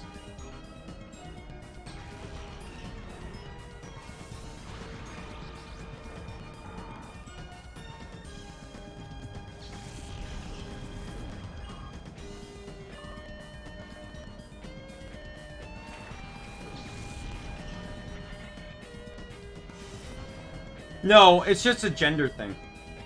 And gender mostly doesn't come... Gender only comes into play for moves like Attract. Or, breeding. There's Pokemon breeding. Some Pokemon are exclusively only certain genders. Like, Hitmontop, for example. Mr. Psyche. Hitmontops are exclusively male. They cannot be female. Their species cannot be female at all. There's certain Pokemon like that. Like, Miltank, for example, is a cow, and it is exclusively female. Tauros, on the other hand, is a bull, and it's exclusively male. Right? So, also, certain Pokemon can only evolve under certain gender-specific conditions. Such as, Snorunt can only evolve to Glalie, or to, Frostless if it's female. Curlia can only evolve to Glade if it's male. Salazzle can only evolve if it's female, and... what are some others?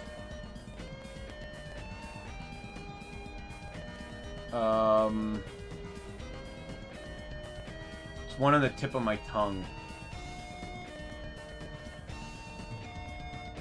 Oh yeah. Combee can only evolve if it's female. Those two are unique, though, because they don't have alternative evolutions. Snorunt and Curlia have alternative evolutions if they don't evolve.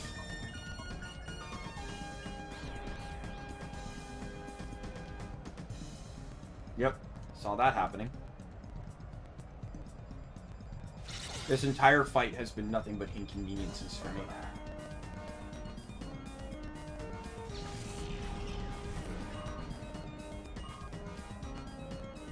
Yep.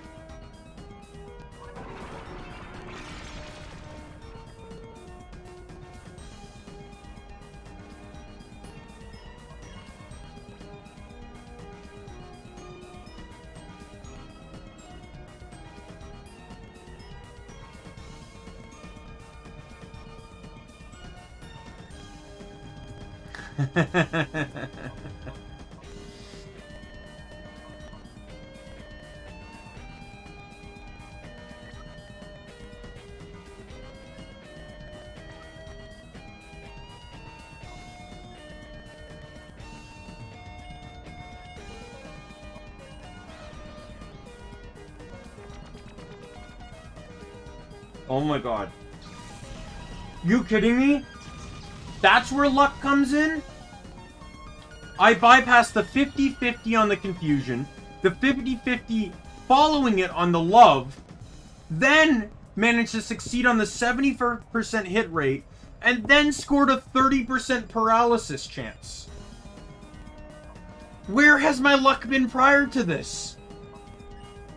All the while the paralysis completely, utterly ruined my attempt to poison it.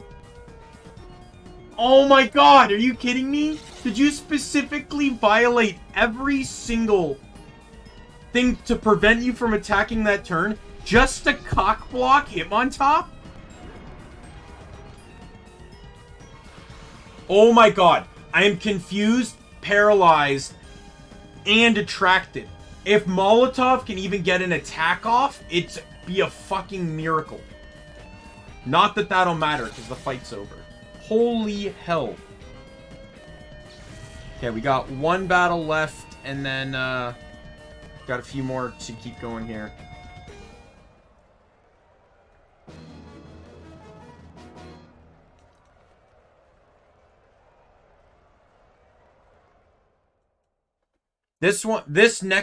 Once I beat this person, Adri, you officially become a stronger Pokemon.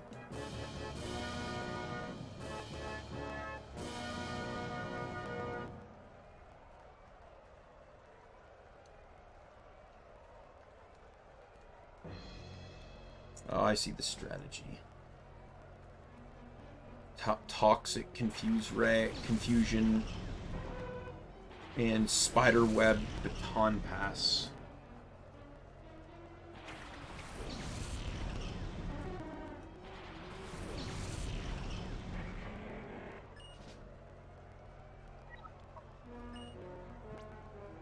I'm switching you to you. And I'm gonna try and flamethrower kill Ariados.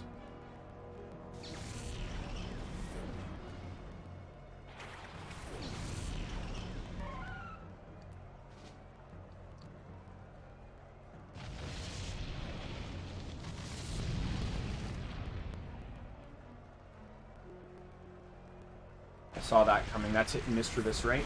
Yep. That's why I did the switch. Are you kidding me? I didn't notice the double team. Okay, that's going to be annoying. I already know your strategy, dude. I'm looking at it. Double team, spiderweb, baton pass. And then you pass to a harder up. And then you basically toxic and trap stall. Not gonna work for me. Ninetales is a fucking menace, though. That's for sure. This is why Taunt would be so good if it wasn't post-game. Taunt would shut this guy out almost immediately. Aridos would only have Signal Beam. Politoed would have Waterfall. Fortress would have Sand Tomb, Earthquake, and Explosion. Ninetales would only have Fire Spin.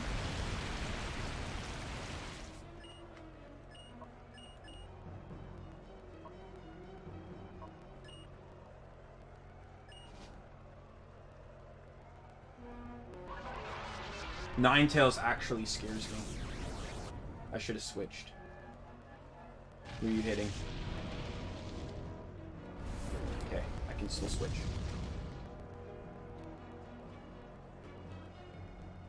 Missed? Yep. Man, that 20% chance for Thunder to hit is doing a great job.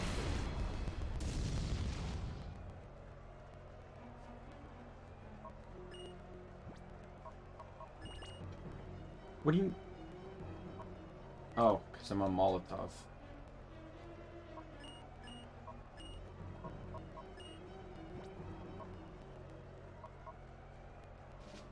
All the brownies came out good? That's great. I want to save Neko for Fortress. I may need him. The flamethrower.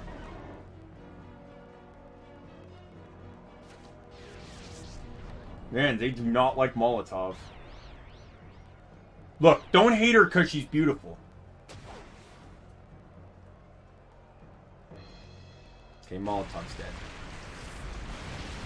Oh. Yeah, Choco is fantastic. He's a great guy.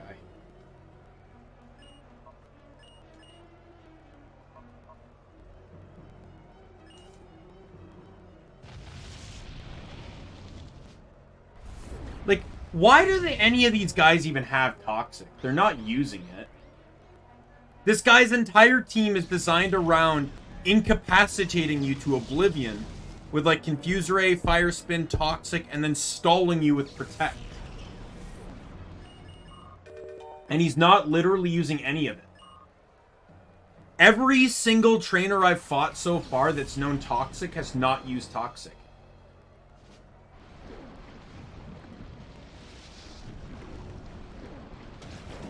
Politoed? Yeah.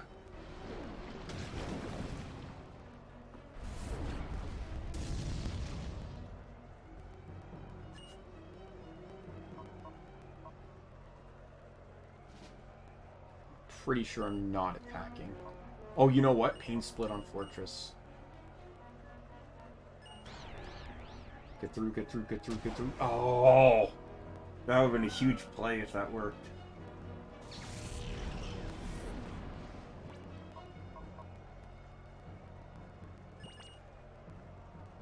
Risky strat, but best choice for taking out Fortress. Yeah, they're over 1,000 Pokemon now.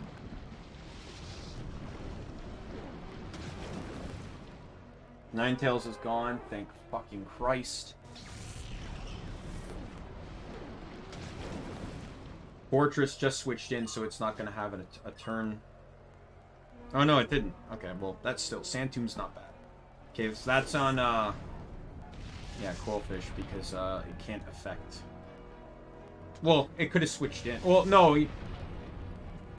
Molotov technically is immune to ground, but it doesn't mean anything. Probably still would have attacked her.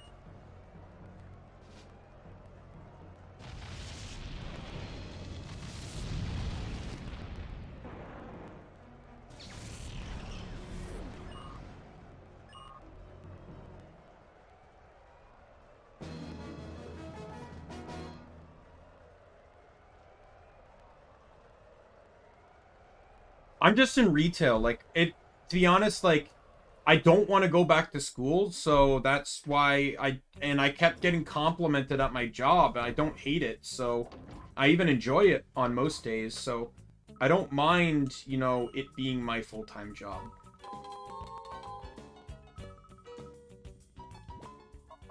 Right? I wouldn't, like, I never really thought of what I wanted to do. So, it's retail. I wouldn't say it pays the greatest, but I wouldn't necessarily also say it's, like, the worst pay in the world.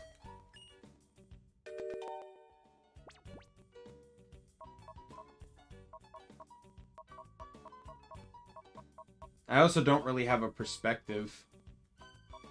Alright, let's get the other TM.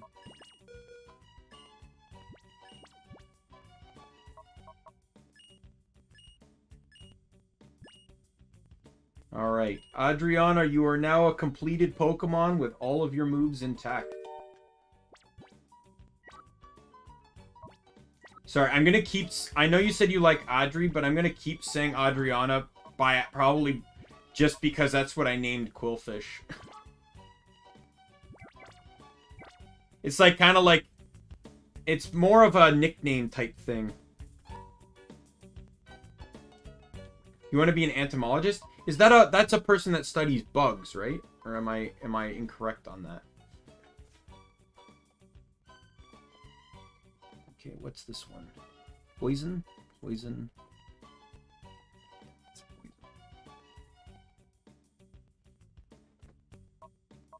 So, you and... Yo, Choco is finally getting pulled. He's getting benched after so long.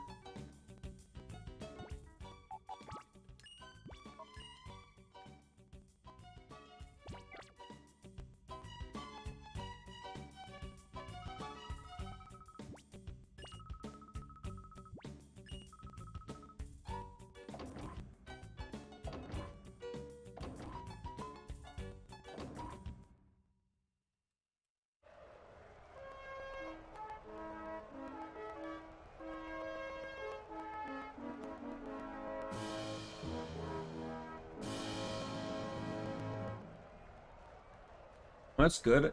It's a good thing. Like, hope you can study hard on it then, and know what schools to go to and stuff. That's going to be a lot of science courses too, I imagine.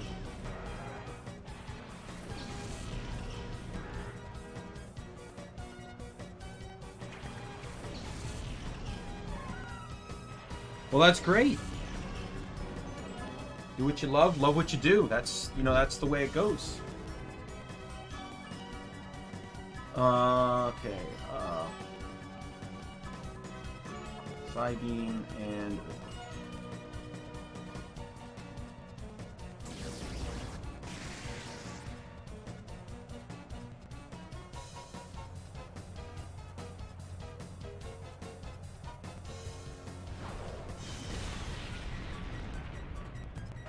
Yo, Tentacool is down. Yo, it's an earthquake!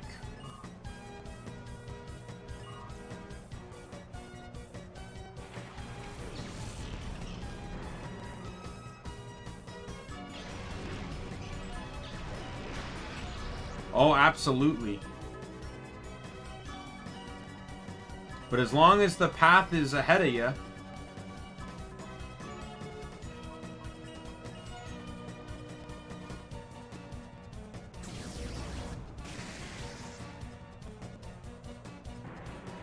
And then takedown will kill Dustox, and that's the fight.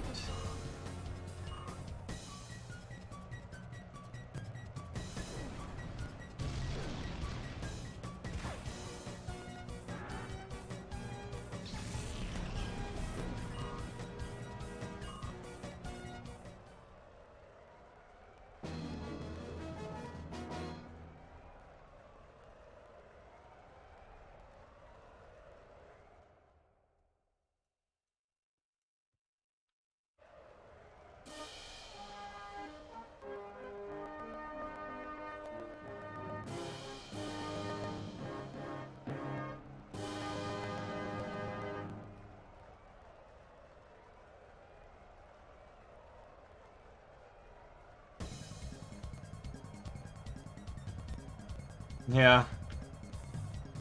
That sounds like the plot of a book I once read. I Am Not a Serial Killer. It was about a sociopathic kid that was obsessed with serial killers.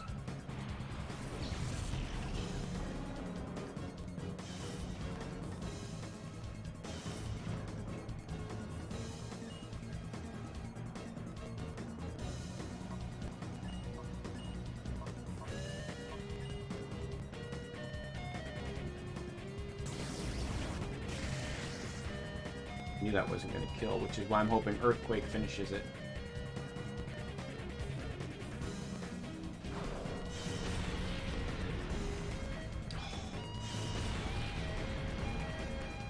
Are you serious?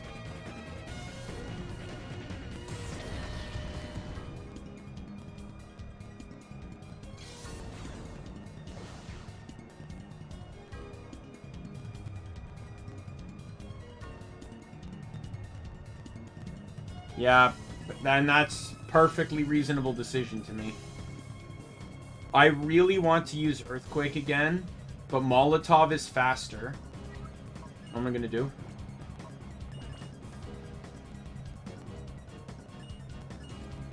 And Gloom comes out, and Gloom is not weak to ground.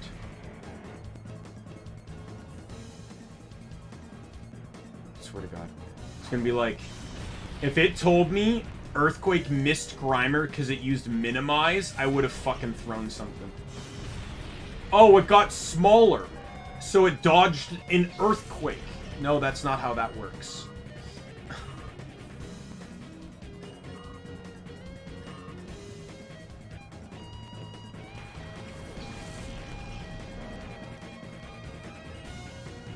Flamethrower and takedown.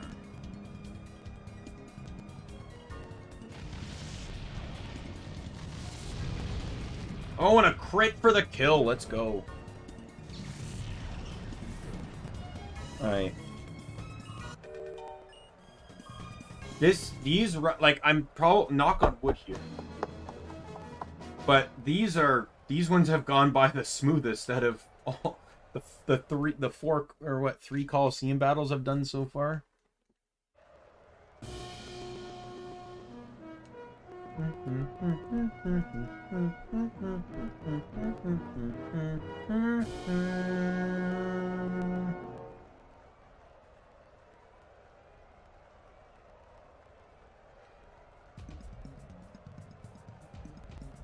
I hope the Viper uses Dig.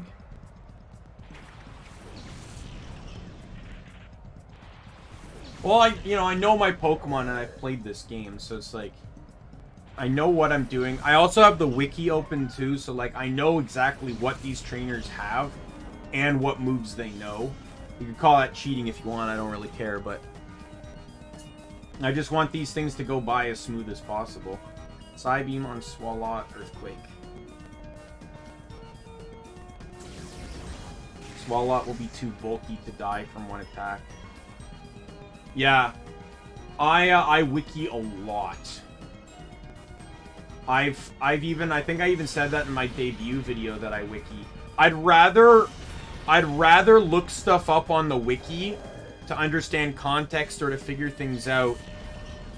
Wiki and guides. I'd rather look stuff up than be stuck in one spot for an hour because I can't figure it out.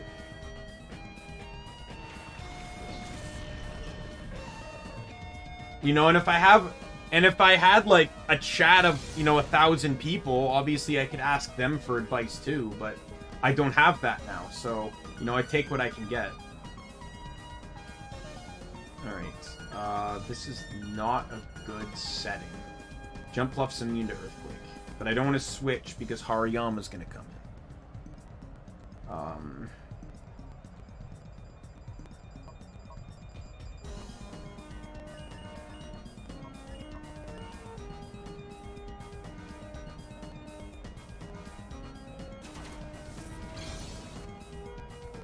Yeah, I know.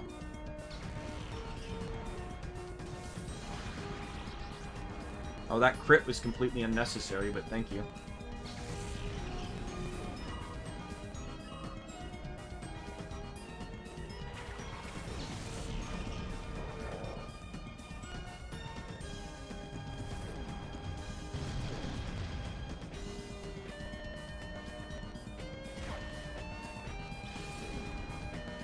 Welcome back, Neko!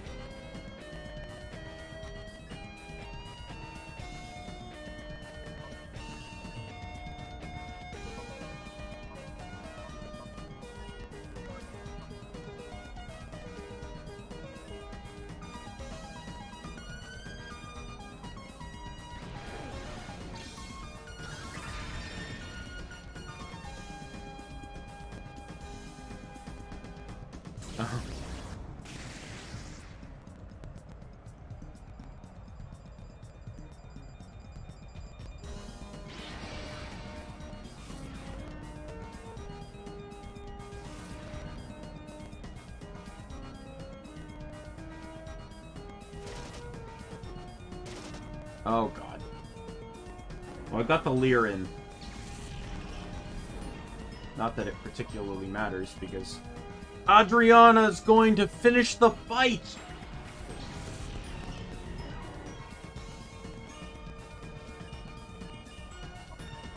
With...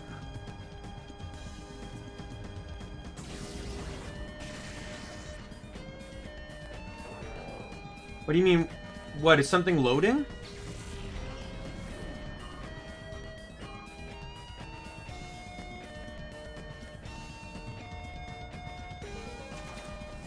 Which thing are you referring to? Hariyama? He's a sumo wrestler. He's a sumo wrestler Pokemon.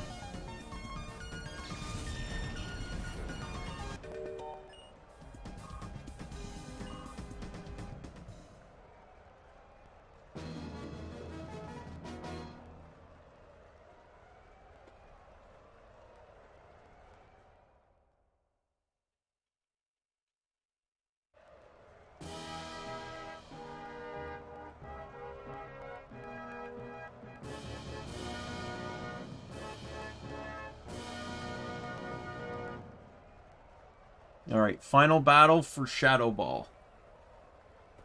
Then I'll do Iron Tail for Flygon to get Neko Iron Tail.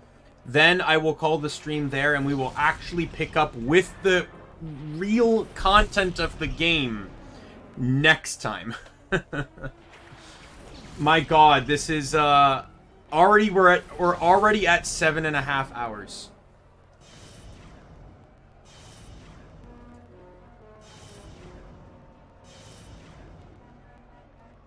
Okay, well, Stantler's getting pulled.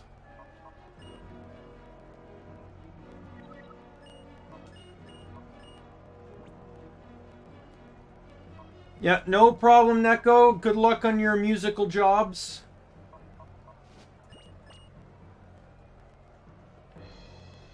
I'm going for the double attack drop here.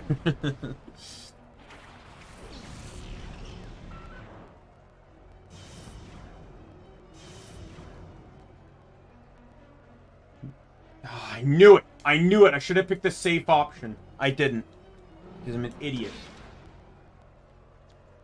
And I'm gonna be a bigger idiot, and I'm gonna not pick the safe option again.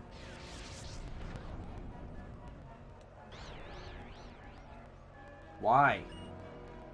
Like, no offense, that seems like a really stupid thing to do. I'm just realizing it now. Why give Confuse Ray to Stantler? Like, Confuse Ray's all good and well, but Intimidate lowers attack. Meaning Confuse Ray actually does less damage. I suppose, like, it's still damage and you're disabling an attack for the turn, but it still seems kind of pointless to me. Like,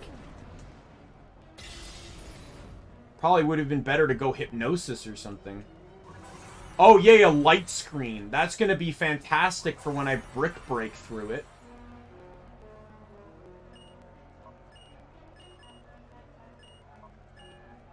Interesting little effect, yeah. Interesting little effect of Brick Break is that when Light Screen or Reflect are up, it shatters them.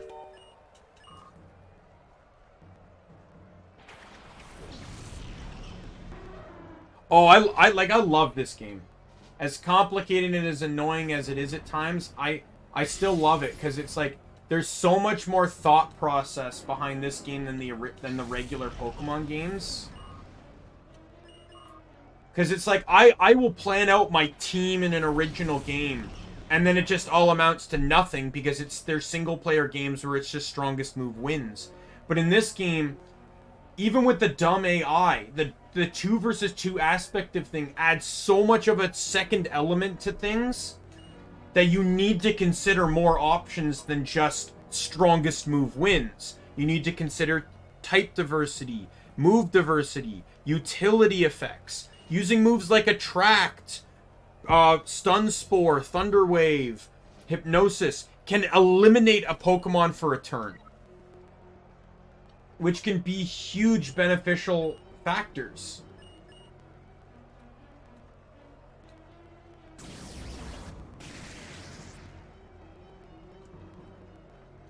Oh god. Oh my god. Dude's an idiot. Dude's a fucking idiot. What are you hoping to accomplish with this? What are you trying to accomplish? You've won me the game!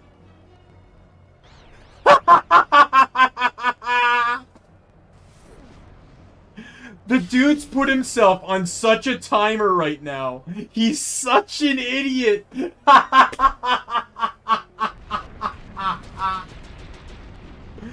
Oh my god, this is so funny. Alright, so I need to explain this, Adri, because you probably don't understand why I'm laughing. So, Perish Song is a move that affects everyone on the field, even the user. What it does is that all Pokemon on the field have 3 turns left and they faint. They are dead. However, the effect can be removed if you switch. I have 6 Pokemon left, meaning that pretty much he has to eliminate my entire team in 3 turns because his last 2 Pokemon are on the field. Meaning that in 3 turns, he loses the fight unless he takes out all 5 of my Pokemon. Or no, not 5, all 6 of them. He has to eliminate my entire team in 3 turns or I win.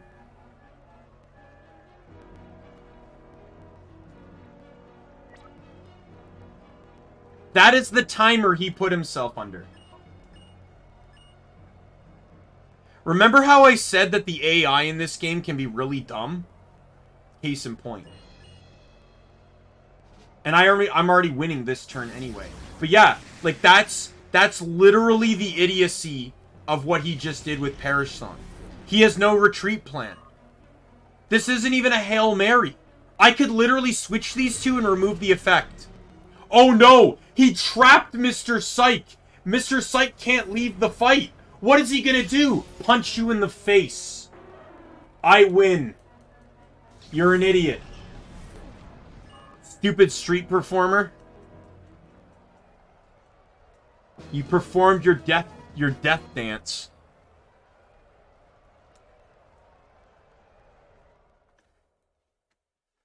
So stupid.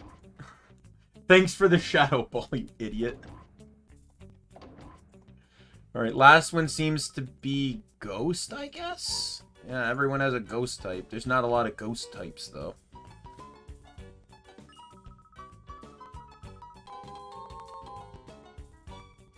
Sadly, I got rid of Crunch, so I actually only have 1 Ghost move in my team. Oh no, I have 2 now! I just got Shadow Ball! Use. eBay! You get Shadow Ball now! Goodbye, Takedown.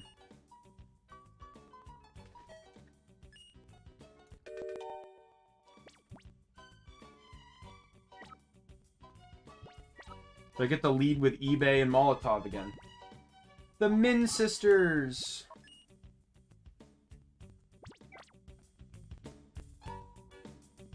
Yeah, within my team, eBay, Molotov, and Mr. Sykes are all made by the same person that made my model. All our models are the same. Or, like, not the same, but, like, made by the same person. They're my VTuber siblings.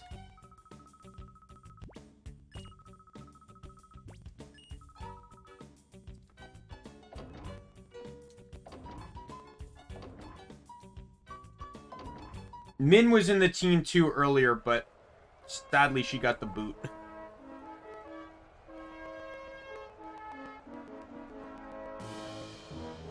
Been working on a lot of stuff. I can tell a fantastic piece of fan art is one of them.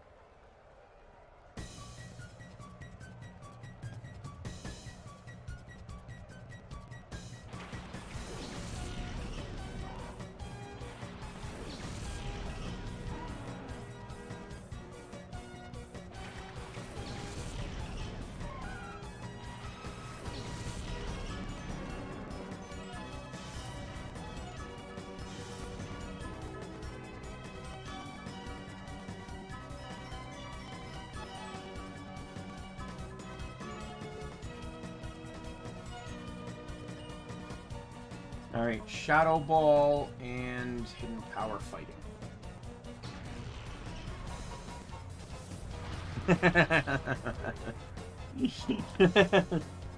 See, this is the same thing Min has to deal with all the time.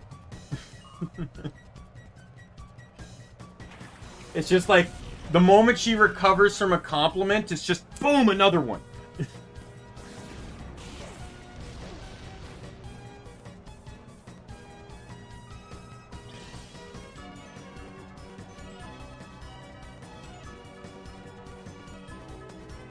Oh, that's cool.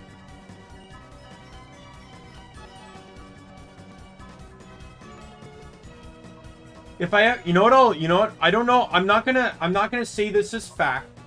I'll say this as a maybe in the future. If I want to stream other Pokemon games, I want to do them in a challenge way. Because I don't think I'd probably have fun playing it through just normal.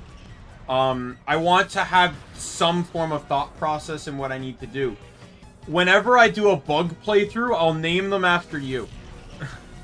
You'll be the trainer of the bug team.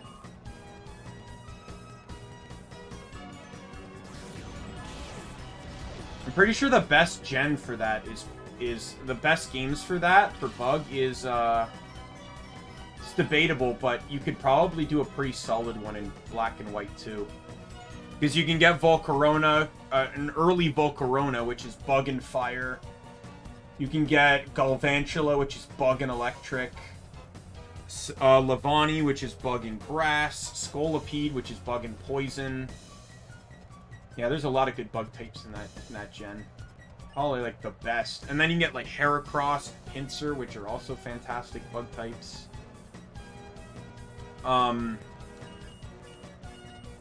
The only other one I can think of is maybe Sun and Moon, Ultra Sun and Ultra Moon, because you got a Araquanid, which is a water bug. A really good water bug too. Water Bubble is such a good ability. Halves the damage taken by fire moves and doubles the damage of water moves on top of already receiving stab for them. It can be a huge deafening blow. It's a defensive Pokemon too, so...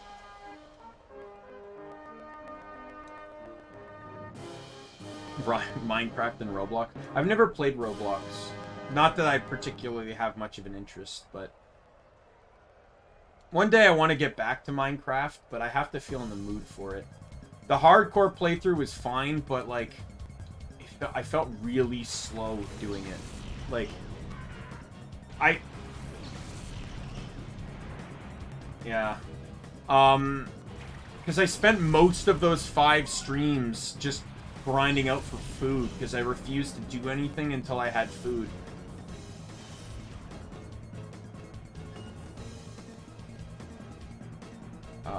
Should we double Shadow Ball, I guess?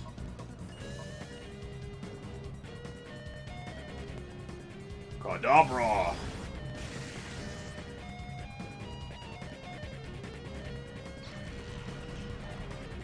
Oh, you want to know an interesting story about Kadabra? Because you know so little about Pokemon, right?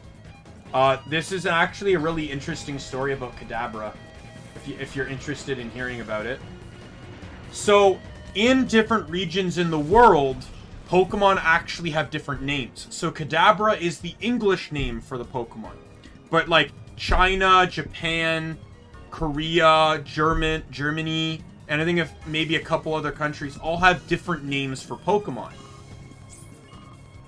So in Japan, the name for Kadabra's name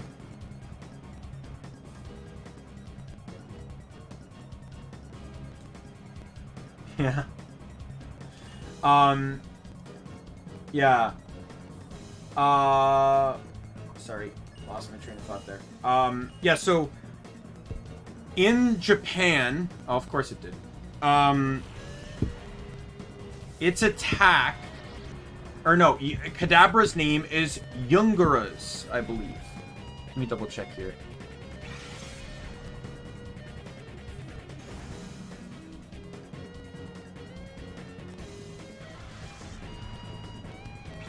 Yungura, which is a reference to Uri Geller, who is a famous illusionist, and magician. That guy was never asked for Nintendo never asked him if they could use his likeness or name or a play off of his name. So he sued them. And the lawsuit went on for years. No one really won. No one won. But what it did do was it prevented Nintendo from making any form of merchandise of Kadabra. So, like, for example, the trading card game. They could not make Kadabra cards. They were not allowed to. They basically put a complete stop on any merchandise involving Kadabra. I've missed Thunder twice by now already, just so you know. However, recently he actually backed out of the lawsuit. I think like maybe a year or two ago.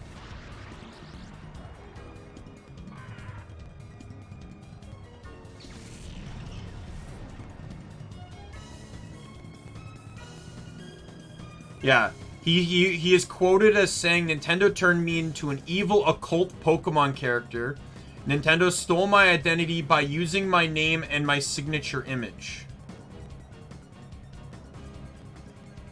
Pokemon anime director and storyboard artist confirmed in an interview that Kadabra would not be used on a Pokemon trading card game until agreement has been reached on the case. In November 2020, Geller issued an apology and agreed to allow cards depicting Kadabra to be printed.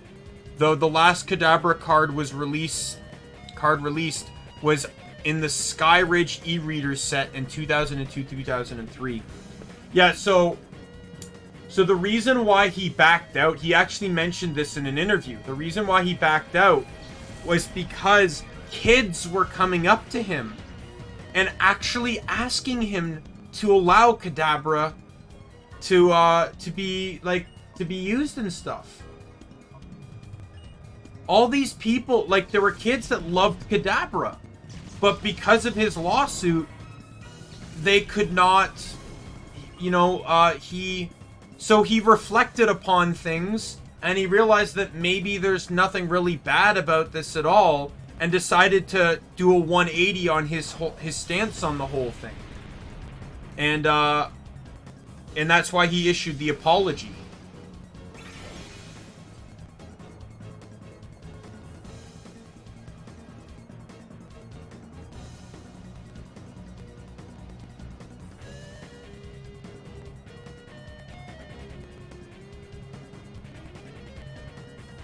Yeah, I'm truly sorry for what I did 20 years ago. Kids and grown-ups, I am releasing the ban. It's now all up to Nintendo to bring my Kadabra Pokemon card back. I will probably be one of the rarest cards now. Much energy and love to all.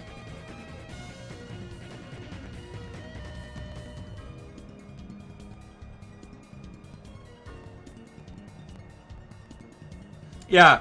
Geller told gaming website The Gamer that he received tremendous amounts of emails from Pokemon fans asking him to drop the case and allow Nintendo to bring Kadabra back. Right? So he was, yeah. No problem.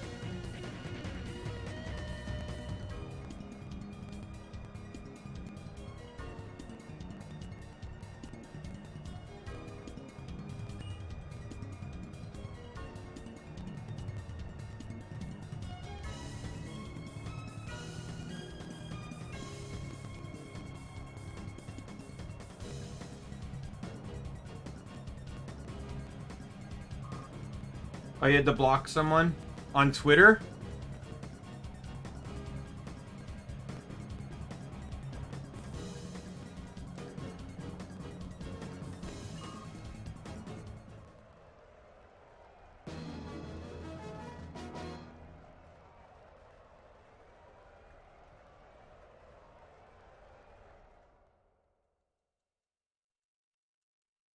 Was it on Twitter?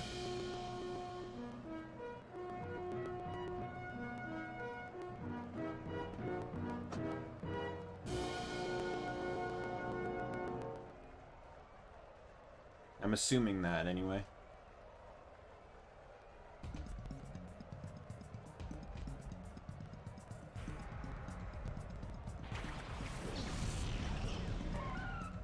Mischievous and Combustion. If Mischievous uses Perish Song, it's gonna be super stupid.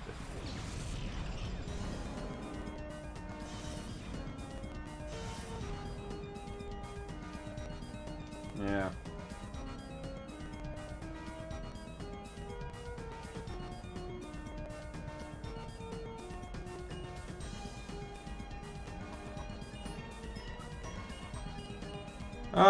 To be honest, you probably should have blocked him a while ago then, based on what you're saying.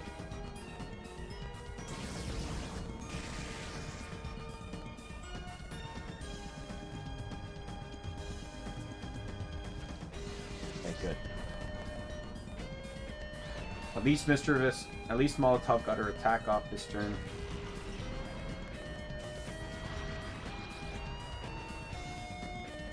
All you have to do is look in the top right corner of the stream and realize that nothing else matters.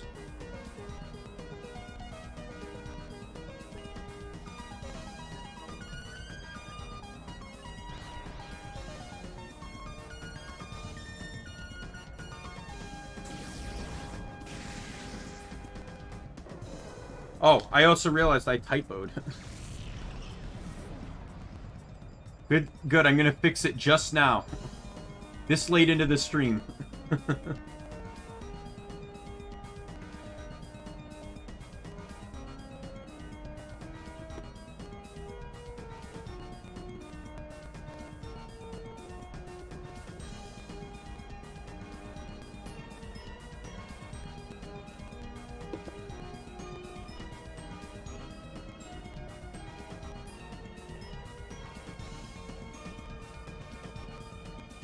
Hope that guy enjoys the band.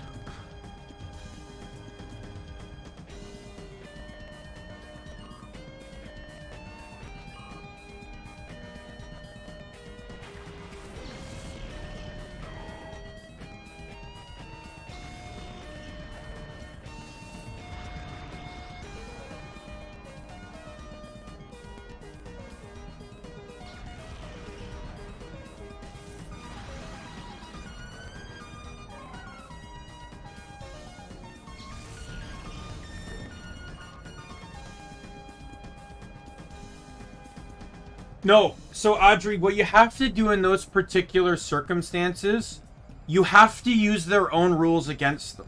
So when he's like, oh, calm down, it's just a nickname. So what you need to do in return is come up with just as much a ridiculous nickname. Something you know he won't want to be called.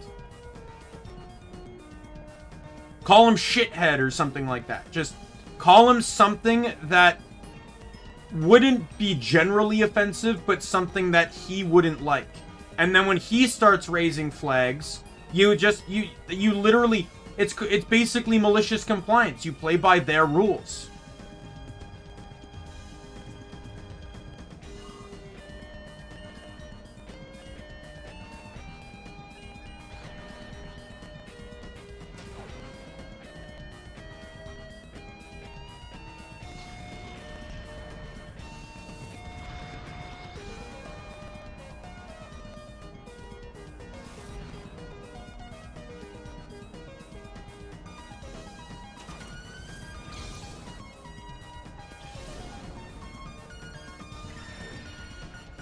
But I would, in those cases, I would use a nickname that absolutely emphasizes how he's behaving.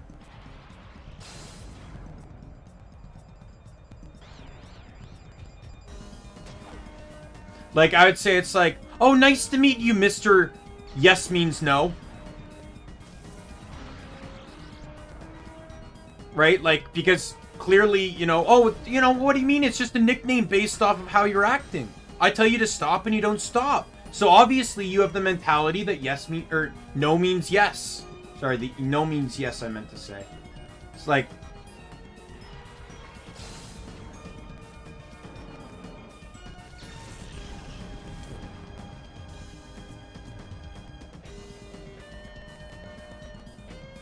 or just call him like dumb fuck or something like that. Yo, let's get Adriana out for her first battle knowing Sludge Bomb. Okay, well, it'll have to be in a later fight because Molotov's won this. Stole the thunder. Hey, Mario. You've arrived in time to see one more battle before I end the stream.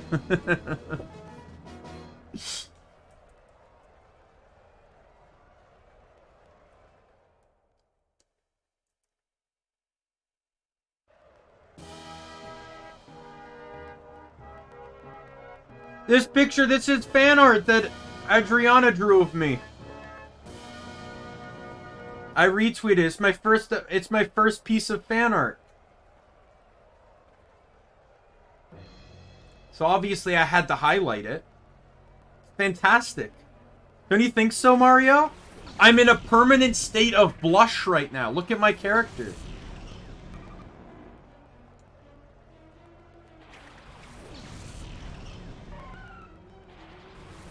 See, he agrees.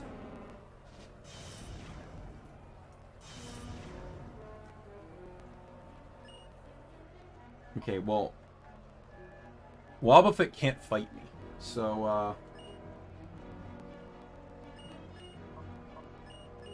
we're just gonna team up on Bennett here.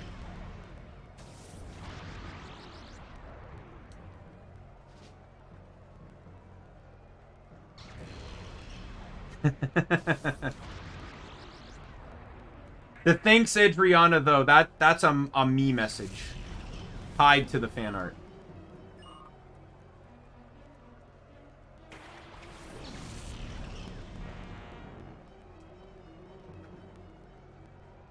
It's actually really good, though. Like, all the additional stuff, like, some of that stuff is, like, I know some of it's hand-drawn, some of it's, like, typed out. Like, obviously, the wording's typed out. That, like, the effects on, like, my name there, that's more than I'm capable of doing in Photoshop. Of course they do. Okay, I really want to use Earthquake, but I know Wobbuffet is going to be mad. Of course it missed. Heaven forbid Thunder hits on the first try. I just need to DM Molotov and say, stop missing your attacks. I'm gonna do it right now.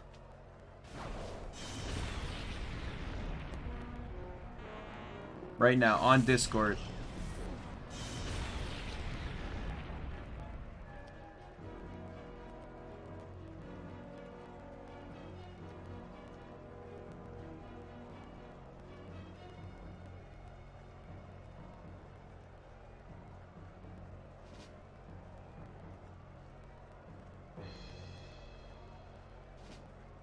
Thunder is 70% accurate.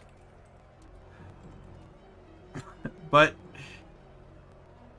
it just keeps missing.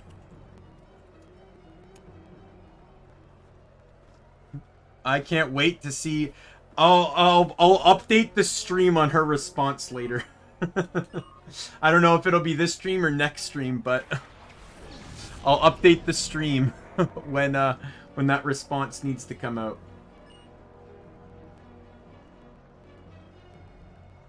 Well, Earthquake seemed to get the kill anyways, even with the Thunder miss, so... Alright, Cradilly. I have nothing good against Cradilly here. I have, I guess we'll use Shadow Ball, and we'll use Hidden Power Fighting.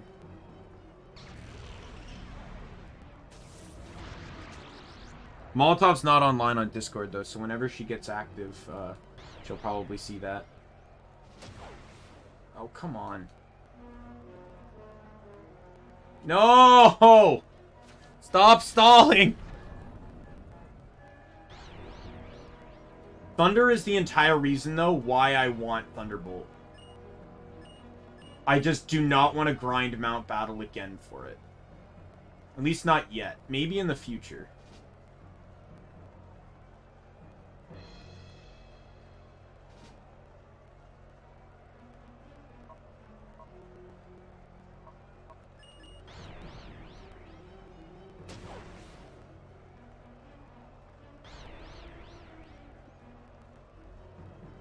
Yeah. It's a means of saving face, I notice a lot of the times. It's just like... It's like some people use it with art, too. It's like, your art's super good. Can you draw something for me? Sure. It'll cost you $10. $10? That's way too much! Your art sucks anyways. It's pretty much kind of like that. They actually use Toxic. I'm actually shocked.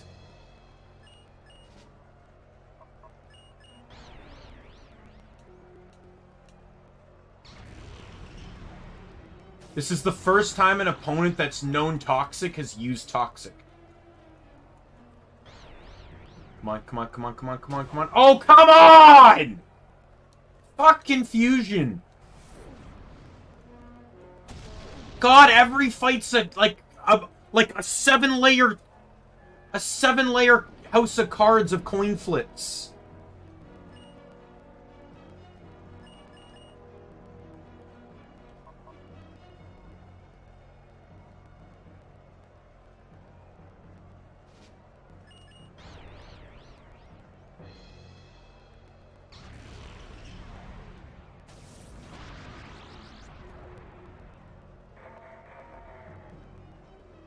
Just need to take out Wobblefoot now. Oh my god. And here I was really hoping Molotov would be able to do it, because Shadow Ball would make her immune to counter. If that uses counter... Okay, thank god. If Wobblefoot used counter, eBay would be dead. Absolutely. Okay, well, game over. Oh, and Molotov still gets the kill. Let's go.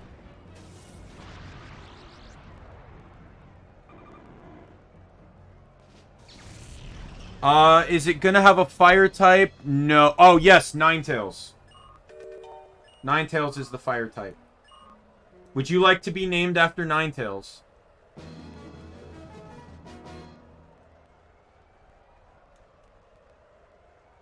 I'm assuming that's why you're asking, right?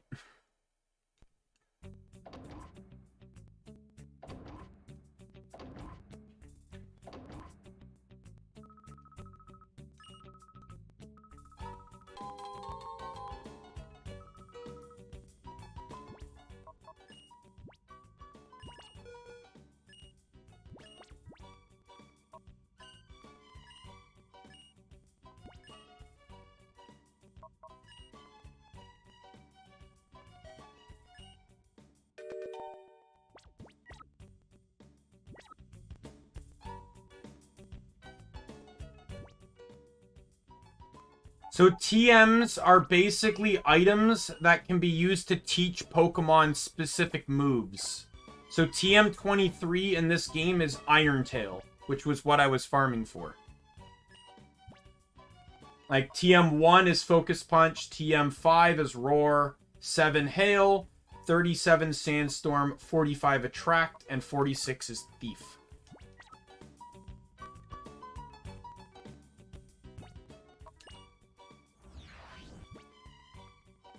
Yeah, 400 points.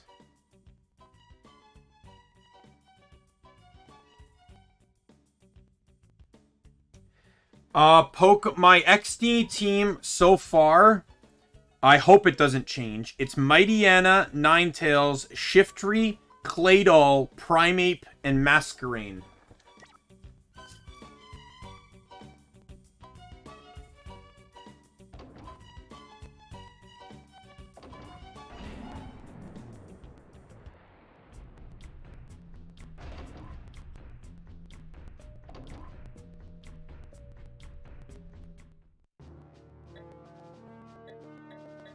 I would love to get Thunderbolt, but I already know, like... let me go back to Mount Battle here.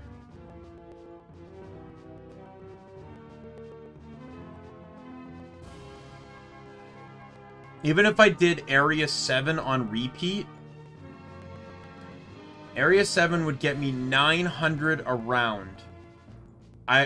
Even with the 400 I have...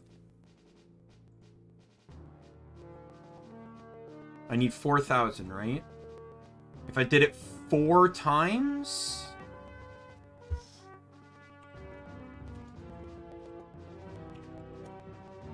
yeah, 4 times would get me exactly what I need for Thunder.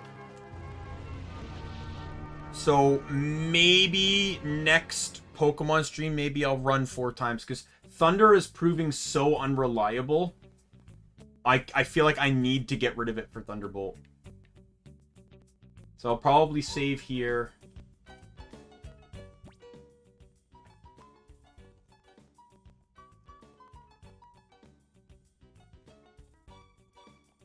My team's over-leveled enough that... like, everyone in my team is 50, so I could probably handle this. God. Oh, Molotov is now the highest leveled party member. Alright, well, let's get Twig, and... I need to give eBay a held item. She's the only one that doesn't have a held item. What do I give her? Silk... the only... like, I can't give her Silk Scarf or Black Glasses, because she doesn't own those moves. I guess Quick Claw? Give her the opportunity to attack first.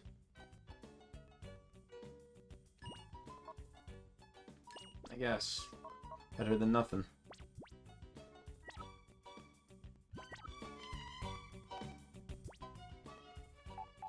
Alright, so we'll save here on the 8-hour Pokemon stream.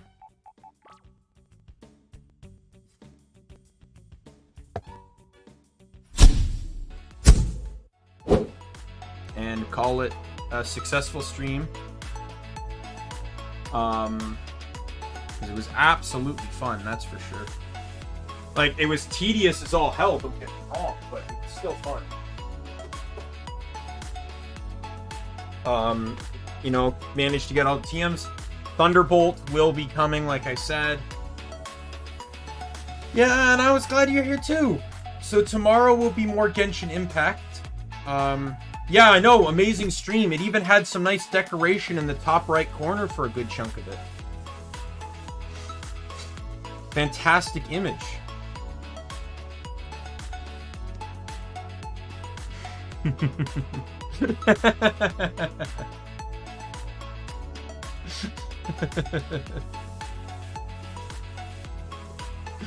Anyways, yeah, so I'm gonna call it here.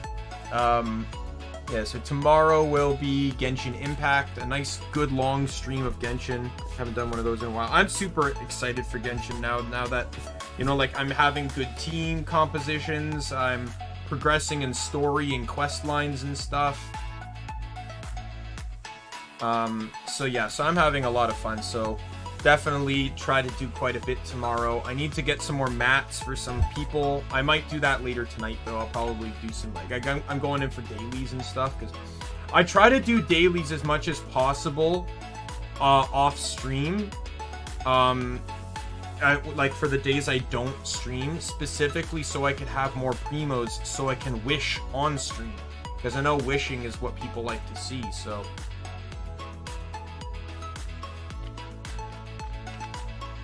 I have not once wished off stream. I may do story off stream, but I have not wished off stream. So yeah, so with that said, I'm gonna call it here. My name is Daimien Kamiya, I'm the Omni King, and be you friend, foe, or member of the Omni Council. I'm gonna see you later. Goodbye, everyone.